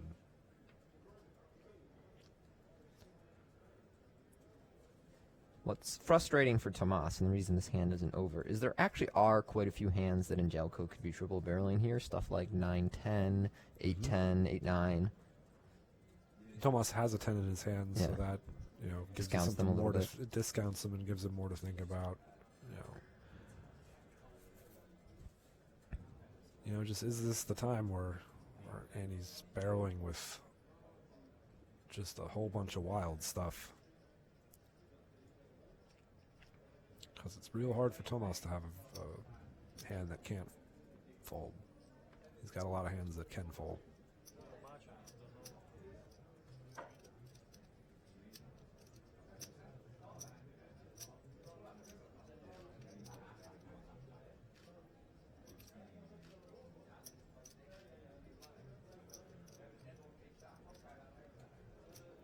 I don't envy this decision. This is a very difficult spot to be in. He does get away, though. Sniffed it out.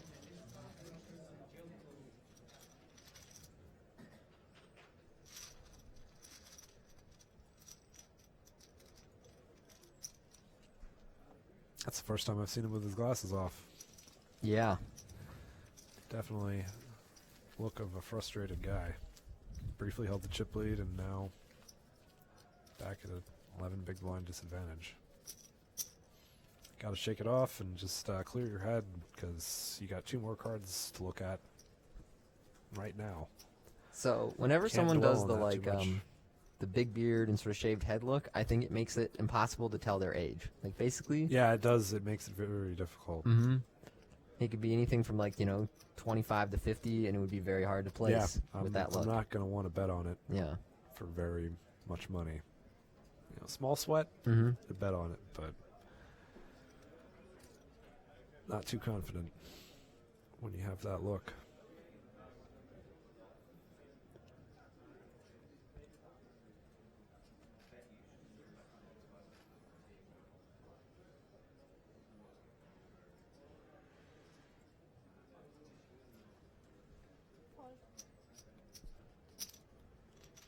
Getting the limp or the He fold? just folded Jack excuse 6 me. there. Yeah, I was getting the fold. Mm-hmm. You have 7 deuce off. It's very nice. Simple pleasures. Yeah, that's just one of those little simple pleasures of life. Mm-hmm. So Angelco now about 1.5 to 1 over Tomas, but really not that much in terms of big blinds separating them as our blinds have escalated.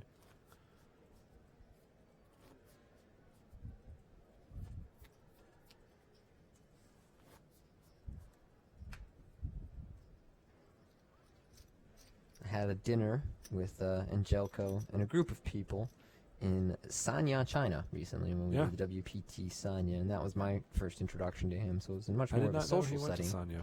Yeah, he did, and I knew you were there because I saw some pictures. Yep. I think that was kind of really just sort of a social travel stop for him as well, because it was in like an $1,100 event with a big field and very soft, of course, but most players don't make a 20-hour flight for an $1,100, particularly when they're a long-time pro. And I got the sense that Angelco was just kind of there to explore. Maybe he had some other travel plans going on as well. But, I really didn't know too much about his poker. Just, saw him there. Well, this was in the fall, right? This was in fall, like late October, early November. Yeah, I mean, it was right before Macau. That's so what it was. He would have been around playing Macau, or playing Sanya and then going to Macau.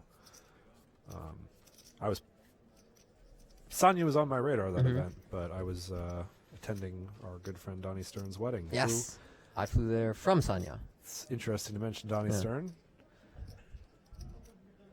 Angelco Oh, is a Donnie Stern doppelganger. That's right. They that, look that night at dinner, he was like, stunningly I'm similar. Donnie Stern's brother. And I was like, no way. And he's like, nah, I'm not, you idiot.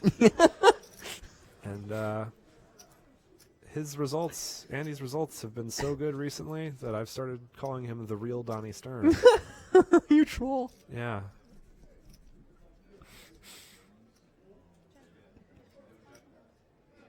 He's got the little fluttering finger check there again. Yep. And now we are going to get a bet from Angelco.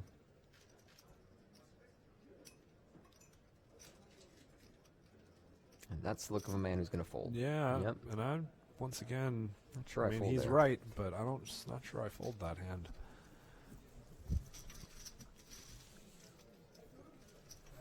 Just heads up poker is very tricky if you're not someone that's played it before. Usually most people get their experience playing 9-handed, 8-handed poker. You don't have many situations where you have to call down with a queen high very often, king high.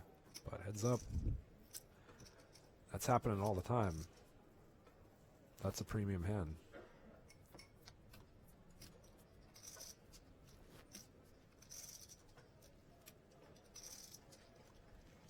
And yes, by the standards of actual heads-up players, we're all terrible at this. Yeah. I remember when I was heads-up in Australia against Ari Engel, you know, they had the stream, and so both of us were just kind of like staring into our phones, being fed hands the entire time. And during one of the breaks, you know, Timex and I were convening and chatting about the strategy and everything, and he showed me some notes he had gotten from Jason Moe, who was watching the stream. And he's like, my God, Tony's terrible at heads up or something. And like, that's just the way that Jason talks Like, about yeah, everything. Jason, But it's relax. We know you're very good at heads up, but you know, how many people did you get through to get to heads up, Tony? 700. 700-ish or so. Most of it was played 6-handed or more. Yeah. Heads up only happens every once in a while in poker tournaments. It's very hard to get to this portion, so you don't need the most amount of practice. And Andy just sticking it in with 6s. He wants to decrease the variance, and that's a good way to do it. You don't want to induce your opponent with 10-9 suited to jam all in. You just want to win the pot if you feel like you have the advantage. In the long-term game, grinding it out, you're just happy to stick that one in and make sure your opponent gets the fold with 2 overcards and not have to take a coin flip to give him the chip lead if you lose. Right now, everything going Angelco's way. This is the heads-up match of World Poker Tour Amsterdam, coming to you from Holland Casino. Field of 317 is played down to 200,000 euros for our champion, as well as a 15,000 USD seat to the WPT Tournament of Champions at the end of the season, which is an exclusive tournament with added money and prizes that is only accessible to WPT champions.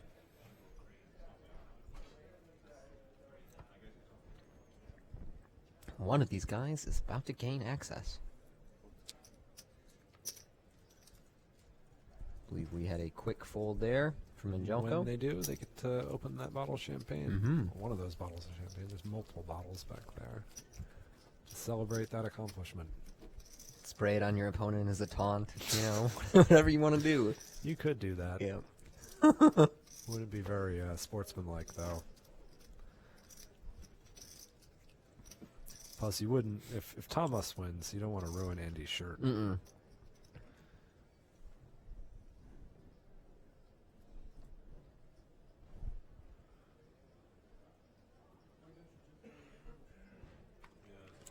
To build on your fashion-based reads from before, you were saying how guys in kind of flamboyant shirts or flamboyant clothing are more likely to be like, you know, risk takers on the table, capable of bluffing. Whenever I see somebody really well dressed, like suit and tie or like formal and everything, I'm like, I bet this guy sucks. Yeah. Yeah. Yeah. It's rare to see someone unfamiliar dressed very nicely and playing great. Plenty of people that you've seen many times occasionally show up dressed well. Zeno, but you we'll don't. see about for one of the televised I've final seen tables. Zeno wear some very nice. He looks sharp. But if I've never seen you before and you sit down at my table in a main event or something and you're wearing a suit, I don't expect I'm much. gonna try to play pots and bluff a lot against you. All right, so a raise from Angelico here, and Tomas with king queen suited in the big blind has a stack where it could just go in the middle. Yeah, he could just stick it in. He's, like I said, wants to increase the variance, so he, could just stick it in. Isn't even upset when he gets called by a small pair, mid pair. Nah. Could 3-bet. That's another way. 3-bet small. It's another way. Can play a bigger pot, increase the variance. Be very surprised if he just calls. It looks like he's going for this 3-bet, not all in.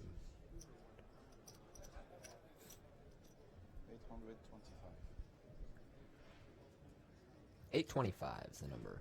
So is that exactly 3x? And these, yeah, right? I'm not very good at math, but is that exactly? I think you went to 275 and then 825, right? So that would be 3 times. That's yes. 820. That's okay. 3x. Figured out the math, you guys. I'm not very good at it, but a little bit uncertain. When I meet normal people who don't play poker for a living and everything, and they're like, "Oh, you play poker for a living? Oh, you must be really good at math." I'm Yeah, like, no, no, not you really. don't have to be.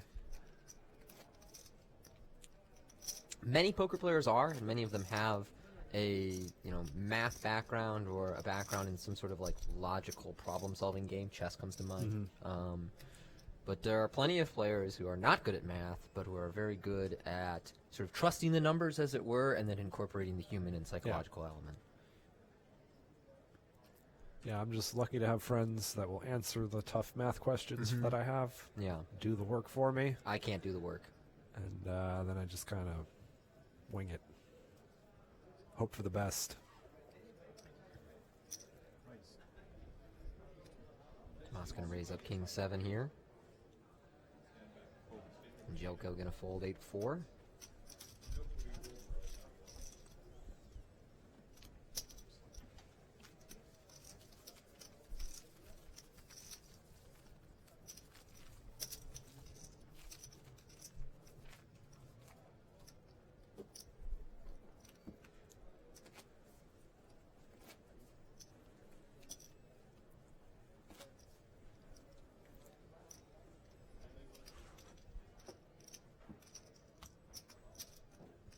Most chips we've seen go in a while, and Jelko had quads. Yeah.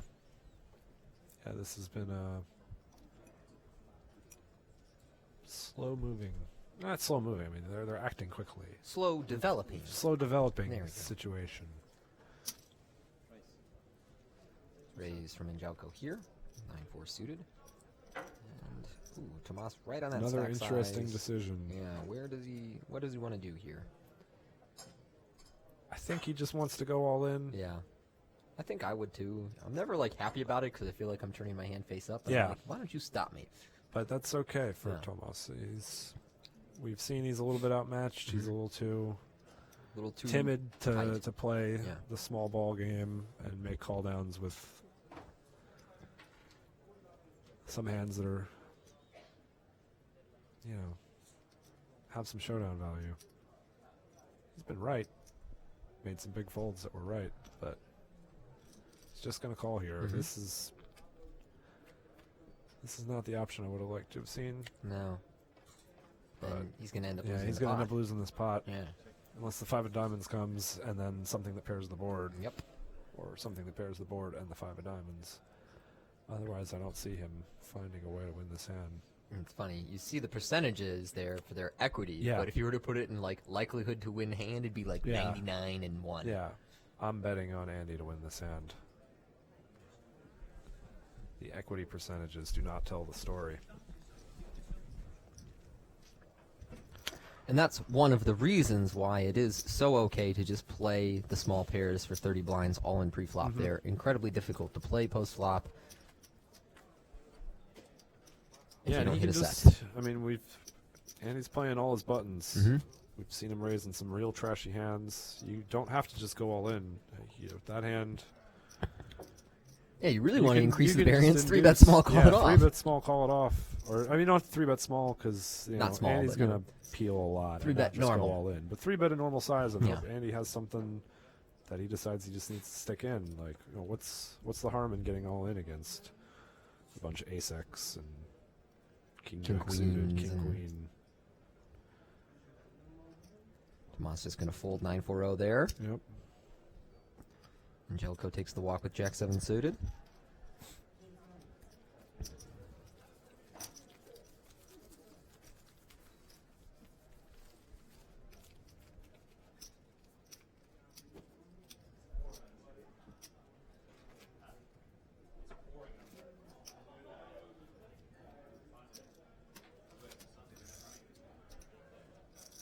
Rain coming down outside in Amsterdam, beyond our windows.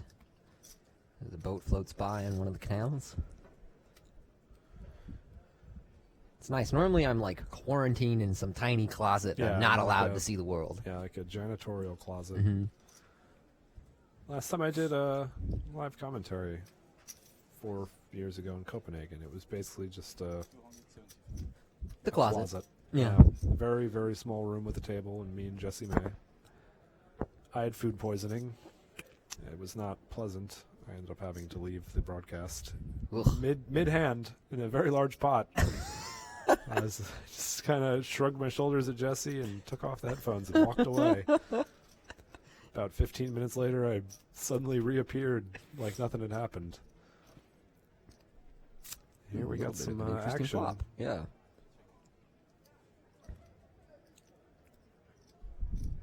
And he raises the button with, once again, not a very good hand, but something we're going to see him raising because he's raising all of his stuff. Like the check there. Like the check, too.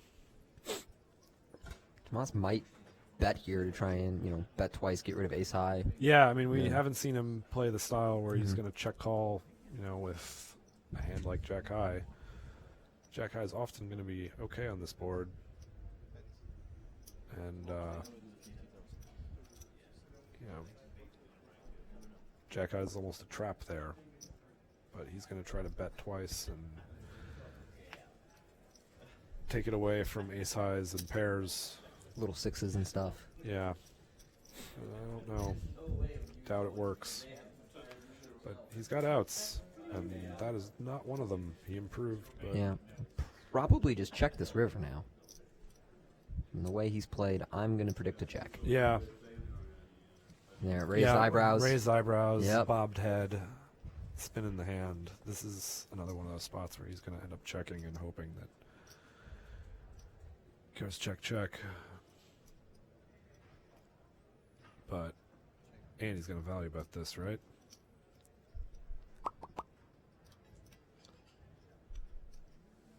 Probably. Nope. Ooh, I'm a little surprised. He valued bet third pair earlier.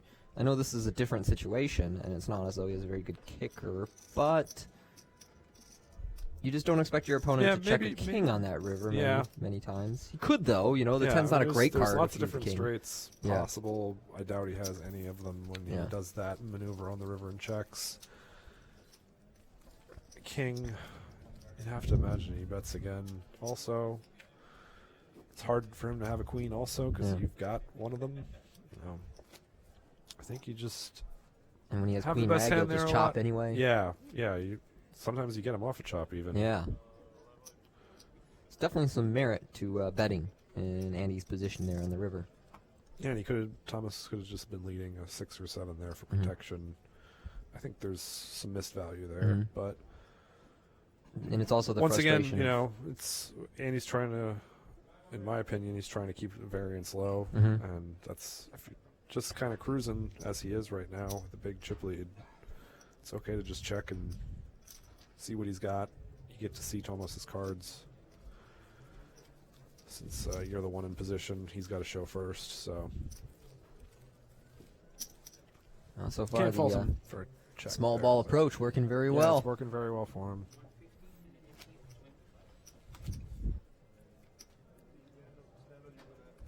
And blinds are up again, I guess, to 8160. Is that what just happened? Certainly looks that way from what's placed in front of Tomas. That's about 150 there. Maybe it's 75 150. That might be it, from 60 120 to 75 150. Maybe. I'm going to guess that is, yep. Yep, there we 75 see 150. the Interesting. 25. That's a level you don't normally see in the live poker tournament, but I guess if you're going to it's a nice addition. If you're going to reduce levels to 20 or to 30 minutes, you throw in a few little bonus levels. Nice touch. I like the structure. I'm going to keep my eye on that dancing check Yep. of Tomas. So far, it's been not with good hands. Like, he's never, like, dancing checked something good or something with decent showdown value.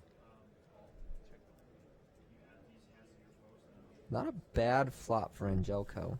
And he's just going to bet for value here. Yeah, I mean, anytime you make a pair, Yeah. you can't call it anything bad. Another easy win for him. Increasing the chip lead. I guess really just with how it's going for Andy. You can't call the Queen 3 offsuit check we just saw conservative. No. It's mildly conservative, but not worthy of expending too much mental effort in trying to figure out. I think it's just, this is going very well for him. Probably got the best hand. Yeah, probably He won't might get called never, by he might worse. never call me with worse, so let's just see what cards he has. If he has me beat, I can stick my cards in the muck. Yep. He doesn't get to know until 30 minutes later if he's getting the live stream. You know. Tomas might open shove here. I'm not really sure what he wants to do. I think he should either open shove or limp and hope Angelco raise folds something. raise folds, but Instead, it's or going to be or flop just time. jams. But yeah, they're just going to go to a flop here.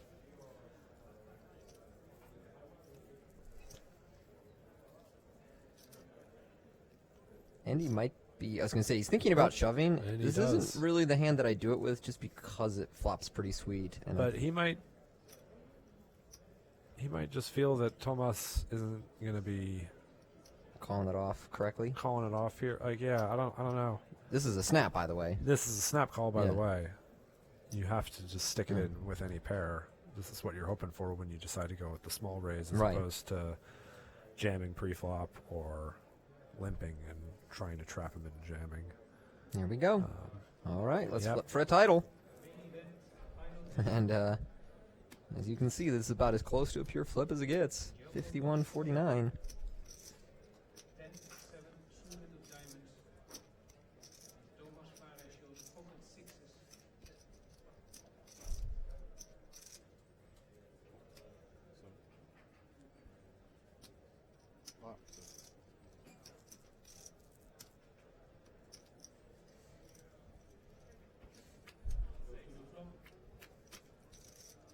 All right. Ooh, wow. 5, 4, 4, 2 diamonds on the flop. And we are still flipping. Yep. The equity's barely changed. King on the turn, no help. So Angelco needs a diamond, a 7, or a 10.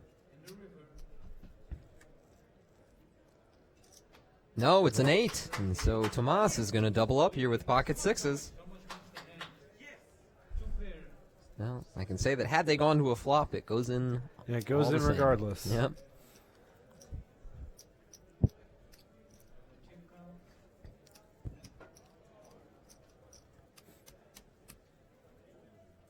One thing I'm going to compliment Andy on right here. A lot of times you lose a big pot. You know, you're picking up your phone to text your buddy what Right. just happened, or you're looking around the room, you're up looking at the ceiling sighing. What's he doing right now? He's watching the tournament director count down the stacks, make sure no mistakes are made, knows exactly that, you know. I mean, not to say that Christian, the tournament director, is the kind of guy that makes mistakes counting Sure. down stacks in an all-in situation. But human errors are possible. But human errors are possible, and the only way to protect yourself is to just always protect yourself and pay attention to these things. So, Just you know, like he's not. We're not going to see him lose focus here. He's still paying attention to the poker game. He's not looking for someone to tell. You know, I was card away, man. yeah, card away from getting my name on that trophy. You know, he's just watching the tournament director count out the chips, make sure it's an accurate count, and paying Thomas his chips. think it's pretty cool that we had 6 players from 6 different countries at this final table. Yeah, it's something I really enjoy about playing poker tournaments is the interesting mix of people it brings together that you rarely see anywhere else in the world. It's a very egalitarian game. Yeah, as long as you got the buy-in, you're not going to get turned away. Everybody's welcome that wants to put up the money. Except Howard Lederer. Yeah, Howard Lederer. Yeah. But, you know, He can play. He can still He play. can play. He's just not welcome. And maybe in the future that could change. Yeah, Who right. knows? You know. Sometimes people turn over a new leaf, get afforded a have second short- opportunity. Yeah, people so. have short memories too. Yeah, people have short memories, so you know. And if Howard Lederer wanted to come and play a very, very, very high buy-in tournament, I would be fine with that. Yeah, You know, he'll take his money. I'll be happy to play with him. I'll give him a game. All right, min raise from Angelco here. It'll be interesting to see how Andy reacts now that blinds are much larger, stacks are shorter. He's going to stick with this plan of raising everything on the button. Well, if Tomas is going to fold stuff like Jack 7 to a min raise. Yeah, you'd have to expect that he's going to keep hammering away. But, you know, he could start limping more often instead of raising, but I don't expect him to change that plan. Tomas just played a little too tight out of the big blind.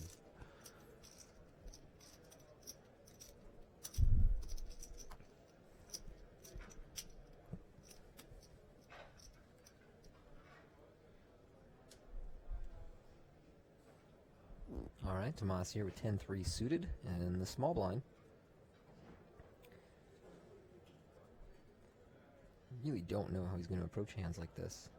I guess probably raise. He's been pretty content to raise on the button. Yeah, we haven't seen him limp very often. 350,000.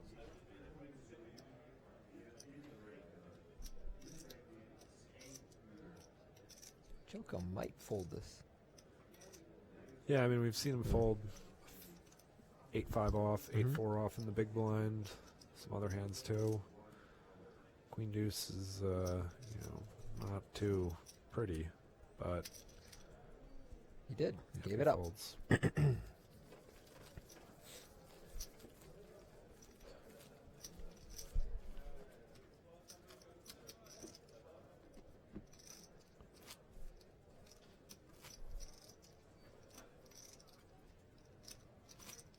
So we've drawn right back to even in our heads-up match. Angelco sprinted out ahead, had his opponent about 2-1, but then they got all in pre-flop.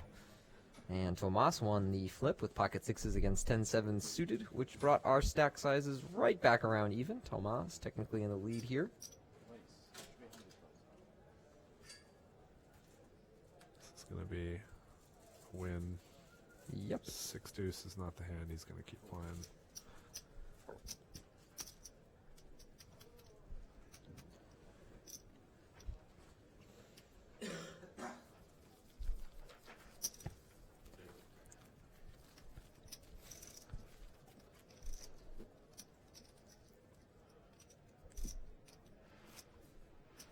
Take a moment to remind you of the upcoming events on the World Poker Tour this spring and summer. We've got the 1 million guarantee going on at dusk till dawn in Nottingham. That's a 1K pound buy-in. And the live day ones will be on May 20 and 21st.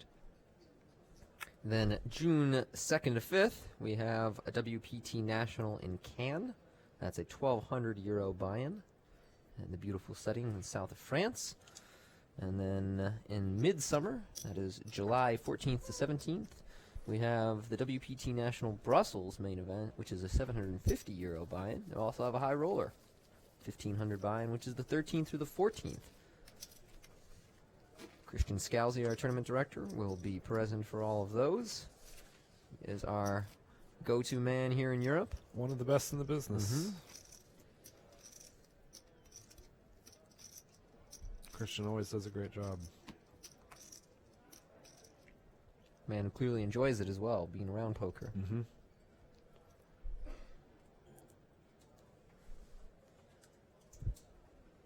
Action with Tomas here. No, it was Nope, it was nope. on Andy. And Andy already Joko kicked just it walked in. him. Yep. So a quick one there.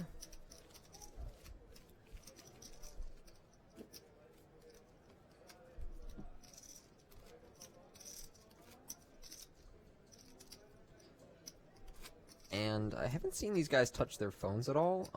They made us hand our phones over in Montreal, so I'm inclined to say they probably did Yeah, the that same might here. have happened here, where they're just like in the You can check it interest during the of break. the fairness of the game. Yeah. Not that I think it's wrong for anybody to take advantage of the Mhm. stream information, but you know. All right, Tomas here with King 6. It's better for us here, the viewers and the commentators, that they're not Yeah, engaged in their phone in between hands the whole time. They're just just a face-down heads-up match. yeah.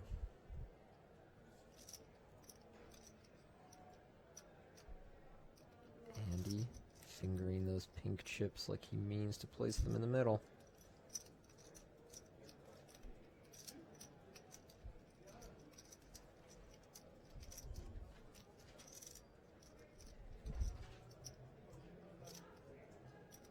Yep. There you go. Hmm. I was wondering last orbit if he was going to 3-bet the queen deuce off. So I thought he might decide Tomas hasn't experienced a 3-bet decision in a while. Mm-hmm. He might decide to just back down too easily. And here he decides, 8-5 off, I think, better hand to do it with than queen deuce off. We've seen him fold 8-5 off from the big blind earlier to a Tomas raise. This time, I guess Andy feels like stack sizes or momentum issues are In make his this- favor. In his favor, yeah. Mhm. Make this the moment to go with this hand for 850,000. I also think that if Tomas is showing some uncertainty about whether to raise call off his sixes on that stack size, then that's just a very clear signal that right. he might have some ability to sneak some 3-bet bluffs through.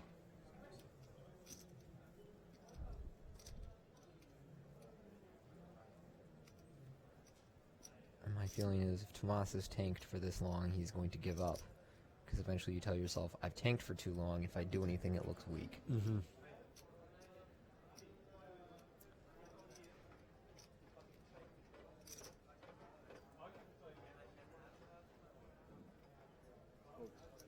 And he does fold. Yep. Yeah. Very nice read by Andy to pick up that pot. Retakes the chip lead. Didn't have to go long without.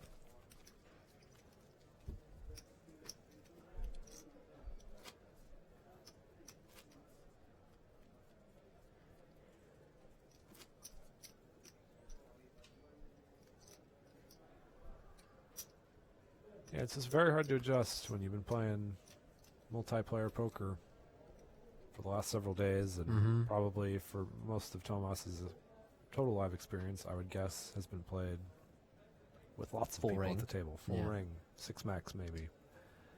But heads up is just so much different, and Andy correctly surmises that Tomas doesn't defend the 3-bet often enough and sneaks one through. We saw Tomas fold King 5 facing a raise earlier.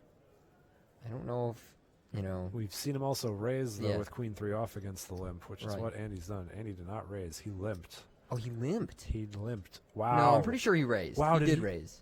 Okay, never mind. All All right. right, yes. That was incorrect graphics. I was about to say Tomas Yeah. just folded to a limp. No. No, that was a raise to 325,000, and he folded. So consistent. Yeah, consistent. Just not comfortable enough to play these king high hands.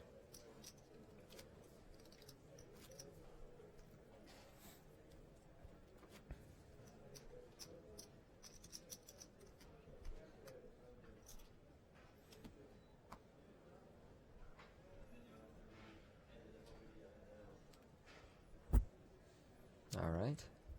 Action with Tomas. He has an 8-6 and is dominated by Angeliko's 10-8 suited.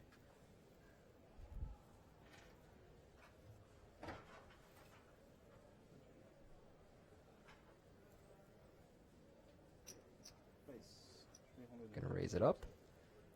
And this time I assume that Angeliko will go to a flop. Yeah.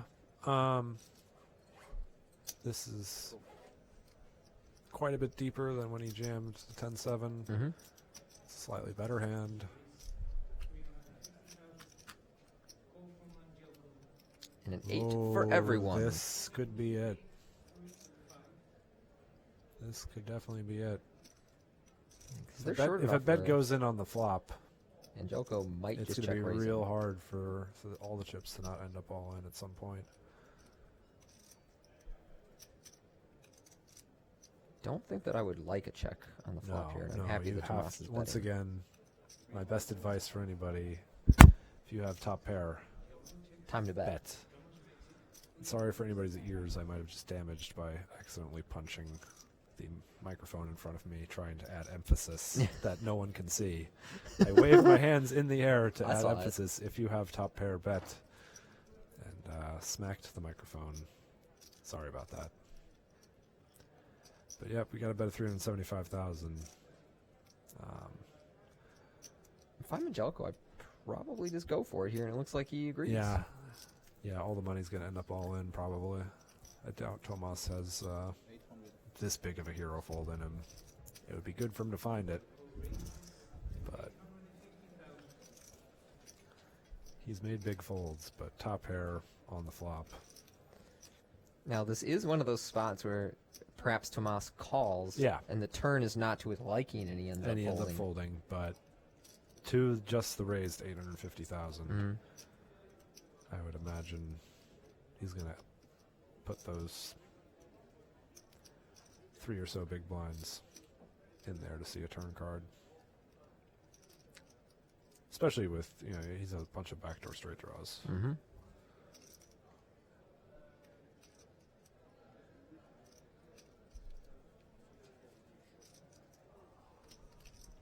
Just And a there's a call. call.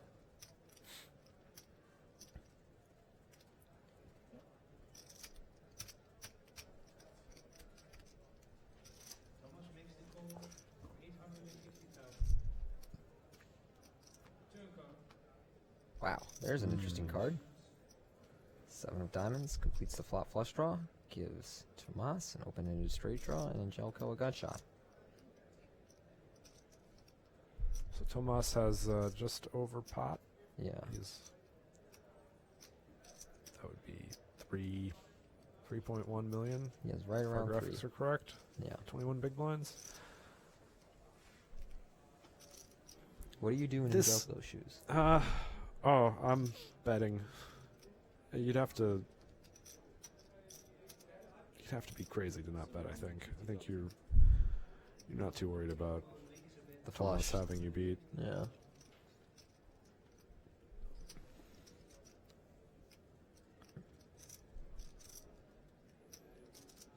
Tomas, meanwhile, is worried, but he also has a pretty good hand.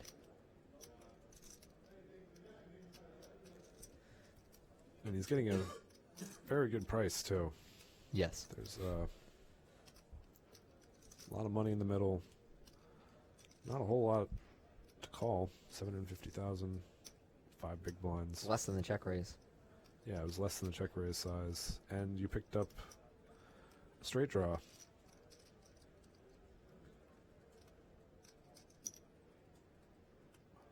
Looks like he is going to call.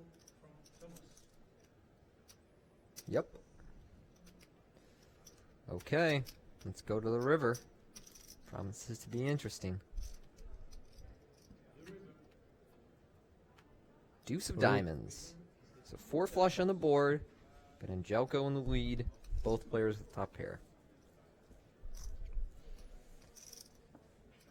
I don't know what anybody should do here. Neither do I.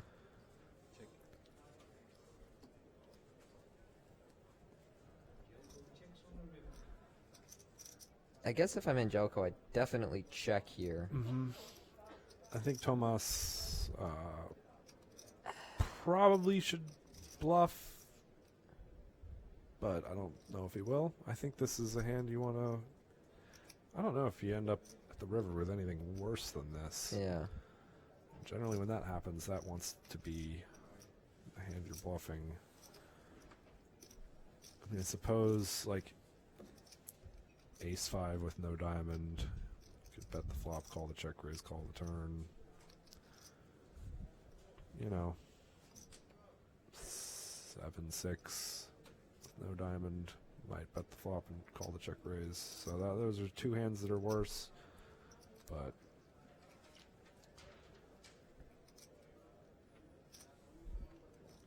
I think he's going to check it. Yep.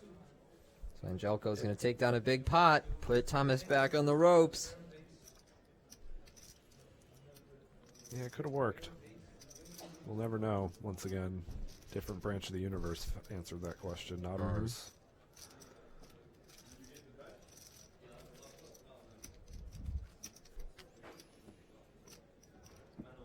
There's our payouts on the right. 200,000 euros going to the champion.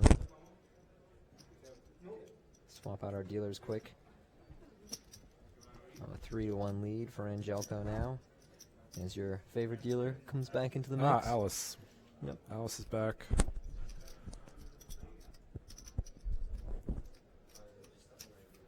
She runs a good poker game.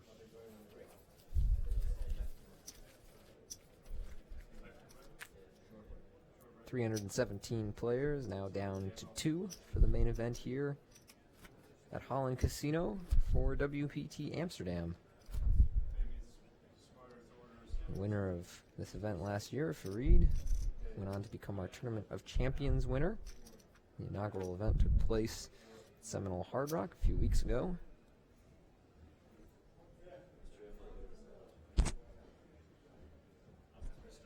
Jelko here with an 8-7, complete on the button. Tomas has a queen jack in the big blind and 15 blinds to work with. I would like to see him go all in, I think. Yeah. Yeah, I think so too. There we go. Nice play. Jelko will be... don't want to use the word forced, but... yeah. Pretty as close to forced as it's going to get. No one's got a gun to his head. Yeah. Saying, put the 8-7 off in the muck, but maybe temporarily suffers from insanity and decides to call. But no. Misread his hand. No, it just folds.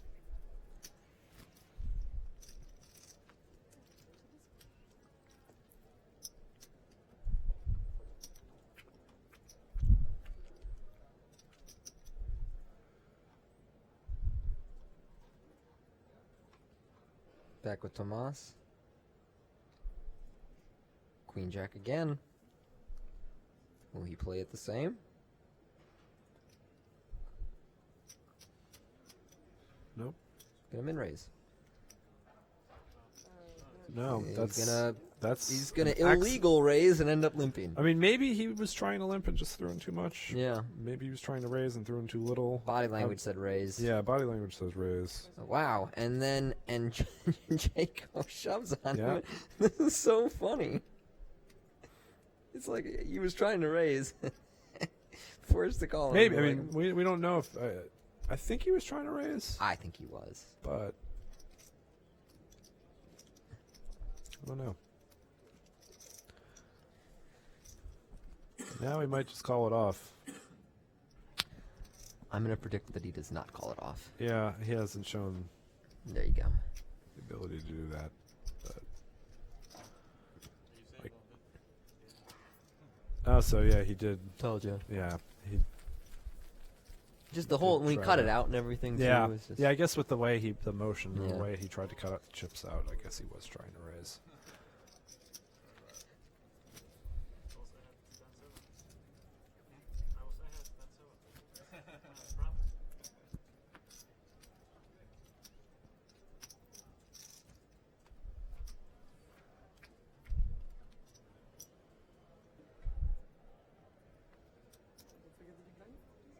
Jelko might shove here. I don't really know what he's going to do with this hand. Yeah, There you go. That would be a hand I think I would choose to just jam. Yeah. You don't really want to raise call off Jack-9 suited, but it's also quite a good hand. Yeah, in it's terms just of quite a good equity. hand, and Don't want to really limp it yeah, that much. He's you just a little too wanna- shallow That's for a that. hand that's okay. You just Yeah. well, you can pick up the blinds and antes. If he calls, you're Sometimes like, you get whatever. called, you're okay. You got Equity a pocket lot of the time. sevens. We're Yeah, flipping. but Ray's calling it off, especially against a guy with Thomas. That doesn't really work. Thomas hasn't been sticking it in with so many hands No. that you're inducing with Jack-9 suited. So then limping allows him to put in some hands that Thomas to go on in some hands that he would fold to a jam himself. So I think Tomas will shove here. yeah, once again, these guys are getting dealt hands with some pretty simple decisions. And I And think this, Angelco will probably fold. yeah, Thomas was all in pretty quickly there. He Yeah. didn't deliberate over that one. That was just, he kind of looked at his cards, and within a second or two, he looked at Alice and said, all in.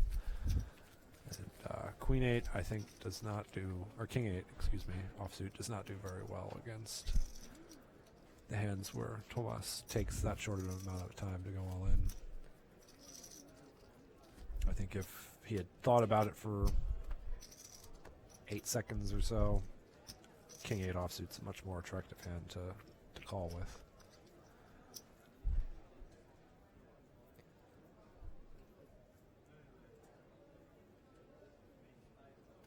Does he shove or induce here? That is the question. He's going to play This the one, induce game. This one, yeah. I think against Tomas, you want to have a raise fold range too, so I like that he's Yeah, inducing yeah. with his best hands. Yeah, Tomas has not done enough defense of the big blind in terms of calling the raise and playing post flop or just jamming over the bets.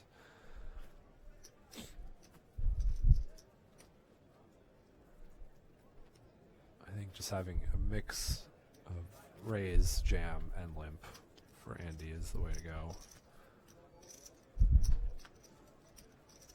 And I guess I would probably decide to start folding some of the very worst hands if I'm Andy.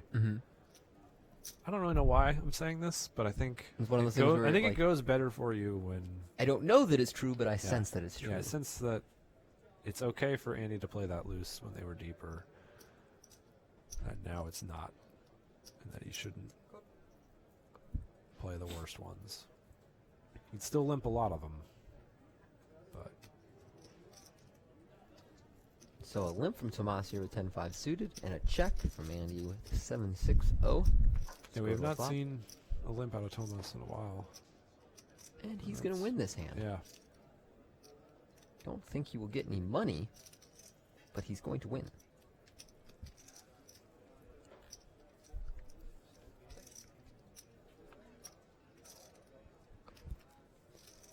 Now Possibility he of might win getting a bet, rivered. though. Yeah. Yeah. And actually now he might get a little money because Angelco might tell himself, well, Tomas probably has some kind of like weak high card hand. Maybe if I bet twice, he'll give up here. So the check behind by Tomas is going to work out nicely for him, assuming an 8 doesn't fall.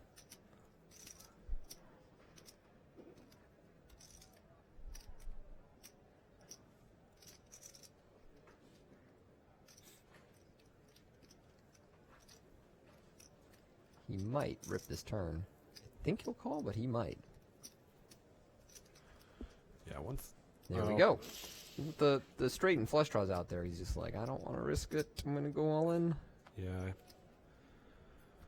He should have been trapping for one more street. Yeah. There's just way too many hands that Andy stakes a stab with that are going to still be very bad hands on the river Yeah. when you got trips. And just over pot to play, I guess, if they call the turn. I don't like the jam.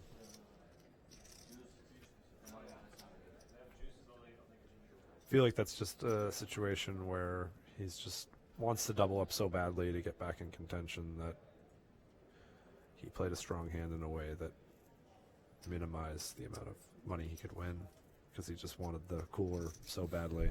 Yeah. I believe he will be all in here.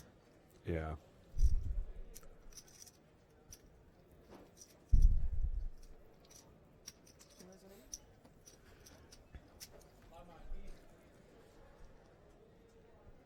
And perhaps they are Yeah, on that break. looks like a break. If Because walking that or away from the Andy's table. real confident in his abilities to win. Yeah. No, we are going to be on break, so we will be back here shortly for what should be the conclusion of our heads-up match here at WPT Amsterdam.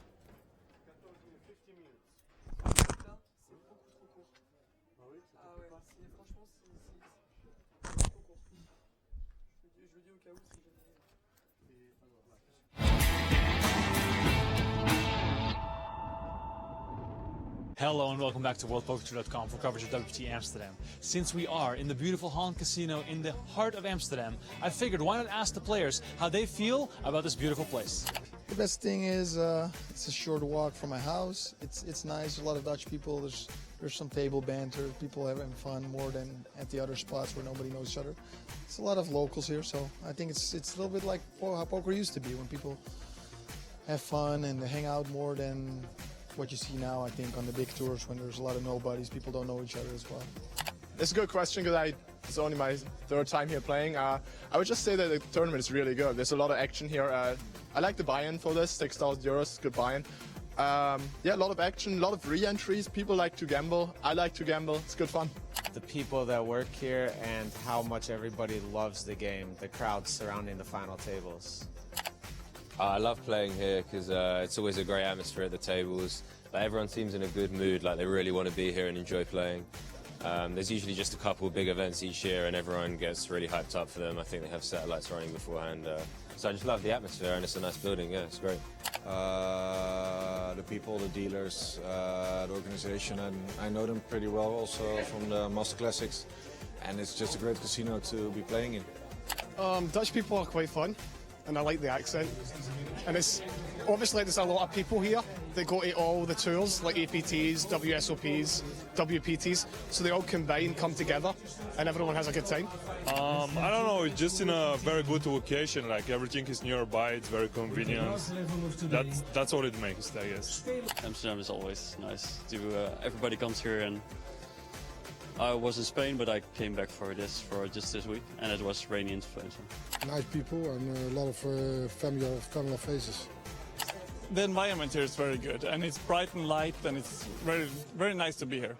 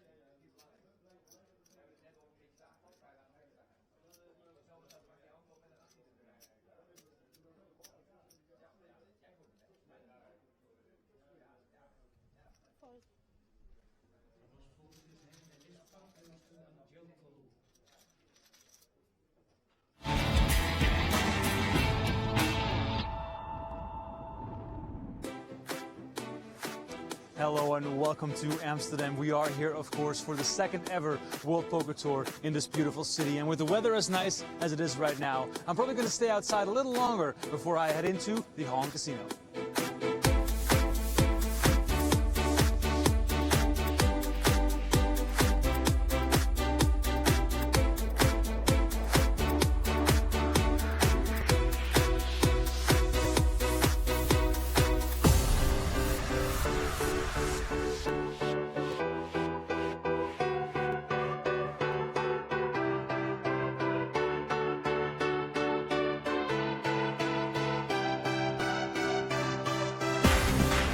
Amsterdam is, of course, known for its famous architecture, old buildings, museums, and with the beautiful weather outside this week, I would definitely recommend to check out the parks as well.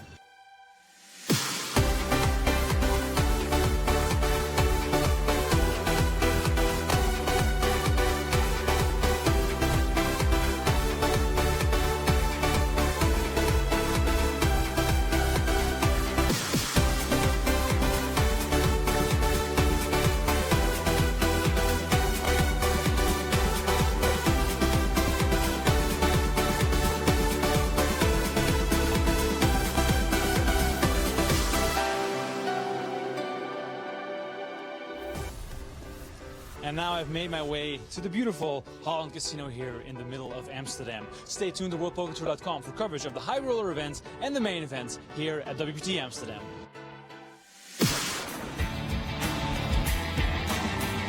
Like Jack High. Jack High is often going to be okay on this board. And, you know, Jack High is almost a trap there. But he's going to try to bet twice and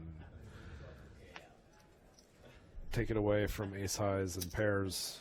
Little sixes and stuff. Yeah. I don't know. Doubt it works. But he's got outs, and that is not one of them. He improved. But Yeah. Probably just check this river now. From the way he's played, I'm going to predict a check. Yeah. There, raised eyebrows. Raised eyebrows, Yep. bobbed head. Spin in the hand. This is another one of those spots where he's going to end up checking and hoping that goes check, check. But Andy's going to value bet this, right?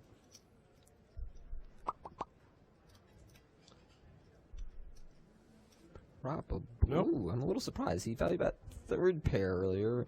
I know this is a different situation, and it's not as though he has a very good kicker, but you just don't expect your opponent to check a king on that river many times. He could, though. You know, the 10's not a great card. There's lots if of you have the different king. straights possible. I doubt he has any of them when he does that maneuver on the river and checks. King or limping and trying to trap him in jamming. There we go. All right, let's flip for a title. And as you can see, this is about as close to a pure flip as it gets. 51-49.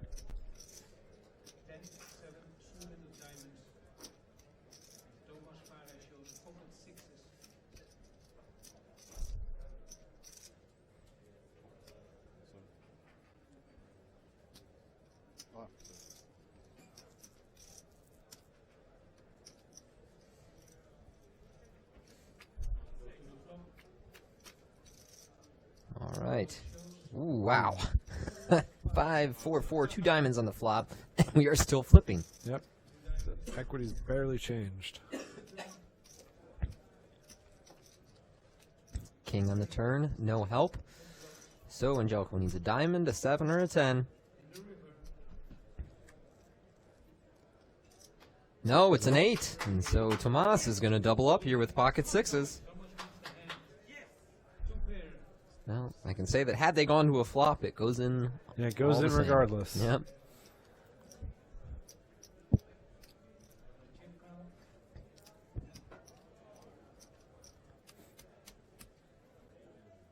One thing I'm going to compliment Andy on right here. A lot of times you lose a big pot you're picking up your phone to text your buddy what Right. just happened, or you're looking around the room, you're up looking at the ceiling sighing. You're not too worried about The Thomas flush. having you beat. Yeah.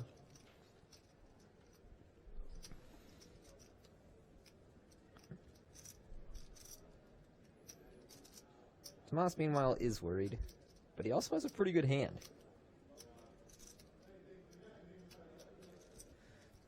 And he's getting a very good price, too. Yes. There's a lot of money in the middle. Not a whole lot to call. 750,000, 5 big blinds. Less than the check raise. Yeah, it was less than the check raise size. And you picked up a straight draw.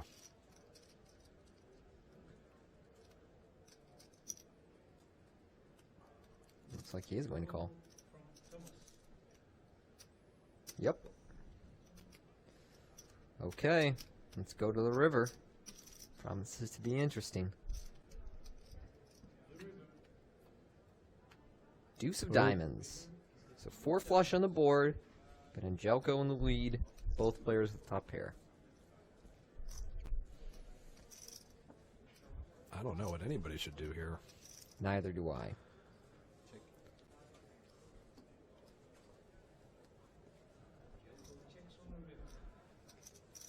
I guess if I'm Angelco, I'd definitely check here. Mm-hmm.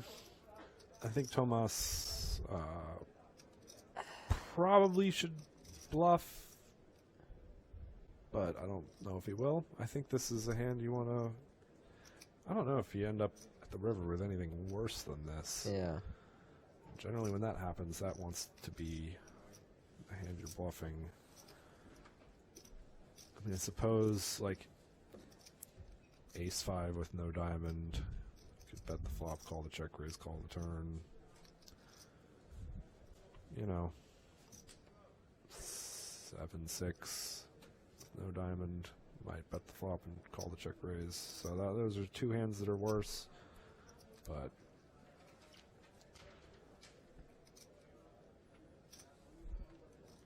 I think he's going to check it. Yep. So Angelco's going to take down a big pot, put Thomas back on the ropes. Yeah, it could have worked. We'll never know once.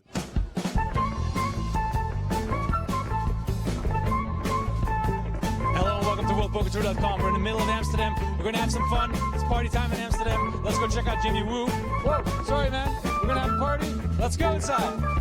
All right, thanks buddy. All right, cool. Let's go inside, guys. Check it out.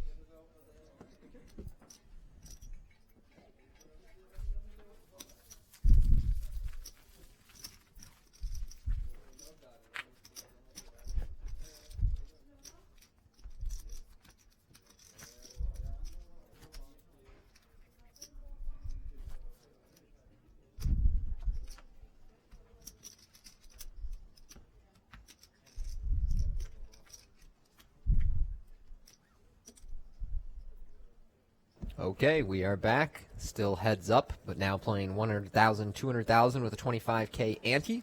So our half-hour blinds up yet again. Our players have 33 and 13 blinds. Tomas currently the short stack. For the most part, this heads-up match has been has had Angelco in the lead, and he is only briefly relinquished the lead after losing the flip against Tomas. Otherwise, he's seemed pretty in control overall, but you know, Tomas by no means out here and has shown his willingness to gamble pre-flop. But right now, you know, with the blinds the way they are, a lot of it is going to come down to who wins the big pre-flop confrontations. Yeah, there's only forgot I had my my microphone up. But yeah, there's only so much in play now. We're going to see some clashes all in pre-flop here pretty soon. And also some trading back and forth of pots that have no action pre-flop because it's kind of push-fold for Tomas right now. So some of those hands are going to be folds. We did see him limp. I want to say it was 10-5 suited around 15 blinds. One of the few limps we've seen him make on the button.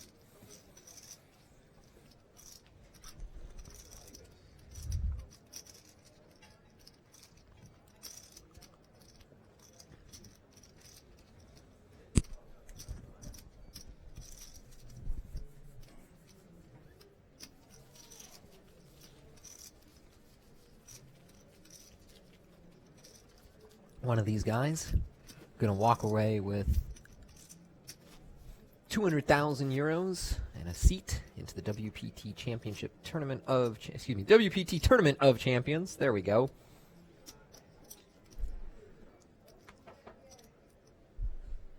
I remember during the meeting at the WPT about what were we going to call this new event we were having, and I was a big proponent of the Tournament of Champions because I felt like that's something that everyone understands, right? Yeah, that explains the concept. Mm-hmm. The tournament of the people who have championships. Yep. There's discussion of making it Champions Cup or the that does a good way of Champions, you know, explaining the situation. Yeah, but I don't know. I like the idea that Tournament of Champions carries over from so many other sports and games and things like that. So I thought that there would be an instant recognition if we use Tournament of Champions. Here, Jelko is raised 10-2 suited to 400K. Tomas is going to fold an 8-5 offsuit. So for the time being, since we've gotten back into play, these guys are just trading small pots pre-flop. We haven't seen them chat too much to each other, but perhaps the fact that they basically played down to a point where it's going to be all gamble and a reduced amount of skill has got them out, in a way, a little more relaxed. You know, Yeah. kind of like, I don't have to be super intense Yeah, focused. there's fewer things to think about at this point. Yeah. You can take a moment to smile and chat.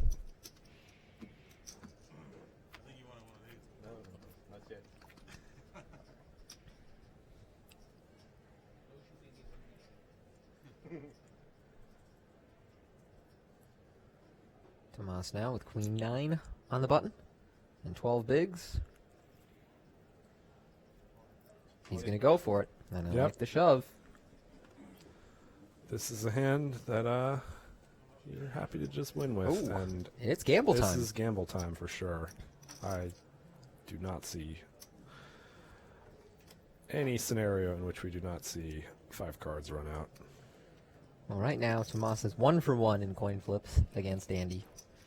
He's going to try and be 2 for 2 here. Otherwise, Andy will be our champion. Assuming he calls. I'm a little surprised that it's still undetermined.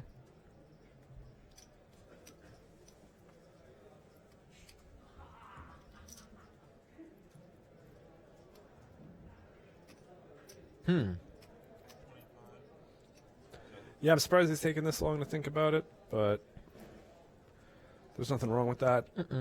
He's allowed the opportunity to maybe try to pick Yeah. something up off of Thomas and you know, maybe find a hero fold. We know he should call, but whoa, he folds. Wow, that I don't agree with. No. I think one of the few times in this heads-up match Thomas we've- has not shown himself to be so tight that he's not getting all in with hands that you're happy to call off. But I mean, once again, it's just going really well for him. He's winning all the small pots. Yes. If he calls and loses, it's back to even. Once worse than that. I mean, it's an uphill battle from there. 28 big blinds to 20. Well, because he shoved for 12. Oh yeah, so okay. Well, still, yeah, just about even. Yeah, or maybe exactly even. But either way, I'm happy with any pair to just try to end it.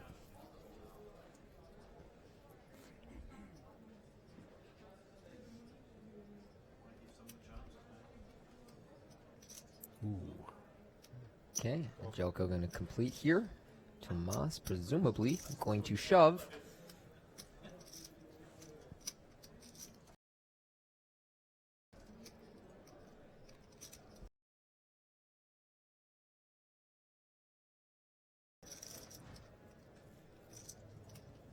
Yeah, he's not going all in. He's just putting in a raise.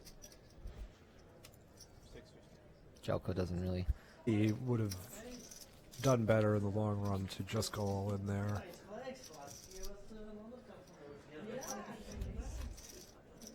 Wouldn't have mattered. It wouldn't have mattered, but in some cases, Andy limps with something it would matter, and he just gets to call, where he might have just called a shove anyway and you're ahead, but now you have to play very shallow stacked poker out of position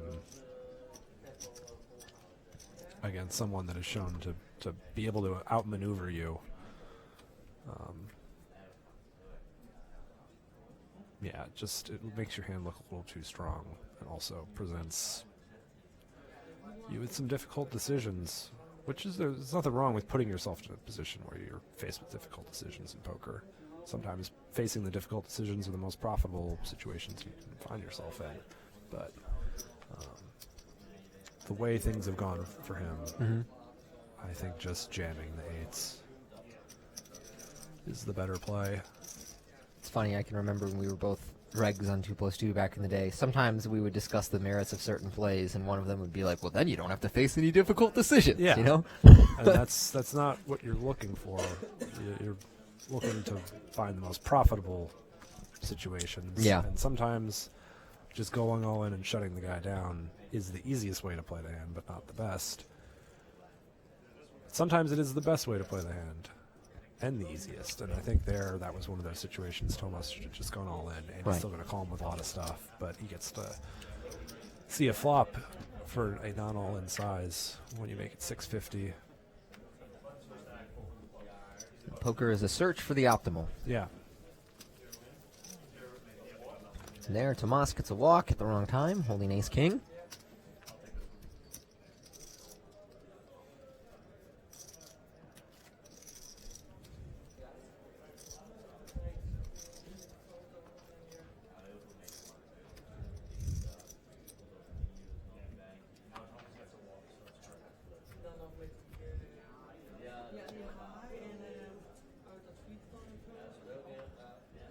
Okay.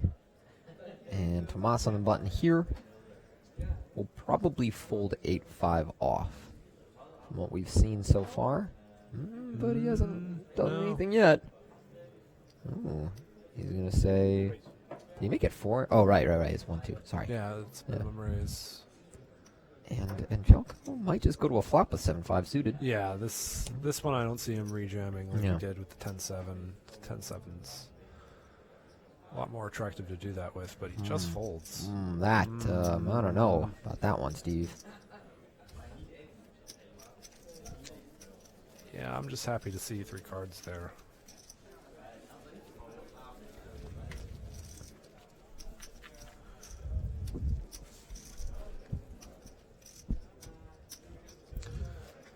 But, I mean, if you weren't around an hour or two ago when we first started this heads-up match, I'm going to reiterate, I don't really know what I'm talking about when it comes to heads-up poker. I've never been a heads-up poker scientist, and I don't know what these two players are thinking at all times. They have a lot more information about each other because they've been playing in this tournament together for several days now and have presumably played many, many hours together. So any compliments or criticisms that I have of their play should be taken with a grain of salt because I don't really know. This is just my subjective take on these situations.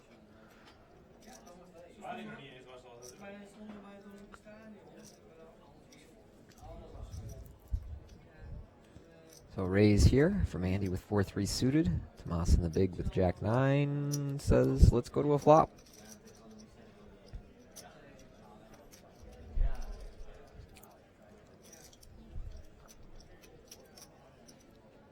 First flop at this level, I believe. And a pair for everyone. Queen 9-4. I'm curious what we're going to see out of Andy here. Does he c-bet this hand? I think he'll check. There's Fold, a do lot a that shove, can- c-bet the hand, call a shove. Does he check back? That's just it. I feel like if I'm in issues, I check. I don't know if that's right. I kind of like betting here and then folding against this opponent. Sure. I think checking back, just your opponent almost always has 2 overcards, and then it becomes a dicey situation if you face a turn lead from Tomas. I think you just kind of want to bet, take the pot down when Tomas is likely to have a decent amount of equity when he doesn't have a pair. Maybe you can get the soul read if he jams and correctly call, correctly fold. Tomas has decided this is the hand to go with. Can't imagine making this small check raise is going to lead to him folding to a jam.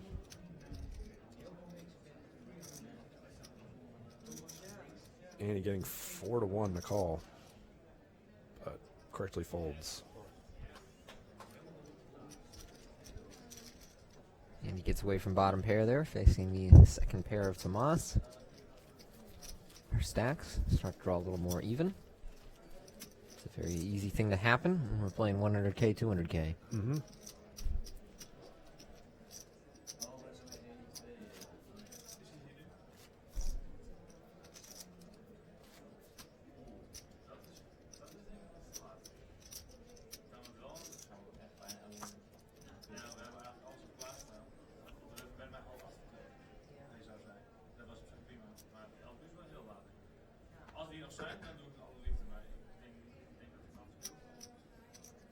Action now with Tomas, holding 8-4 of hearts.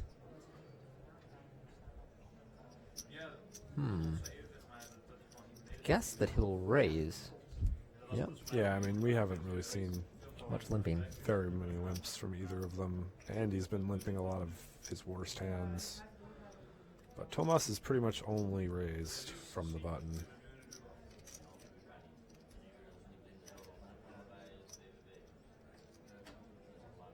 And Andy's going to shove on him. I like this, you Yeah. know. I think Andy's realized that Tomas is just raising a little too much and doesn't have the heart to call it off light. And the stacks are so shallow at this point. Being able to pick up the pot right away.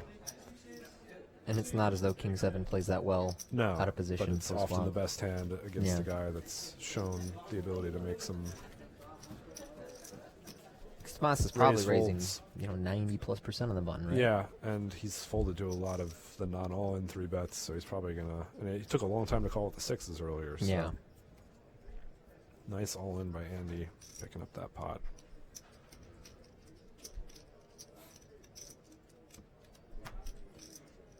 Tomas heads up, but still slamming Red Bulls. Yeah. Planning to be here for a while. Personally, I go with the espressos here Yeah. at this casino. Dutch aren't the best at making coffee, but the coffee here in the casino is quite nice. Not much of a Red Bull fan.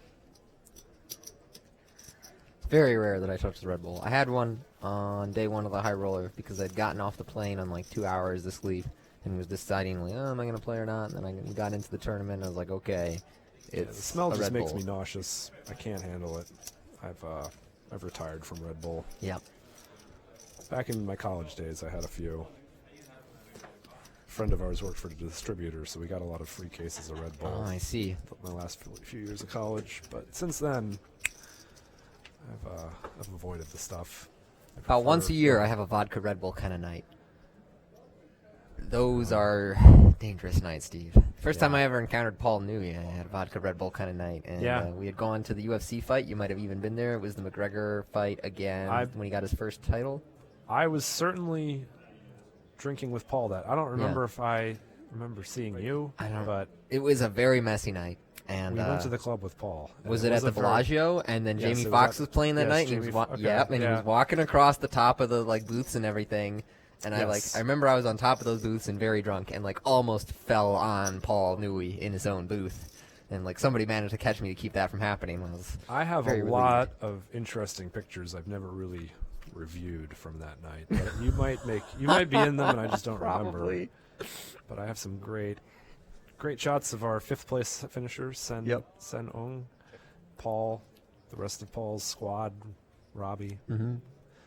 And then a lot of our friends there too. It was a very memorable night. Did you end up at the strip club with us? Yeah, I think I did. Yeah. There was a lot of people in that crew that night.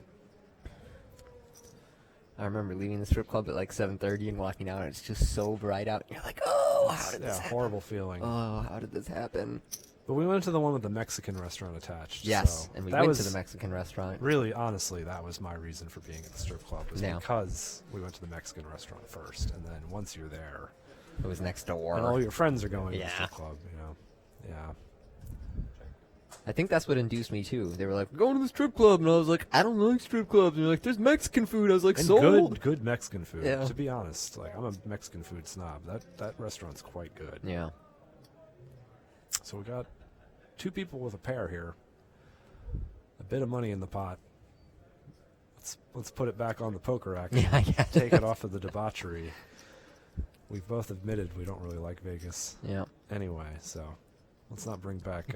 Stop talking it up like it's those were time. Good, that was a great time. That was a great night. But once we got to 5 in the morning, enough is enough. Let's get home. And I remember even getting home was an ordeal. We had a very swarthy cab driver. We had a shady cab driver, and he was. I want to say he was arguing about things, or maybe he was he was trying to take us. He was definitely trying to long haul us. Yeah, we got upset about that. I don't crack it much. Well, really at anybody, but I remember being really done with that taxi driver by the time we got home. I was the one in the front seat, and I remember I got pretty animated. Yeah. That I knew he was long hauling us, and I wanted him to go the other direction. Mm-hmm. Tomas going to make a nice value bet here. Yeah. Second pair on the river. Check He's on the take turn. The chip lead because there can't be any way Andy folds here, right? I don't think so. Made some very conservative folds, but I don't think he'll make this one. Or actually, is that enough to take the chip lead if he calls and loses? I don't know. 775. It'll be close lines. either way, but.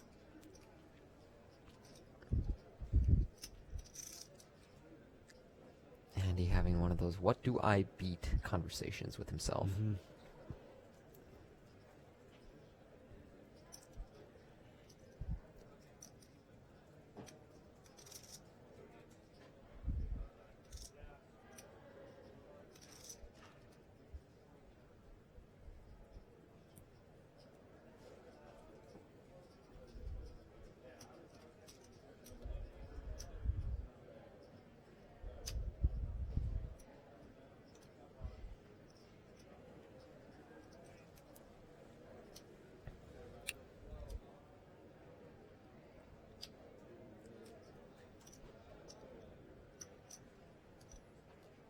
Deep in the tank here.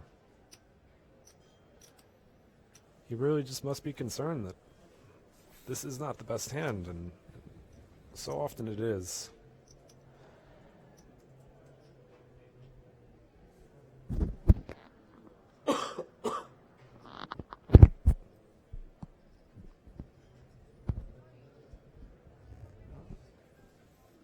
Wow. Nice fold. Wow.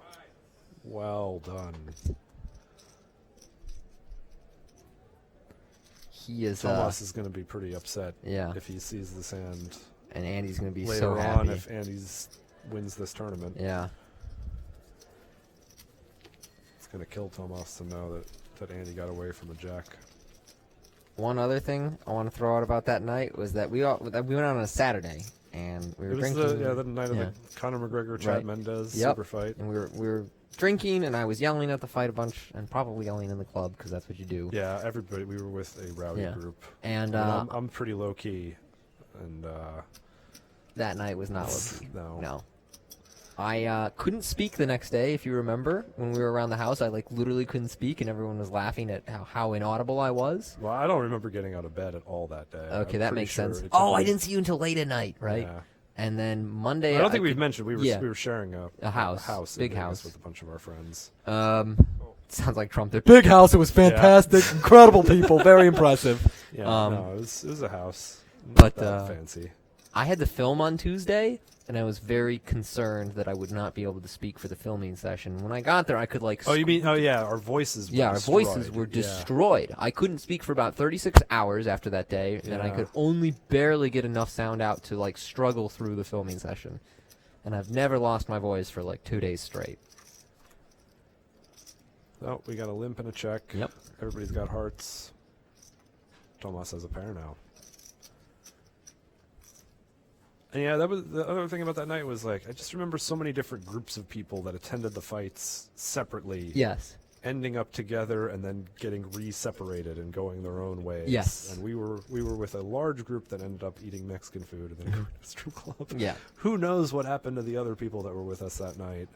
Actually, I do know what happened to some of them, and it's not a story I'm allowed to tell. Okay. But, you can tell me after the stream. I can tell you after, and you'll be like, "Whoa, that's big time." Nice. Oh, I can't wait for this. You got to that guy got to hang out with that guy. That's man. You don't normally hear about building poker this players one. Getting to hang out with those type of people, but yeah. All right. So no money went in on the flop.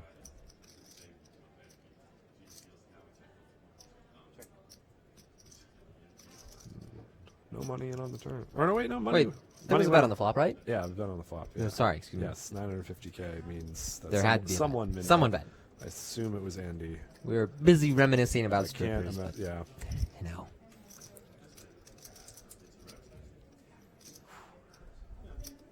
Sorry to the people at home that are really trying to focus on this. That we're Joko's gonna bluff this though.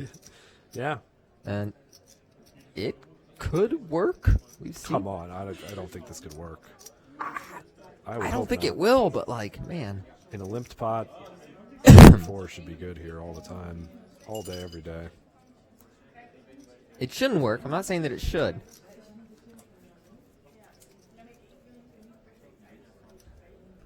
But this has been the level of hero fold so far.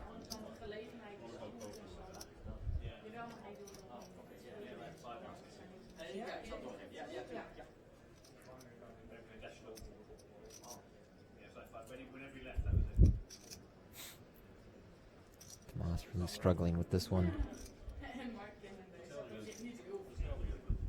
Nope, he makes the call. Yeah, he did it. I just would have been totally shocked if he had decided to fold that one. A lot of those folds we've, criticized them a little bit for have been very difficult folds to make, but that one, you just have to expect. A pair of queens is good. Put the money in, take a look at what your opponent has. Expect to pull the pot in.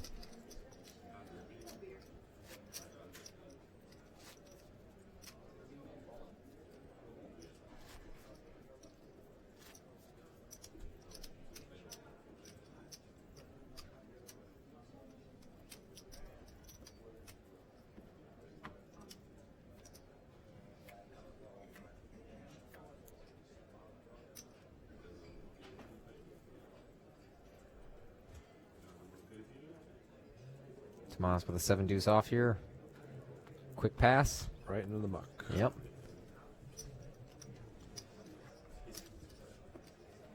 Jelko now on the short stack. Left to wonder what would have happened if he called with pocket 4s. Yeah, I mean, if he ends up losing this, that's one he's going to wonder about. I think I'm happy to just test fate with a pair of 4s there.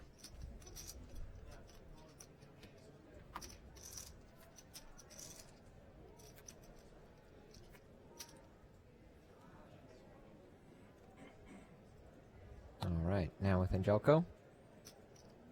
Holding Jack 9. Raise 400. Tomas with the 9-8. Presumably going to go to a flop.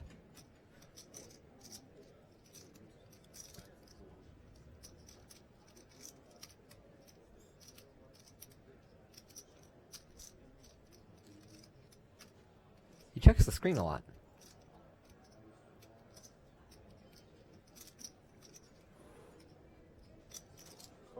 And does make the call.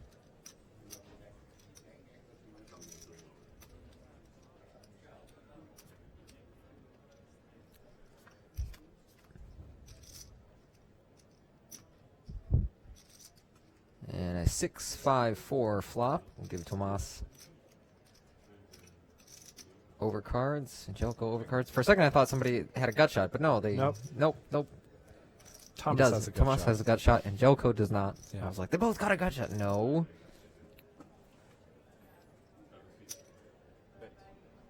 Both of them with the backdoor flush draw.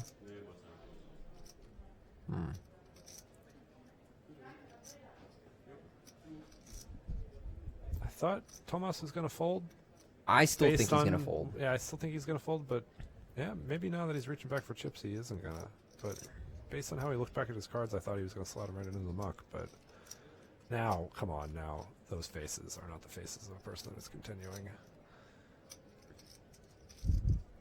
Although, you know, if he jams it, it still could work. If he jams? Yeah, I mean... Oh, if he jams, it'll work, yeah. for sure, but, you know... Of course it'll work against Jack 9, but I meant against hands that Andy has that could bet call. He might get him to fold a few of them. There you go. After that face making, but ultimately decides gut shot is not the one for me. And back to just about even again.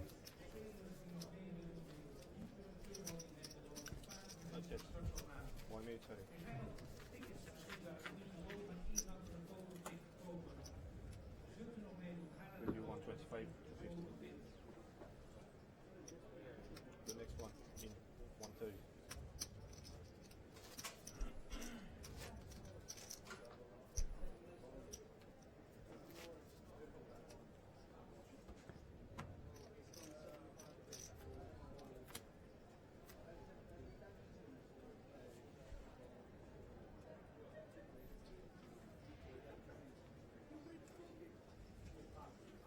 Now with Tomas. And an 8-6.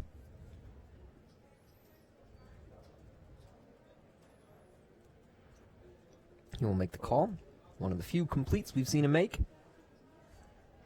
Yeah, his plan has pretty much just been to raise or fold. I can't remember what we have seen him limp, but 10-5 suited. 10-5, that's right. Yeah, 10-5 suited. I think that's that was it. one. Andy wants to play for more with King Jack. As you should.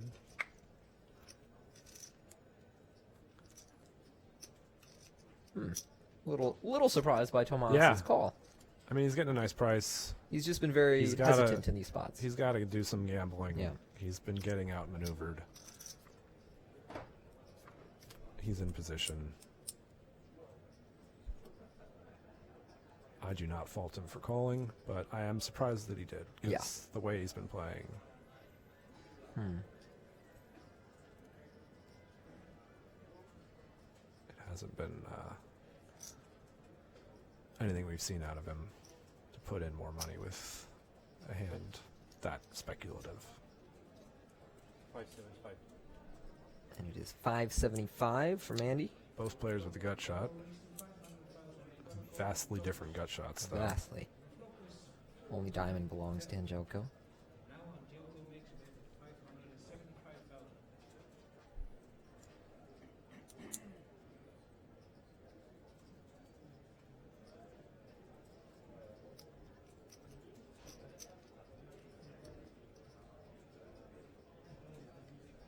He's going to let it go. Andy will retake the chip lead after getting caught bluffing earlier on by second pair. Good call by Tomas on the river with his second pair after the 3 flush and 3 straight had come through. And blinds are up again. Probably playing 150 and 3 now, I believe. And there you see how short these two guys have become as a result of our 30-minute blind levels.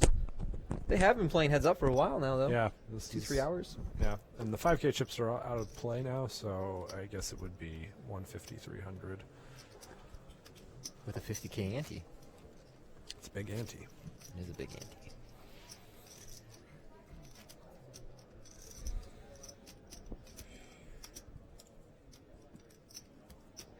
And these guys are playing heads up for effectively 57,000 euros.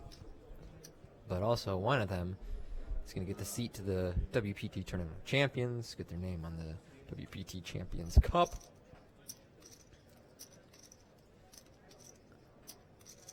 Queen 3 here. They're playing 125, 250. So there's our answer. Yes, I guess that more of a gradual rise. I'm glad that they've added some levels for the point when they know that heads up will be approximately in the tournament. Yeah, this is a nice little bonus level. Although I guess there's no 120,000, 240,000. It's essentially the same thing. Yep. Just a nice combination of the nice chips. way to get the 5K chips off the table. Yeah. Not have to worry about 3 denominations. Crowd leaning over the rail to watch. Yeah, it's a nice place for the final table to be, to have a little elevated area for people to spectate from.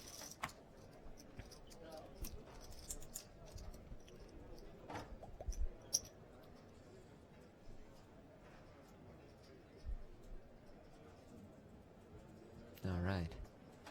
Tomas with Queen 6. At this point, they're just permanently on an awkward stack size. Yeah. Deepest this can be is about 18 blinds effective now. Yeah, there's not a whole lot of room for creativity left. No. It's mostly just fundamentals. Making sure you're not getting run over, willing to gamble when you're this short. You run out of time to wait for the right spot, like There people you like see. to say. Angelco goes for it yeah. with Jack 9 and does get a fold. Good instincts. And now he has dropped Tomas down around that push-fold zone.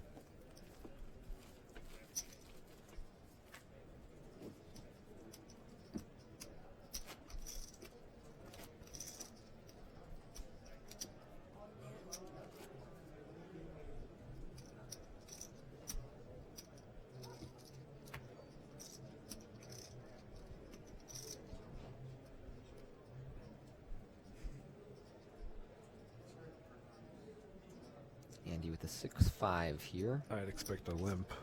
Yeah, me too. No, we're just going to fold. I guess at this depth, he's decided Tomas has shown enough of a propensity to just jam his hands in the middle that it's wasteful to limp. We've seen him limp hands that are worse than 6-5 off, but with deeper stacks. But those were with deeper stacks, so I guess he's gonna not be entering the pot with so many hands anymore.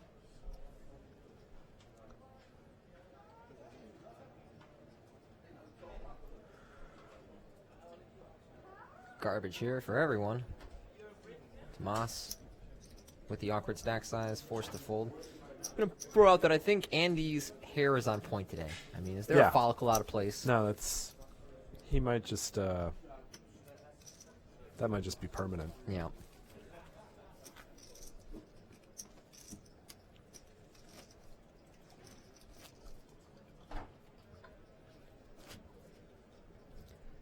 Well, I certainly don't regret making the trip over here to Amsterdam for WPT Amsterdam. This is my first time in the city.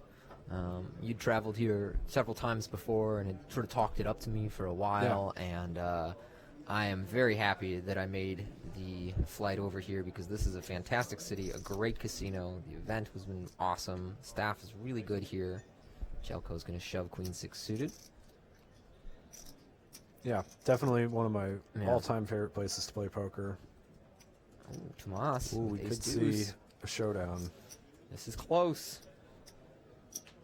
Yeah, I've said it a few times already. Next opportunity to play a nice tournament series here in Holland Casino, Master Classics of Poker, November 12th. Yes, November 12th to November 26th, 25th anniversary of the Master Classics of Poker.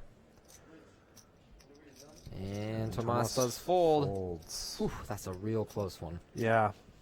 Yeah, I would have liked to see him gamble. He needs to do something a little bit more risky. Andy just keeps stealing these small pots away from him.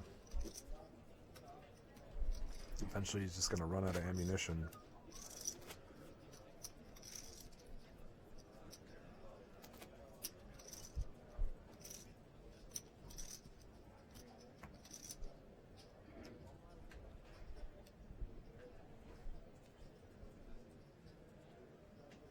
All right, now with Tomas.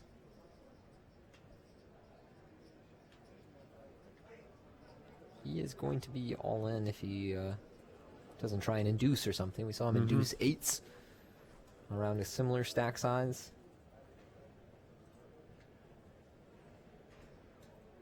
This time he is all in. And I do not believe that Andy will call with a Queen 4. No. Out he goes.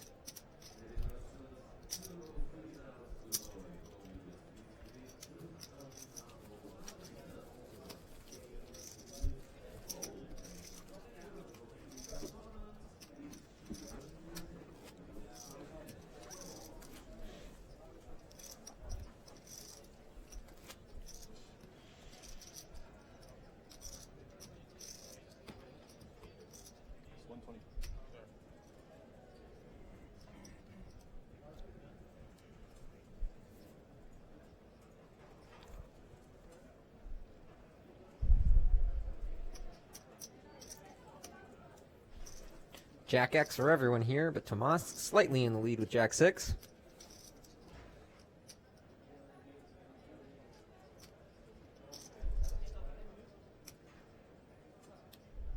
Jelko going to go for a raise fold here, I guess. Yeah. Certainly not raise calling, and sneaks another one through. Tomas just hasn't defended the big blind often enough. It's tough to be comfortable calling your big blind with Jack 6 offsuit, but especially at these shallow stack sizes, I feel like you just got to get in there, see some flops, try and make a pair, try and refuse make a to pair, fold, and hope for the best.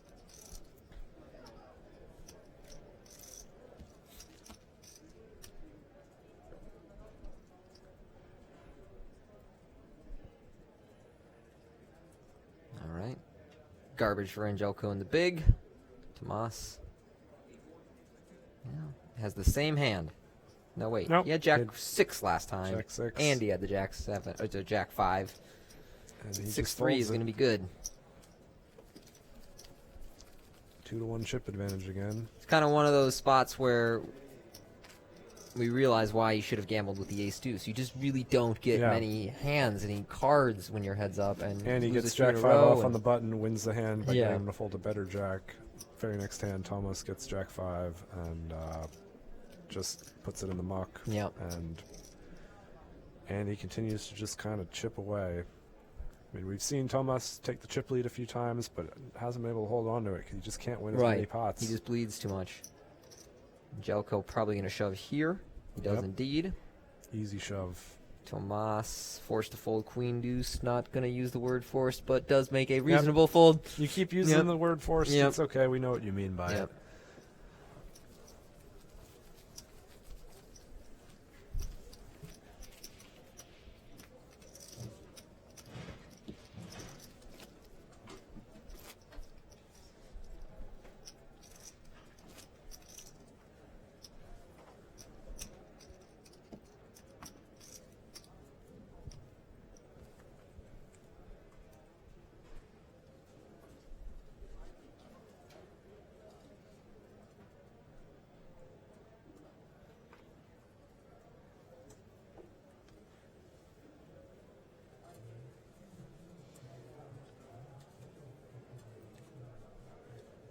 Yeah, he's going to fold again.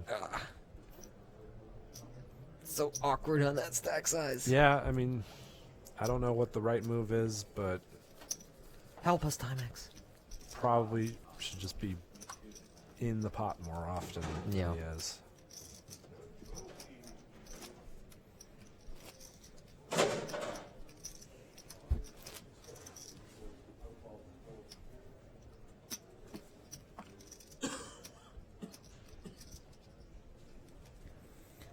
Okay. Action with Andy here.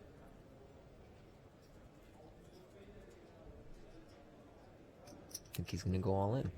Yep, this is a pretty attractive hand to just stick it in. Tomas has been folding a lot. Tomas looks interested. I think that he will call. Yeah. Down He to folded 10 bigs. ace-deuce off for slightly more chips last time. This time, yeah. All right. So Tomas, 2-1 favorite to double up, but Angelko, another opportunity to end this tournament and become our champion. Yeah, it's okay to just get in with 8-7 off. You still got 36%. A lot of times your opponent just folds. Sometimes your opponent folds too often. This time he didn't get the fold, but And he there's got an the 8 on the flop for Andy. So he takes the lead. Tomas now needs a king, a 9, or a running straight. Or That 5. shuts the door on some of his outs. Yep. Does give him out Well, to I guess, 7. Yeah, it gives him it changes the outs. But Oh, that's 8 on not the it. river. Angelko is our champion. Great run by Tomas here. But Angelko played a great final table. Yeah. And deserving champion here Deserving today. champion, but I'm going to take a moment to take some credit for this victory. Okay, 'cause you take some credit. I'm the one that gave him the pep talk Uh-huh. a few days ago in Monaco and told him, hey, you should come play this tournament. Yep. It will be really good. And here he is, the champion. Just like that. So The I'm Steve gonna O'Dwyer give Midas myself- touch. I'm going to give myself a little bit of this credit. Okay. He gets most of it because he was the one at the seat for 4 days. but- Yep. And then well done for Tomas. Very respectable result. Congratulations to both players. Big result, actually, for Tomas, a guy who was in on a 500 euro satellite. So fantastic run up there. And Jelko, a very deserving champion. We love the way he played this final table. And now he is going to be a member of the WPT Champions Club. And I imagine he will enjoy that champagne and the flowers. Yeah. Otherwise, we want to thank all of you guys for tuning into the online live stream. Here we are in the booth hanging out. What's up? Want to remind you that in just a few days now, from the 20th through about the 24th, we got Dusk Till Dawn, £1 million guarantee, a 1K pound buy-in. I will be there in Nottingham at Dusk Till Dawn for that great event. And then we've got June 2nd through 5th, 1,200 euro buy-in WPT National in Cannes.